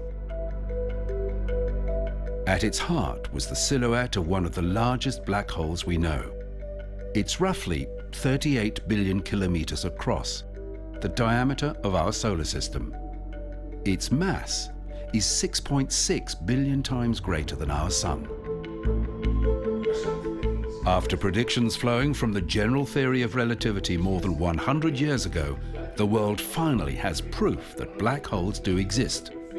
But this is not the end for the EHT team. Expanding the number of telescopes in the network will enhance resolution, and there are plans to investigate the black hole at the center of our own galaxy. The future of this project is amazing. Right? We have done something extraordinary. We've made the first picture of a black hole, but now we want to do even more. Now we want to make the first movie. Now we want to understand how space-time rotates around the black hole. We'll do that by putting more telescopes around the world to make our virtual lens even better. Investigation into black holes is not restricted to radio astronomy. The New Technology Telescope at La Silla in Chile, the first instrument equipped with active optics, began long-term observation of the stars at the center of our own galaxy in 1992. The NTT observed in the infrared part of the spectrum because only that light was able to penetrate the heavy clouds of gas and dust shrouding the central regions of the Milky Way. A team from the Max Planck Institute plotted the positions of the stars, building up an image of the way they moved. They began using the larger telescopes of the European Southern Observatory at Paranal when they came online. Over 16 years, they mapped the paths of 28 stars. Well, you see, the Milky Way Center is one of the most important laboratories we have to study in very great detail what's happening in centers of galaxies, in much more detail than we can ever hope to do in all other galaxies. Yet, here we are, we can study whether there's a central black hole, what happens around it, and so forth. All very general issues which we would like to explore and which you cannot really study that much in detail in other galactic nuclei. Results showed that the stars are orbiting an invisible point, which must be our own galaxy's black hole. Analysis of their highly eccentric paths suggests the Milky Way's black hole is slightly greater than 4 million times the mass of our Sun. Of particular interest is the star S2, which is in a 16-year orbit of the black hole. Its elliptical path was due to take it to its closest pass and its highest speed in April 2018. We want to use it as a tool to test whether general relativity, the theory of Einstein, is actually wrong or right. General relativity predicts that the black hole's influence would distort S2's light toward the infrared as it reached 3% of the speed of light, which happened, yet another vindication for Einstein. This test is important to researchers because general relativity predicts that time stops inside a black hole's event horizon, and they want to know if the laws of physics break down approaching these extremes. Since Copernicus proposed that the planets orbited the Sun, astronomers have speculated about planets orbiting other stars. Advances in telescope technology allowed researchers to see dips in the brightness of stars that could only be caused by a transiting planet. These fluctuations in intensity gave astronomers clues about the planet's size and its orbit. A different method monitored the spectral shifts in a star's light caused by a consistent change in its position, again only explicable by an orbiting planet. Using these systems, telescopes around the world began cataloguing exoplanets. But the methods used were biased toward finding large planets, similar in size to Jupiter, that had an easily detectable influence on their star. And of all the planetary systems out there, researchers could only use these methods for planetary systems that were edge-on to the Earth. Even so, the number of exoplanets we knew about continued to grow. There were surprises. In 2012, a French team discovered an orphan planet wandering across our galaxy. It had no star. It was detected by its emissions in the infrared. It's difficult to predict the orphan planet's size, but it's certainly still at the very least several times the mass of Jupiter. Naturally, researchers were keen to see Earth-sized planets, planets that could possibly nurture life. When a new and highly accurate spectrometer called HARPS was installed at ESO's La Silla 3.5-meter telescope, this became possible. Among its discoveries are two planets orbiting Gliese 667c, about 20 light-years from Earth. The star is a red dwarf, about 1/3 the mass of our Sun. Of particular interest is Gliese 667c, a planet about 5 times the mass of the Earth, and at a distance from its star that puts it in the habitable zone. Statements about conditions on Gliese 667c have such a large margin of error that much more work needs to be done before it could be declared a possible venue for life as we know it. Another star, 40 light-years away, has a greater range of possibilities. TRAPPIST-1 is an ultra-cool red dwarf star orbited by 7 planets, all of them close to Earth in size. To date, this is the largest number of exoplanets detected orbiting an individual star. At least 3 of the planets are considered in the habitable zone. Many different observatories have been gathering data about the TRAPPIST-1 system, but we still know so little about what kind of environments the different planets might have. However, the coming generation of telescopes should be able to analyze the atmospheres of the TRAPPIST's planets, so they will remain a region of close study into the future.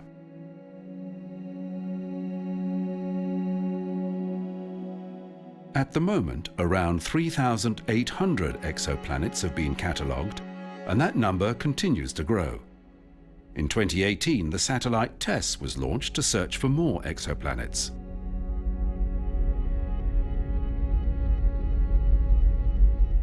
To have a clear view of both the northern and southern skies, TESS was placed in a 14-day orbit around the Earth at a 40-degree angle to the plane of the Moon's orbit. It will systematically map 26 segments of the sky, recording fluctuations in the brightness of nearby stars that reveal exoplanets. During its close passes of the Earth, the Planet Hunter downlinks its data to sites across the United States. Ground-based observatories will then follow up leads in a more detailed way. This type of collaboration between orbiting and terrestrial telescopes is becoming common. An interesting discovery came from the young star Beta Pictoris. Fluctuations in its light did not bear the rhythmic signature of an orbiting planet. Further investigation by the European Southern Observatory revealed 3 comets orbiting the young star. Beta Pictoris is only around 20 million years old. and still displays a protoplanetary ring of dust.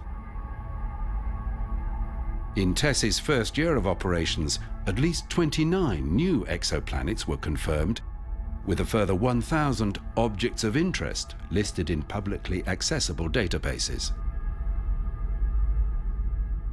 During its 2-year life, TESS will image 200,000 celestial bodies, including 1,000 of the closest red dwarf stars. And there will soon be a new planet hunter in orbit. The Wide Field Infrared Survey Telescope, WFIRST, will use a different technique known as gravitational microlensing to detect much smaller exoplanets. As one star passes in front of another, its gravitation distorts the distant star's light.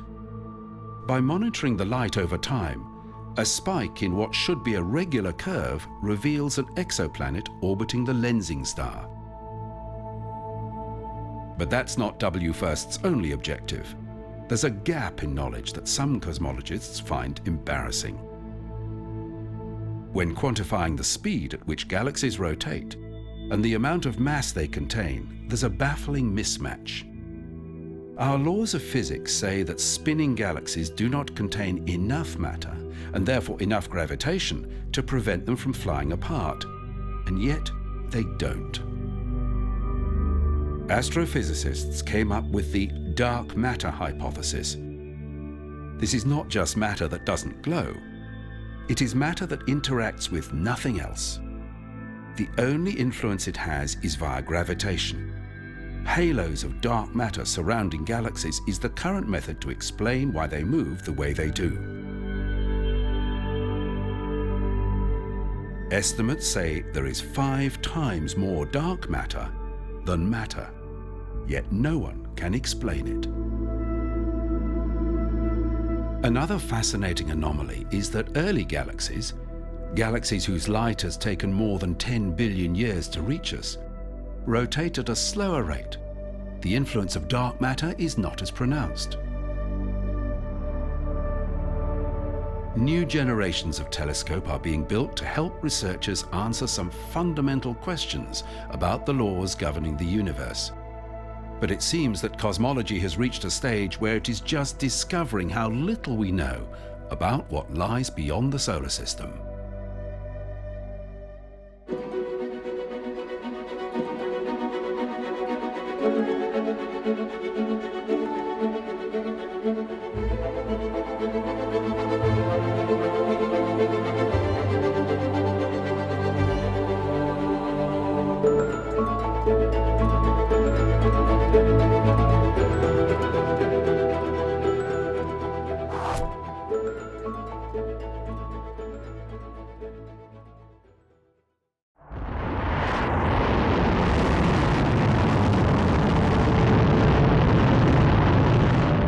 From the moment a rocket lifts off, it is tracked and monitored. All vital performance characteristics are relayed back to the ground via telemetry. At huge distances, a probe must be able to communicate. On Earth, to pick up these signals, we use parabolic dishes. They range in size from small domestic units for television reception to the giants of the deep space network. Without these, almost any spaceflight would be pointless.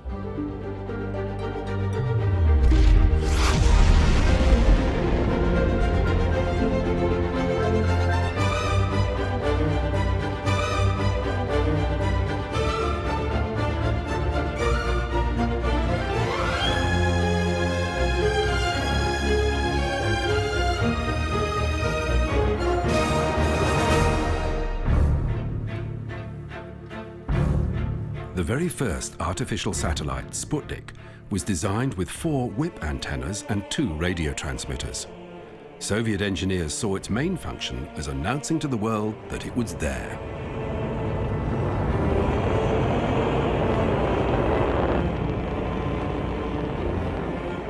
It transmitted a continuing series of beeps. Ham radio operators around the world could detect the signal. Very few realized that the beeps varied in duration according to the temperature and pressure within the sphere. The signals could also be analyzed for clues to the ionosphere's electron density.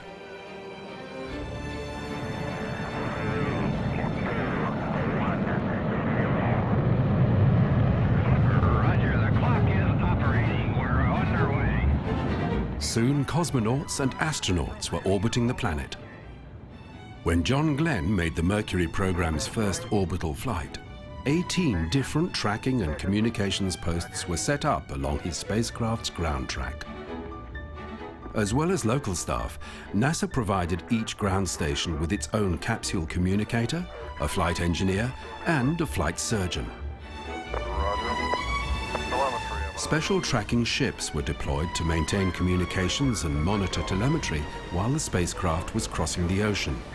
But even so, the network had blind spots where the spacecraft was out of reach.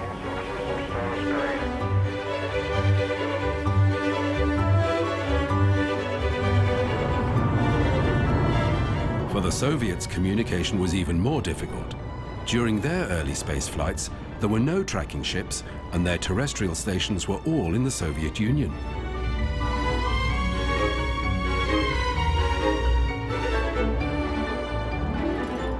When the Soviet Union launched Lunik 1 in 1959, it was intended to hit the moon. It missed and became the first craft to achieve solar orbit. Because it required special tracking infrastructure and was not monitored outside Russia, many in the United States refused to believe that the spacecraft had even been launched. At the time, the world's largest radio telescope was the Mark I installation at Jodrell Bank in the UK. Soon the Russians began sending detailed information about finding their probes to Jodrell Bank as a means of independently verifying their missions. In the early days of the space race, the Soviet Union had big plans for deep space missions. In 1959, construction work began on the Pluton facility in the Crimea.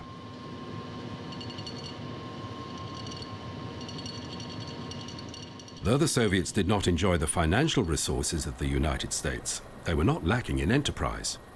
The Pluton receiver consisted of 8 dish antennas welded onto pieces from the hulls of 2 war surplus submarines. They were mounted on a steerable frame made from the truss work of a railway bridge. To point the dishes with accuracy, the designer, Evgeny Gubenko, employed the mechanism from the gun turret of a scrapped battleship. The system worked well and remained in service till 1978. It had become clear to the space powers that communications support for low Earth orbiting satellites was very different to that needed for probes traveling into deep space. Deep space missions require much larger, more sensitive dishes with powerful transmission capabilities. Yet these probes' position in the sky changes more due to the Earth's rotation than it does because of the craft's speed. So while the dish has to point with great accuracy, it does not have to move very rapidly. Satellites in low Earth orbit pass close, so a smaller dish is adequate, but it must move rapidly to maintain a precise focus on its target craft. In the United States, corporations were taking an interest in a huge new type of satellite. Researchers were interested in using an orbiting balloon to relay radio signals across continents.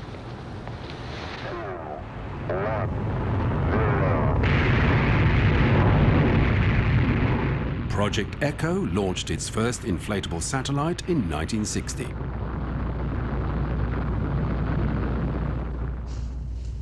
This is President Eisenhower speaking. A telephone call from President Eisenhower was relayed from Washington to California by bouncing signals off the balloon, which acted as nothing more than a reflector. In 1962, US phone company AT&T built Telstar. It was the first electronic relay satellite.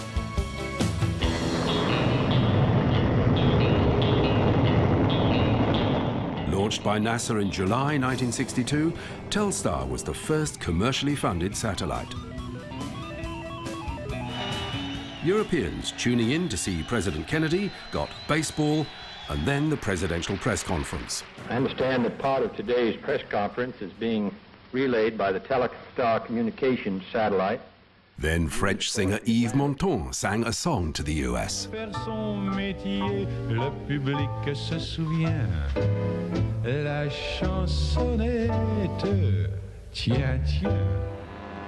As far as it went, it was a success. But Telstar's low orbit meant it was only available for 20 minutes every 2.5 hours, and Telstar's life was cut short as a result of the Cold War. Both the Soviet Union and the United States had been detonating thermonuclear weapons above the atmosphere to determine whether this was a viable anti-missile strategy.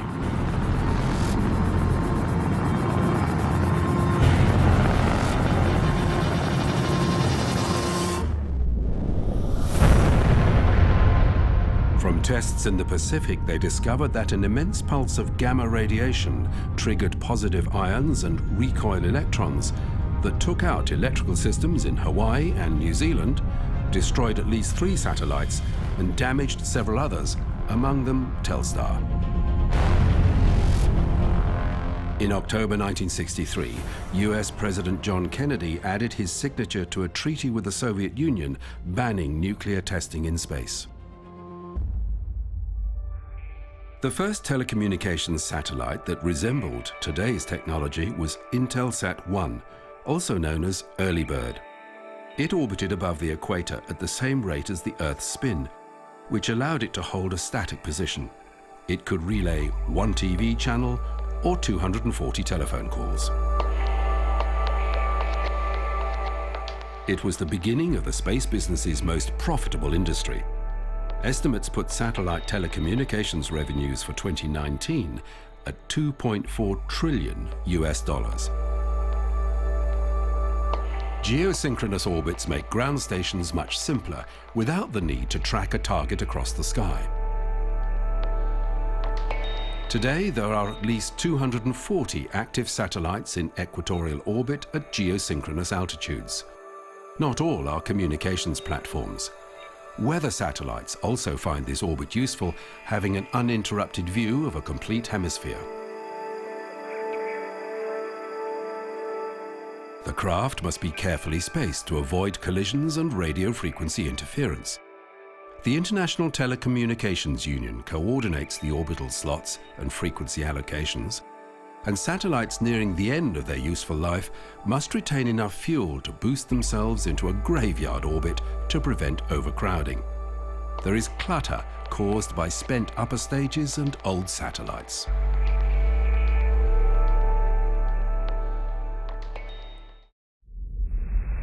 Another highly specialized group of communication satellites is also stationed in geosynchronous orbit.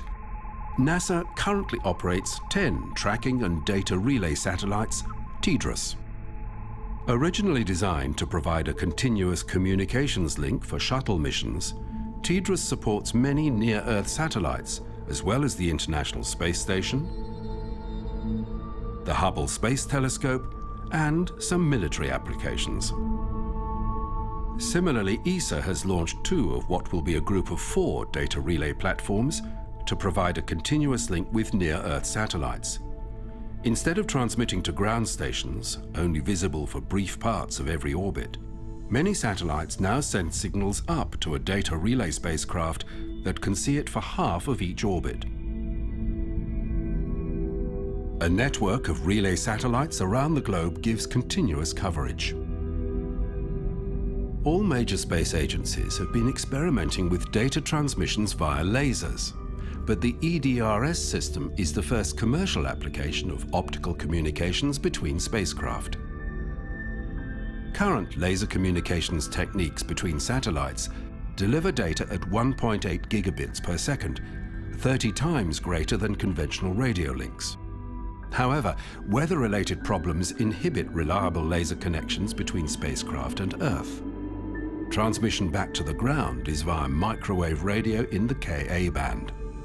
While this is fast, it is still slower than the laser data rates, but the signal can be split into several streams and sent simultaneously.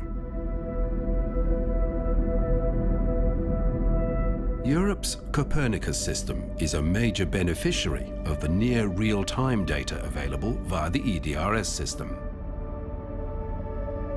Copernicus is an Earth observation program relying on a series of Sentinel satellites that send back continuous streams of data about the land, the oceans, and the atmosphere. The Copernicus program is not a limited project. It is designed to collect authoritative data about planetary changes over the long term. To do this, the Sentinel satellites are in low north-south orbits, allowing them to see the Earth's entire surface every 24 hours. This polar orbit is common to every Earth-observing satellite. But not every satellite has access to the EDRS communication system, nor do they generate the vast amounts of high-resolution data that requires it. Most satellites following a polar track rely on the polar receiving installations that they pass above every orbit. On the Norwegian archipelago of Svalbard, the Svalsat installation has 31 radomes to track and download data from satellites in polar orbit. To relay the information to the outside world, twin fiber optic cables, each handling 10 gigabits per second, connect Svalbard to the Norwegian mainland. Koenigsberg, the company that operates the facility for the Norwegian government, runs a smaller station in Antarctica. There are close to 1,900 operational satellites in Earth orbit, with a further 3,000 still orbiting as space junk. But there are as many as 20,000 fragments from spent boosters and debris from collisions that must be tracked. Operational satellites are routinely moved when an object approaches on a dangerous course. If this picture appears crowded, it is about to become a lot more complex. The US Federal Communications Commission recently gave rocket company SpaceX approval to launch 12,000 new satellites for its Starlink broadband internet service. Current satellite internet services rely upon a very few large platforms in geosynchronous orbit. Typical users are in remote locations, and while costs are coming down and speeds are improving, latency or response time is sluggish. The Starlink model has thousands of small satellites in low Earth orbit, cross-linked via high-speed lasers. The satellites will be able to adjust their orbital path autonomously to avoid collisions.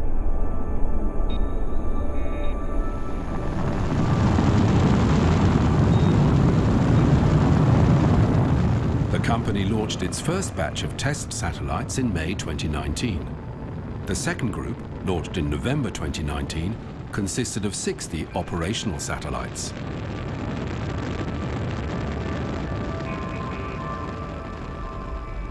For one company to increase the number of functioning spacecraft by a factor of 6, cost is critical. The satellites are being mass-produced in a flat-pack form with a single solar panel. 60 will stack neatly within the fairing of a Falcon 9 launch vehicle. The Starlink satellite design is pushing the latest technology to its limits. Links to the ground are via a phased array, enabling a steerable beam without the need for moving parts. Maneuverability comes from a Hall effect thruster using krypton as its propellant.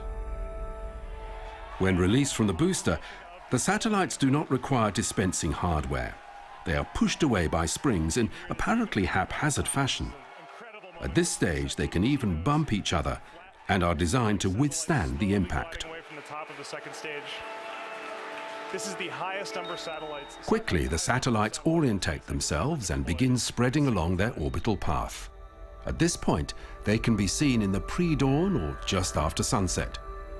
Research astronomers are not happy about the huge number of satellites soon to be in orbit. By 2024, there should be 11,927 Starlink satellites orbiting at 7 different heights. The only satellite constellation remotely similar is the Iridium NEXT system with 66 satellites cross-linked via the Ka band. They're designed to provide global cell phone coverage and in 2018, the Iridium company finished the replacement of all its first-generation spacecraft. The upgrade cost Iridium $3 billion.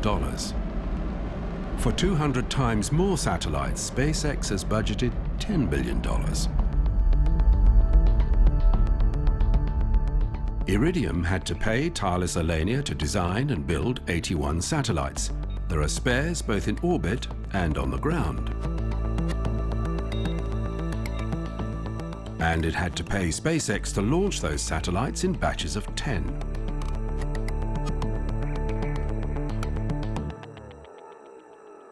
With Starlink, the company will take advantage of its own drive to reduce expensive launch services. SpaceX builds its own satellites and its own rockets, so it will only pay cost for hardware and delivery.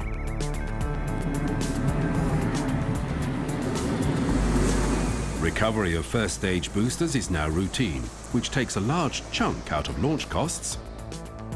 And the protective fairings, always regarded as throwaway items, are now fitted with steerable parachutes for retrieval and reuse, saving a further $5 million per flight. What will give Starlink its edge is its improved latency. In most cases, the system should give even better latency figures than fiber optic connections on the ground, let alone the half-second delay built into systems that send signals 35,000 kilometers up to and back from geosynchronous platforms. For stock markets reliant on high-frequency trading, microseconds make a significant difference.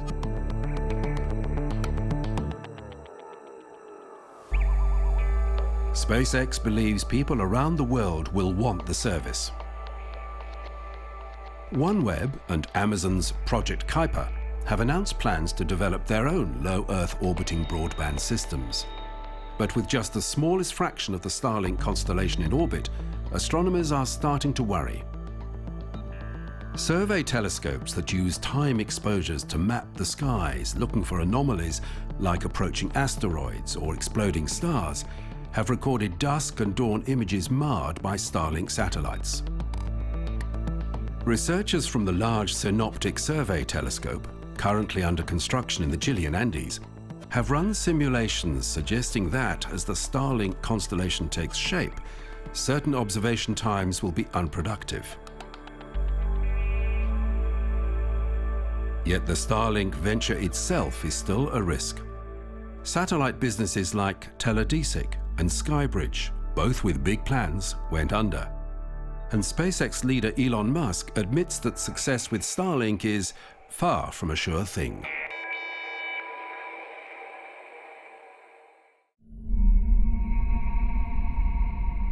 Communications with very distant exploratory spacecraft are governed by different parameters.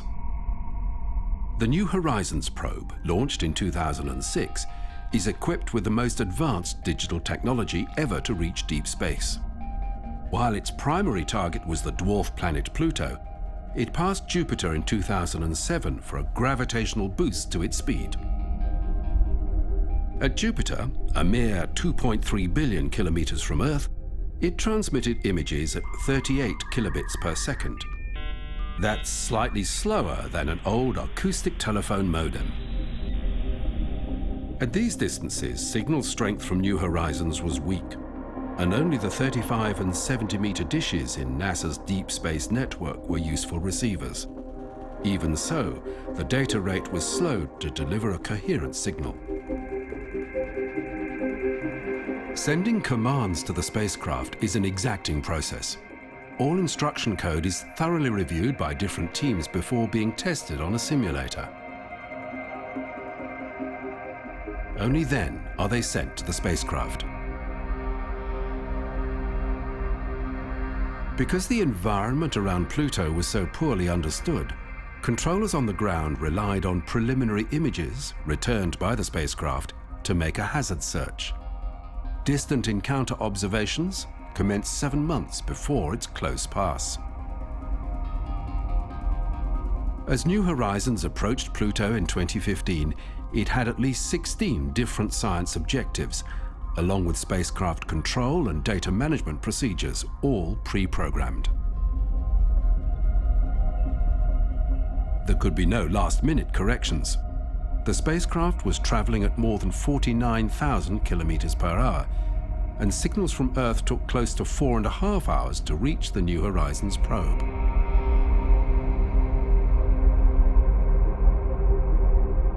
During the critical close approach, there was a 22-hour radio silence because the spacecraft could only make its scheduled observations with its high-gain antenna angled away from the Earth. Everything was committed to the 8 gigabytes of storage in the primary data recorder. To retrieve that data took 16 months. At a distance of 4.7 billion kilometers, the New Horizon data rates were down to 2 kilobits per second. Only the 70-meter dishes in NASA's Deep Space Network could detect the signal, and they could not work exclusively with New Horizons. New Horizons kept going into the icy debris field known as the Kuiper Belt. Even as it was still transmitting data from its Pluto encounter, engineers on the ground formulated a series of course adjustments that would take it past object MU-69. The first time a probe was targeted at a body unknown when the craft was launched.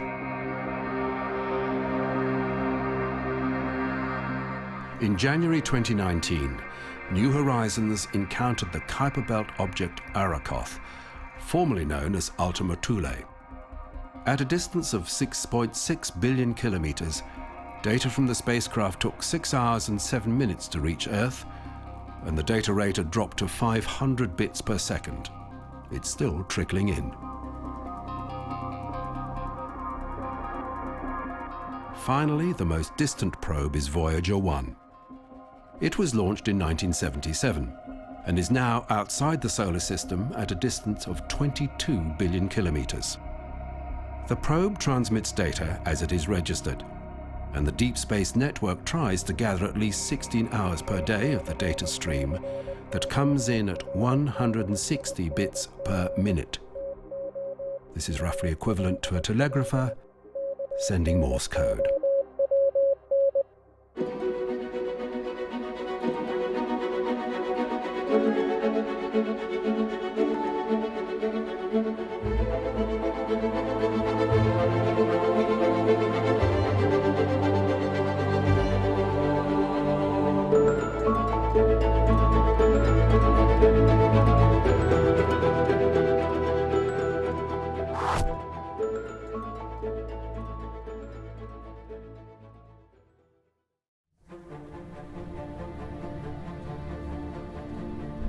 The Earth is our home. Our natural environment results from complex relations between the sun, the oceans, and the atmosphere. The polar ice and the tropical heat represent the extremes of our planet's climate. In reality, this is a very narrow temperature band, completely different from any other planet we've observed.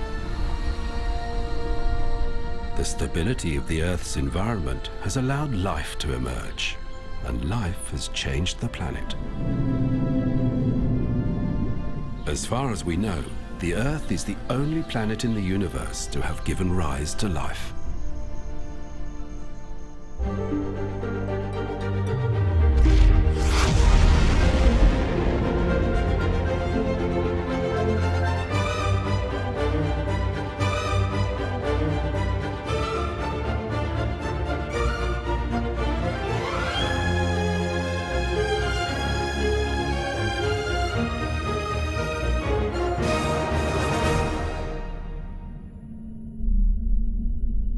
The Orion Nebula is a vast cloud of gas and dust in the Orion constellation. It's a place where new stars are being created.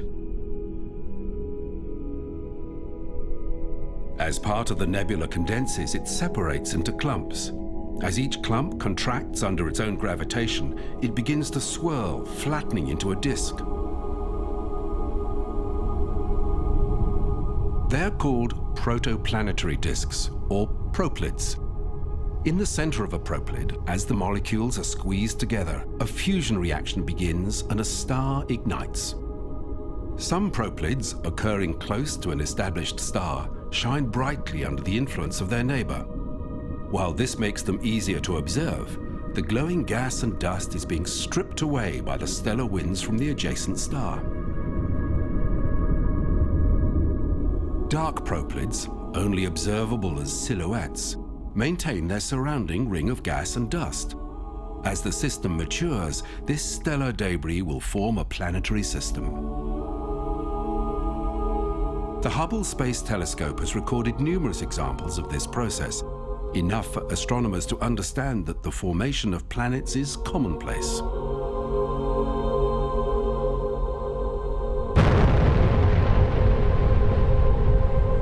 This is how our own sun started its life 4.6 billion years ago. But the planets would take longer to emerge. Small grains within the disk began accreting, forming planetesimals. The larger a clump became, the stronger its gravitational attraction, in turn leading to more rapid growth. An early version of Jupiter would have been the first to coalesce, completely clearing its orbit. Around a core of heavy metal and rock, Jupiter's atmosphere, mainly of hydrogen, was compressed by its strong gravitation. Any solid surface lay beneath thousands of kilometers of liquid gas. Our observations of exoplanets have revealed Jupiter-sized gas giants orbiting close to their stars. Astronomers believe the young Jupiter would have begun a track toward the Sun, dragging asteroids and comets in with it. But Jupiter's inward path reversed as it was pushed into an orbital resonance with the emerging Saturn. Not all of the objects forming in the early solar system stayed orbiting the Sun. Smaller objects passing a planet would be deflected by the stronger gravitation, or even captured, becoming a moon. It is thought that there were up to 20 smaller planets orbiting in the inner solar system, from which the 4 remaining terrestrial planets were formed. At this time, collisions in the developing planetary system were common, and evidence from the Apollo moon rocks suggests an impact between the early Earth and an ancestor of our moon was important in our planet's evolution.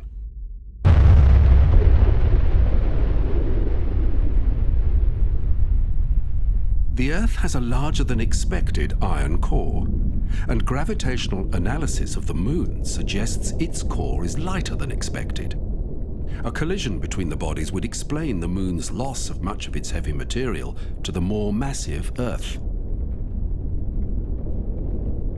The impact was a glancing blow that set the Earth rapidly spinning with a 5-hour day. The moon that we know coalesced from the molten debris. Although our moon is not the largest in the solar system, it is closer in mass to its parent planet than any other moon.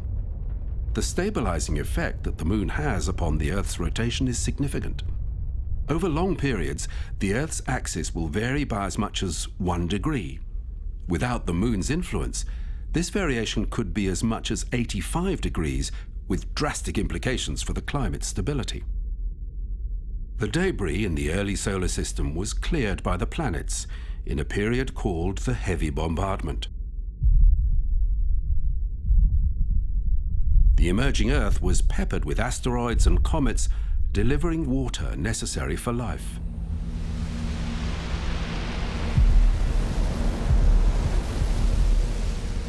While tectonic forces erased the bombardment scars from Earth, the Moon, which endured the same travails, is still covered with craters. When chaos in the developing solar system settled down, the young Earth was in a unique position. The Earth's distance from the Sun was just right for the abundance of water on the planet to exist in liquid form. As the Moon had drifted away, the planet's rapid rotation had slowed, and the Sun's heat was evenly shared across the surface. The Earth's large metallic core, combined with the planet's rotation, meant that a magnetic field stretched out around the planet, deflecting the charged solar wind and protecting the surface from extremes of solar radiation. In a hostile universe, the Earth was a uniquely benign environment. The geological record shows that around 2.7 billion years ago, oxygen began occurring in the atmosphere. The vast iron ore regions of Western Australia were formed as iron in the oceans reacted with the new abundance of oxygen to form iron oxide.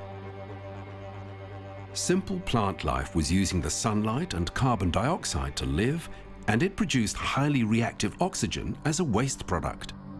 This enabled more complex life to emerge, building an intricate web of interrelated plants and animals, completely transforming the planet. The change in the atmosphere had other dramatic consequences. Oxygen stripped much of the highly insulating gases from the air, drastically cooling the Earth. A sequence of ice ages began. Though there is an abundance of evidence showing planetary glaciation punctuated by warm periods, the factors triggering these cycles are complex.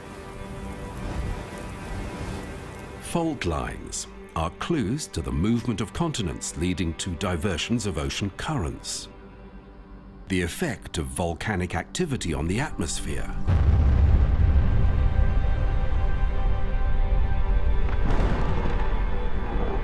And changes in the direction of the Earth's axis with regard to our planet's elliptical orbit around the Sun, all contributors to long-term fluctuations in the Earth's climate.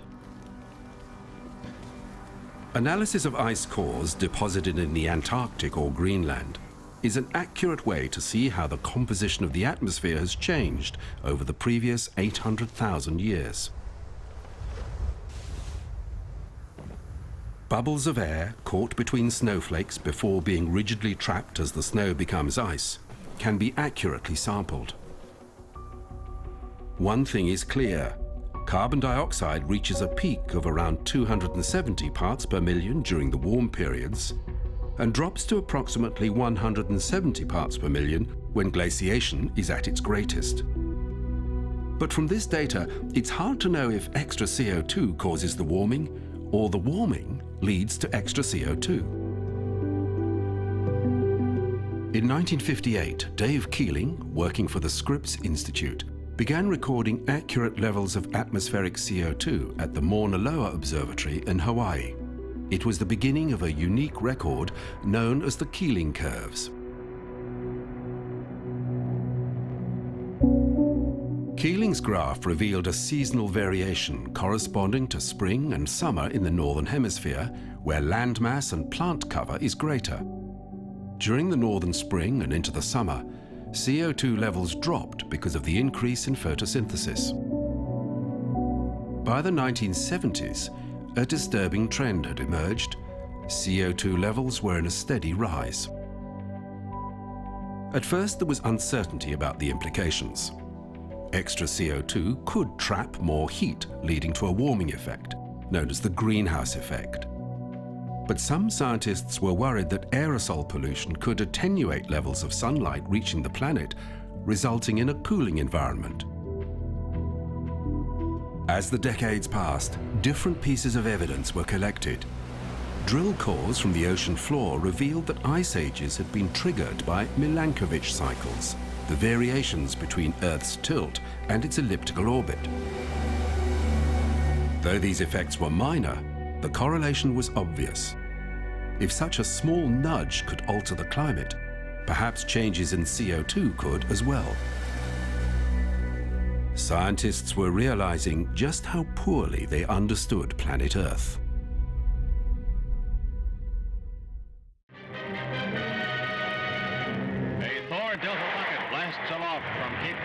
Carrying a robot weatherman into orbit for America's... At the beginning of the space age, scientists were keen to make weather observations from orbit. Launched in 1960, Tyros-1 was the first weather satellite. It was equipped with 2 TV cameras, regularly transmitting images of global cloud patterns. It provided meteorologists with a unique view, and it was followed by improved versions. Because these early satellites were in highly inclined low Earth orbits, the data gathered covered the whole planet, and it was shared across the world. Since 1873, nations had been cooperating on weather prediction via the International Meteorological Organization, which in 1951 became the World Meteorological Organization, an arm of the United Nations headquartered in Geneva. With a UN resolution calling for international cooperation in the peaceful uses of outer space, weather satellites of different nations were soon being coordinated for the benefit of all mankind. In 1964, the Nimbus program began. The series of 7 satellites included a more sophisticated set of sensors. Nimbus was a testbed for new technologies, and it gathered data about different areas. Along with cloud patterns was information about the atmosphere and sea ice.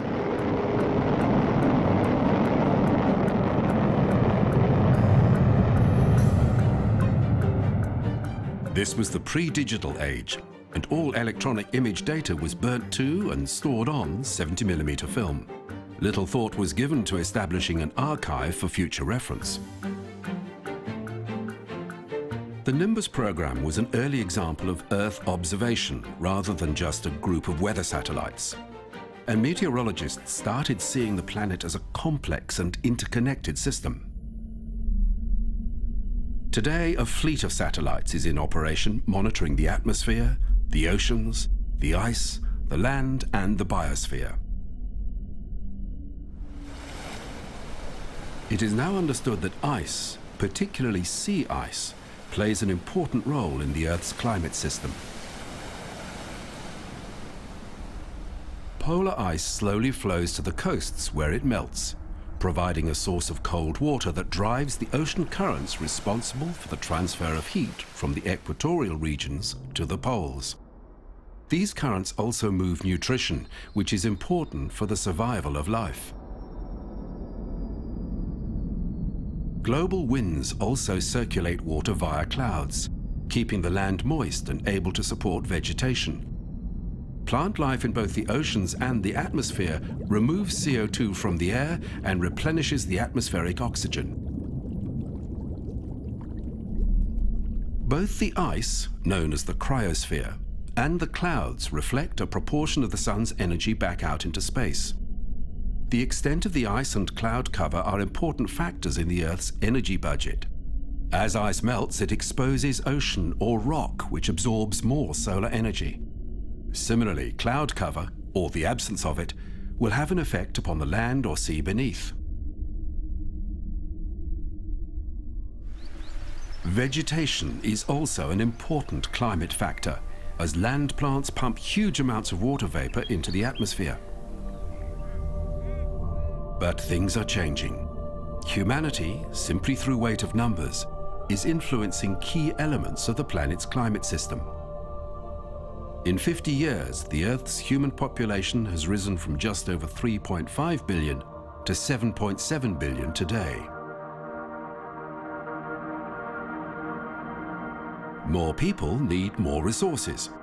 And while there have been revolutions in agriculture and in technology, the Earth's reserves are not limitless.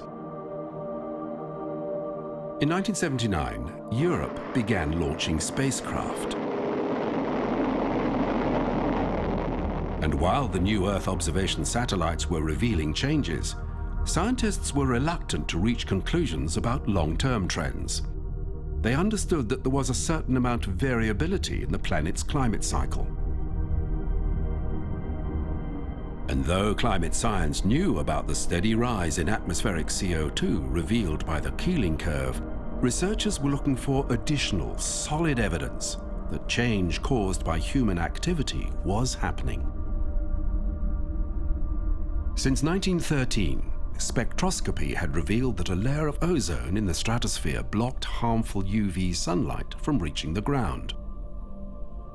In 1974, Mario Molina, a postdoctoral fellow working on hot atom chemistry, published a paper suggesting that the family of industrial chemicals known as chlorofluorocarbons, or CFCs, could damage the ozone layer.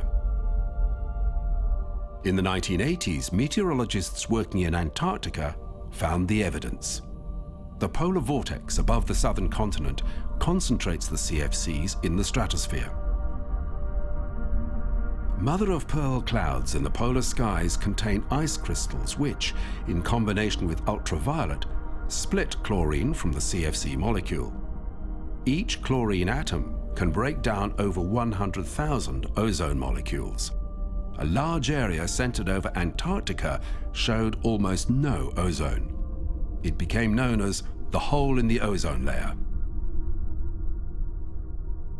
The United Nations began talks aimed at limiting the production of CFCs, and in 1989, an international treaty, known as the Montreal Protocol, capped the production of CFCs and ultimately resulted in a 10-year phase-out of CFC production.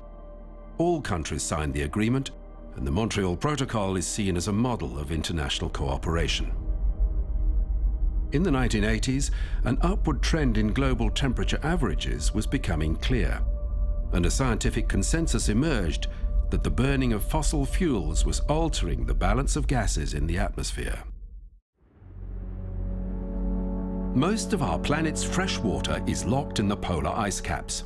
61% of this ice covers the Antarctic continent. In the north, Greenland is also covered by an ice sheet. There is no landmass at the North Pole, but a large area of sea ice grows and shrinks with the seasons. Seasonal sea ice also fringes Greenland and Antarctica. Ice shelves are a third manifestation of polar ice. These are thick layers of ice that extend into the ocean from the mouths of glaciers. Periodically, icebergs will break away from these regions. These areas are important to the circulation of global winds and ocean currents. And since 2002, NASA has tracked the prevalence of water in general and ice in particular via the GRACE satellites, which were recently replaced by a similar pair of GRACE follow-on satellites. The two follow the same orbit, and minute changes in the Earth's gravitational field will cause them to change speed, with a variation in the distance between them. This data is accurately measured, allowing researchers to record changes due to variations in groundwater or in ice thickness. During the life of the first GRACE mission, Greenland lost 285 gigatons of ice per year.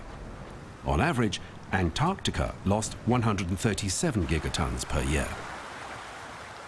From 2005 to 2016, sea levels rose by 3.7 centimeters due to melting ice sheets and to expansion of seawater.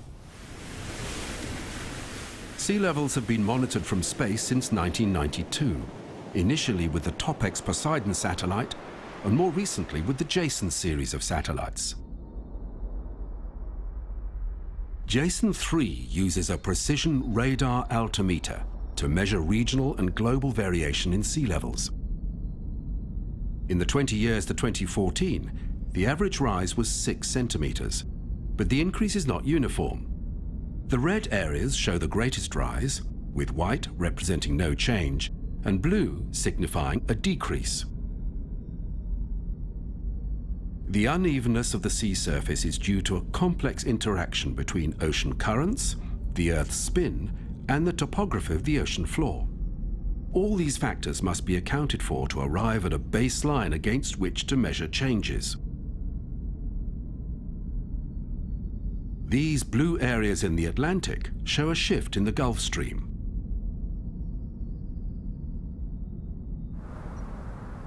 The Camargue region of southern France is a low-lying area at the delta of the Rhône River. In the 1980s, a seawall was built to prevent the encroaching Mediterranean. Over the last 30 years, the coastline here has been pushed back by several hundred meters. Scientists are convinced that a warming global climate is responsible, and that our reliance on the burning of fossil fuels has led to an excess of carbon dioxide in the atmosphere, which traps heat. 93% of this heat has been taken up by the oceans. Data from the Argo network of ocean buoys shows an average warming of 0.9 degrees Celsius since the 1950s. While this may not sound like much, meteorologists understand how sea surface temperatures drive hurricanes and cyclones, and early predictions of storms of greater magnitude are being realized. Long-standing weather records are being broken and broken again. In 2017, NASA, NOAA, and the UK Met Office all agreed that 2016 had been the hottest year on record. Globally, 16 of the 17 hottest years have all occurred since the year 2000. Both NASA and ESA have been monitoring the distribution and concentrations of CO2 in the atmosphere since 1992. This visualization from data collected in 2006 shows the yearly fluctuations of carbon dioxide and carbon monoxide. While most CO2 emanates from the populous northern hemisphere, seasonal fires in Africa, Australia, and South America generate much of the carbon monoxide. Prolonged droughts and more severe forest fires are another aspect accompanying increased levels of atmospheric CO2 that are currently unfolding. Such events inject a huge pulse of greenhouse gases into the atmosphere, magnifying the problem. The European Space Agency's Copernicus program, with its Sentinel Earth observation satellites, has committed to making information about the changing climate freely available to policymakers, businesses, and research institutions. Josef Aschbacher is ESA's Director of Earth Observation Programs. What you see here on this graph is the CO2 concentrations of the atmosphere over the last 800,000 years. And you see that these values are going up and down in different phases. You see on the blue lines here are indicating ice ages, and the orange lines here are indicating periods between ice ages or periods where it's much warmer. But you also see that over the last 800,000 years, the value was always below 300 parts per million, and suddenly, since the last century, it goes up very steep towards 400 parts per million or even beyond. Distinguished delegates, the recent climate summit, COP25, held in Madrid, made little progress toward an international agreement to cut greenhouse gas emissions. While some businesses and economies will have to adjust, that task only gets more difficult as time passes, and far greater adjustments will be forced upon everyone. The Earth is the only place we know that harbors life, but the stability that has enabled this web of life is fragile. Plants and animals interact for mutual benefit. Our benign environment results from the complex and varied creatures with which we share the planet. It's important that we look after our home.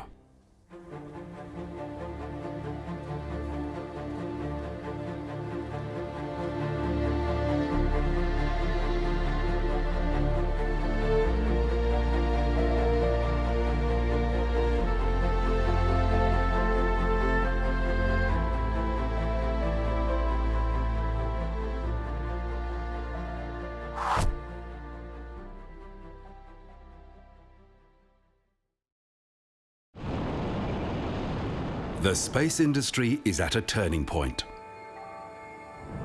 NASA's Space Launch System is about to fly. With it, the new Orion spacecraft, a collaboration between NASA and ESA, will target the Moon.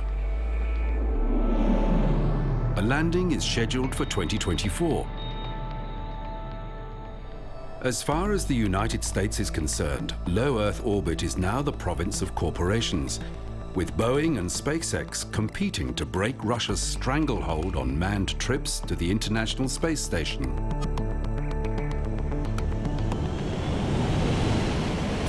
New technology is cutting costs and increasing launch frequency, with complex satellites being so small they can be deployed in new ways.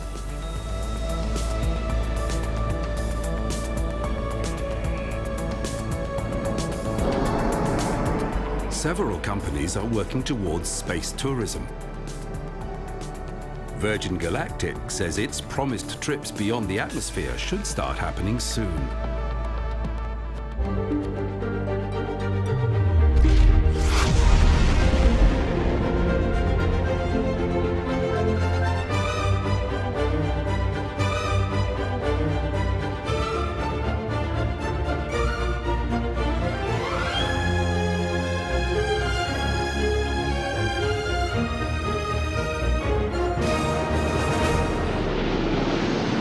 Since the retirement of the shuttle in 2011, space science has shifted focus to research carried out on the International Space Station and to robotic missions in deep space.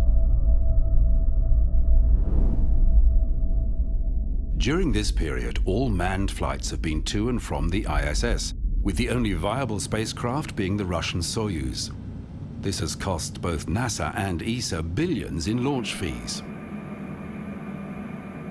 Russia, Europe and Japan, major partners in the ISS, developed their own cargo craft to resupply the space station. But NASA tendered for private companies to take on these responsibilities. Rising star in the launch business, SpaceX, was contracted to develop a cargo craft that would launch on its Falcon 9 rocket. 3, 2, 1, 0. And launch of the SpaceX Falcon 9 rocket as NASA turns to the private sector to resupply the International Space Station.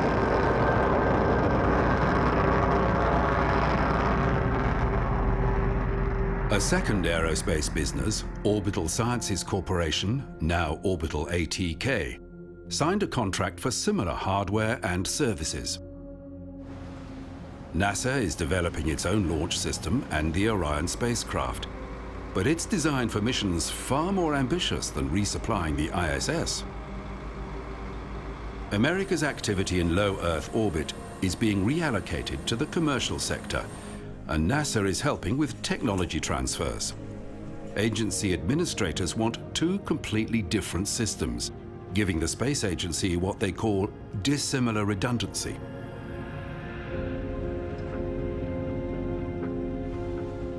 When the space shuttle twice suffered catastrophic failures, NASA was stuck on the ground for years while exhaustive investigations were made. The redundancy approach will prevent this paralysis. In 2014, NASA signed contracts with Boeing and SpaceX to develop and test human-rated spacecraft to ferry astronauts to and from the International Space Station. It was a continuation of the dissimilar redundancy approach. The space agency has set performance criteria for the new craft and crew training, but is taking a hands-off approach regarding how the companies meet the requirements. Boeing's spacecraft is called the Starliner. It has space for 7 astronauts and will be capable of being used 10 times. NASA requires any human-rated spacecraft to meet higher standards of safety and reliability than a cargo craft, and new capsules must demonstrate, via a series of test flights, that they meet certification. One crucial part of the new spacecraft is the launch escape system. It's the equivalent of a fighter pilot's ejector seat. Both Boeing and SpaceX have opted for a new method of capsule-mounted rockets to push the craft clear in an emergency, in contrast to the more traditional escape tower above the agency's new Orion spacecraft. The trial of Boeing's escape system worked well, with the exception that only 2 of the 3 parachutes deployed, but the problem is understood. The Starliner could continue to the next uncrewed launch to orbit. One of the novel features of Boeing's capsule is its ability to return to dry land, like Russia's Soyuz craft. Airbags, stowed behind the heat shield, inflate prior to landing. Without the need to deploy ships for an ocean recovery, there will be considerable savings. Though the capsule can fly on the Delta IV, the Falcon 9, and the yet-to-be-flown Vulcan, initial testing of the spacecraft has been with the Atlas V launcher. The Atlas ground support infrastructure has been modified to accommodate the Starliner with the addition of a crew access arm. The Starliner made its first unmanned test flight in December 2019. Its destination was the ISS.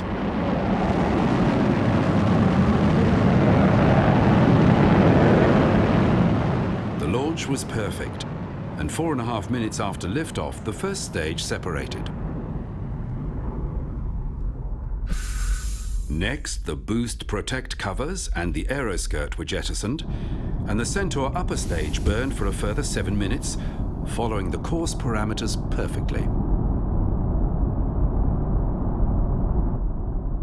After separation, the capsule was in a suborbital trajectory, selected because it allowed a safe path back to the ground in case of a malfunction during the boost phase.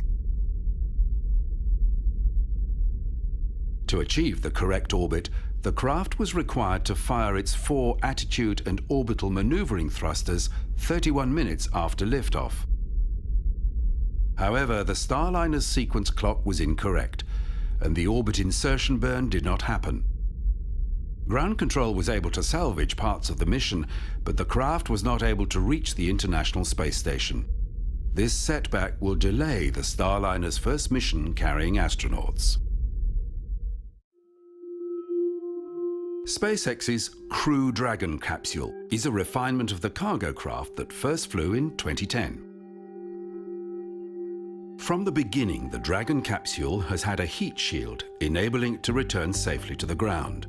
No other ISS cargo craft has had this ability. In addition, the Dragon also has a window. This should have been a clue to SpaceX's long-term plans for the craft.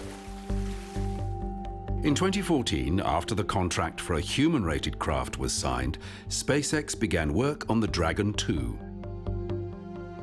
Like its Boeing equivalent, the Dragon 2 sits above a service module that can carry unpressurized cargo and includes a heat exchange unit and a coating of solar cells that does away with the moving parts involved in extendable solar wings. The Dragon 2 can accommodate 7 astronauts, though NASA has said it will generally only send 4 people at a time. Control interface is via a touchscreen. Cape Canaveral's Launch Complex 39A has been equipped with a crew access arm, and in March 2019, in a flight known as Demo 1, the unmanned craft made its first spaceflight. The Dragon carried a dummy astronaut, wired with sensors to monitor G-forces, and a small delivery of equipment for the ISS. The launch and the phasing maneuvers to align its orbit with the ISS were all correctly executed. The automated docking procedure went smoothly, and the Dragon stayed connected to the space station for 5 days. Decoupling from the ISS went as expected, and observers on the ground were delighted with the capsule's behavior. Throughout the mission, every aspect of the Dragon 2's performance was monitored.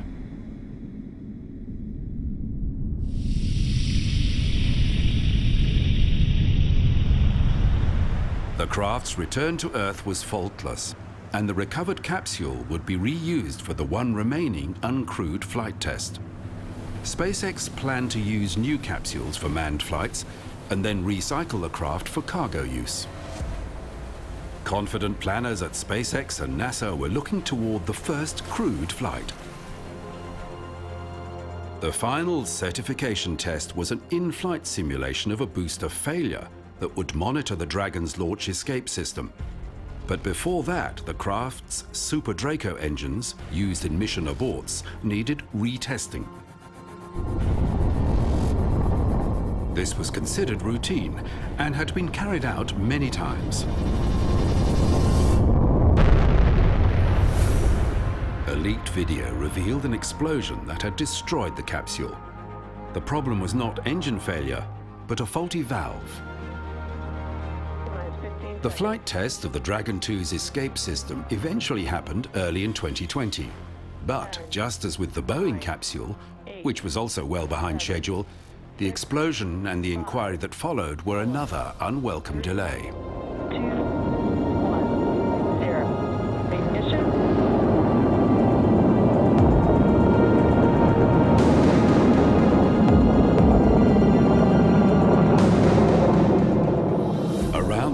Of maximum dynamic pressure, the core stage's engines were cut and the escape system triggered automatically.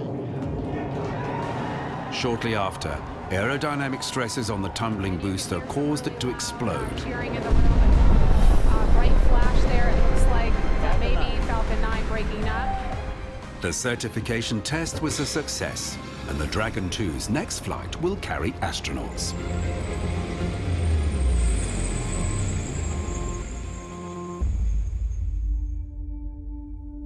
But there is another spacecraft in development that's worth mentioning, the Sierra Nevada Corporation's Dream Chaser.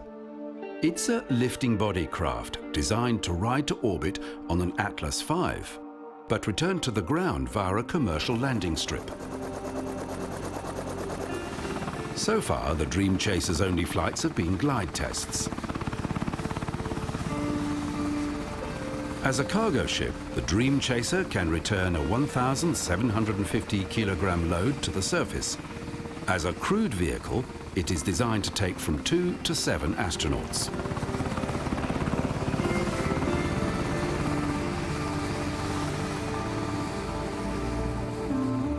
The European Space Agency has shown interest in the craft, with the possibility of launching European astronauts atop of French Ariane. The craft will use the bipropellants methane and hydrogen tetroxide for on-orbit maneuvers, doing away with the highly toxic hydrazine.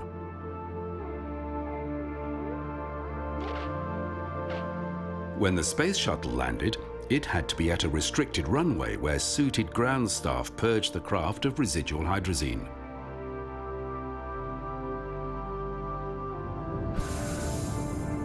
Originally in the running for a NASA contract for ferrying astronauts to the ISS, it missed out because Sierra Nevada could not comply with NASA's 2017 deadline for crewed missions.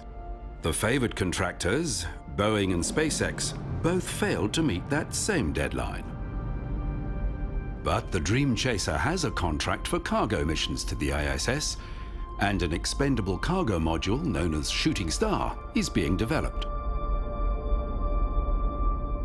The company still plans a human-rated version of the Dream Chaser, but it's unclear when the craft will fly.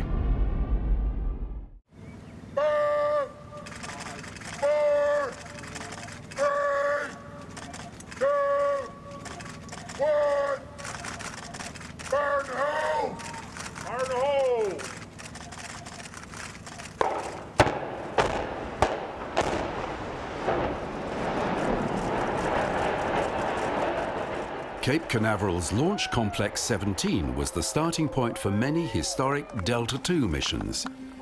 Since the demise of the Space Shuttle, NASA infrastructure from the earliest days of spaceflight has been eliminated. Since the heady days of the space race, NASA's budget has been steadily trending downward, and various launch sites have been given over to the private sector. While NASA has been overseeing the commercial craft that will continue to service the research work carried out on the ISS, its sharpest focus has been on the new Orion spacecraft and the giant space launch system that will boost it to orbit. After its establishment in 1958, the agency's challenge had been to master space technology and then to reach the moon. But since then, the exploration side of NASA's charter has been achieved by robotic missions. Now, a new plan called Artemis will return to the moon. It relies upon the Orion spacecraft and the SLS. The Space Launch System will be the most powerful rocket yet built. And although the design features the latest technologies, most of its components are derived from the Space Shuttle. The Block 1 version, which will send an unmanned Orion spacecraft to orbit the moon, features a central core that owes much to the shuttle's external tank. At the base of the central core are 4 RS-25 engines. The shuttle had 3 of these engines, and NASA still has 16 left over from the shuttle program. Although the engines remain the same, their control systems have been redesigned. Each one has been exhaustively tested, and when the original batch have been utilized, an upgraded version, the RS-25D, will be available. Flanking the central core of the Space Launch System are 2 solid fuel boosters. Again, a refinement of shuttle technology, but with each booster having 5 instead of 4 segments. The new design has been rigorously tested. The boosters will only burn for the first 2 minutes of flight, each consuming 6 tons of propellant every second and providing more than 75% of the rocket's thrust. Unlike the shuttle's boosters, these will not be reusable. The upper stage for the Block 1 configuration of the Space Launch System is called the Interim Cryogenic Propulsion Stage, the ICPS. It's a stopgap modification of the Delta Cryogenic second stage, used with the Delta 3 and 4 launchers.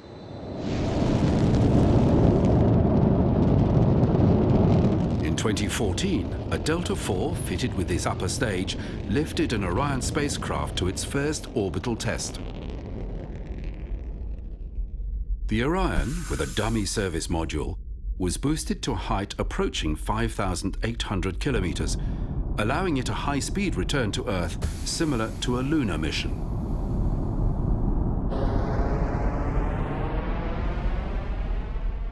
The much larger exploration upper stage was to replace the ICPS for the first crewed mission atop a Block 1B launcher, but design changes have led to delays, and the EUS now won't fly till the 4th Orion mission. The Orion spacecraft itself will comfortably accommodate 4 astronauts for 21 days, with the crew breathing air at atmospheric pressure.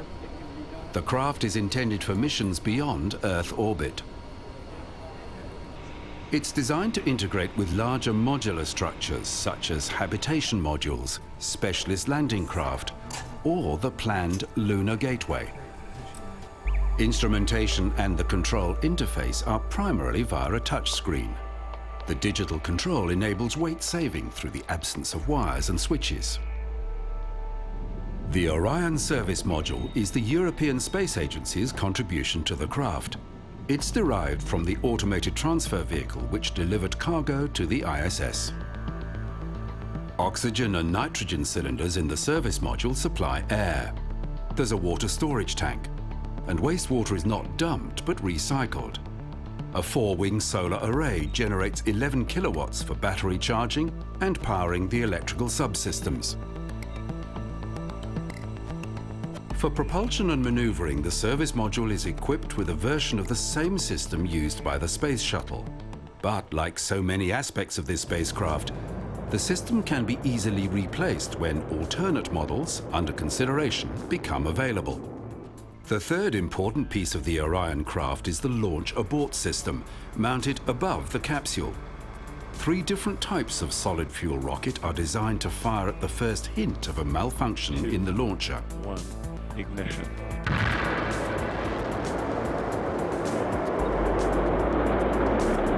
The system was tested in July 2019 above a Minotaur booster, a highly modified peacekeeper missile.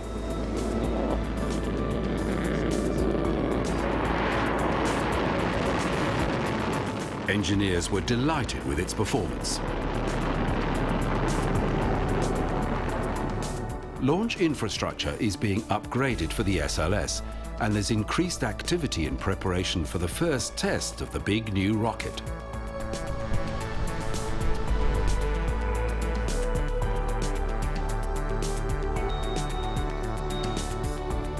There were celebrations as the core stage left the Michoud assembly facility. But it hasn't gone to Cape Canaveral, not yet. It was taken by barge to the Stennis test facility in Mississippi, where the stage will be powered up for a series of tests known as the Green Run test campaign. The date, or even the year, for the first launch has been put back a number of times, although it could be as early as 2020. NASA's Exploration Initiative received a jolt in 2019 when US Vice President Pence, the chairman of the National Space Council, called for NASA's Exploration Initiative to be accelerated. It is the stated policy of this administration and the United States of America to return American astronauts to the moon within the next 5 years.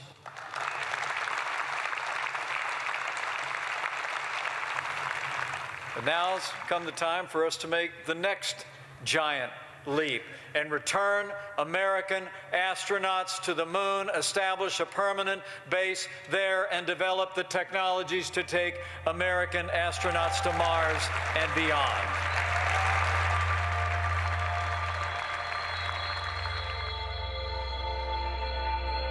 The existing plan had called for a moon landing no earlier than 2028. The month after the Vice President's speech, NASA announced the Artemis program, Artemis being the sister of Apollo. Late in 2019, companies were called to tender for a lunar lander and for a lunar space station known as the Lunar Gateway. The timeline calls for Artemis 1, an uncrewed Orion craft, to enter a series of looping orbits of the Moon in 2020.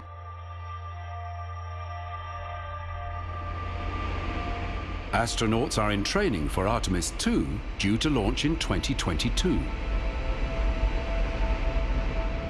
The current proposal will see a crew of 4 sent to a retrograde orbit of the Moon in a flight that could last as long as 21 days.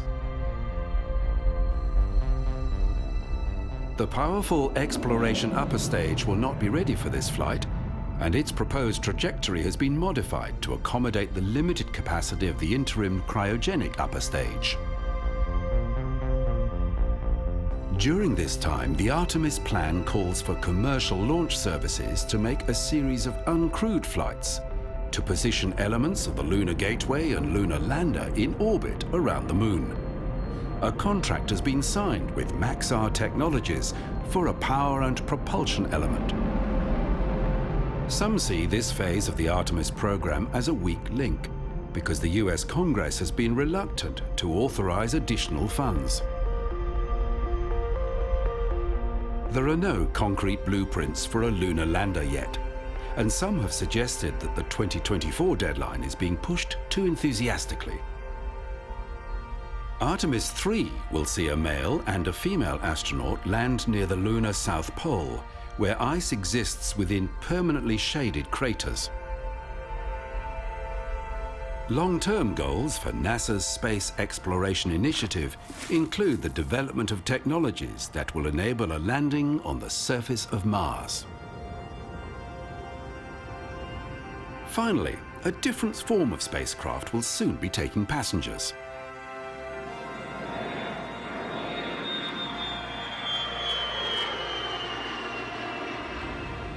Virgin Galactic will start taking paying customers to space in 2020. Everything about the company's spaceships, Enterprise and Unity, is reusable, and Virgin is building 2 additional spacecraft. Passengers will experience weightlessness for about 6 minutes.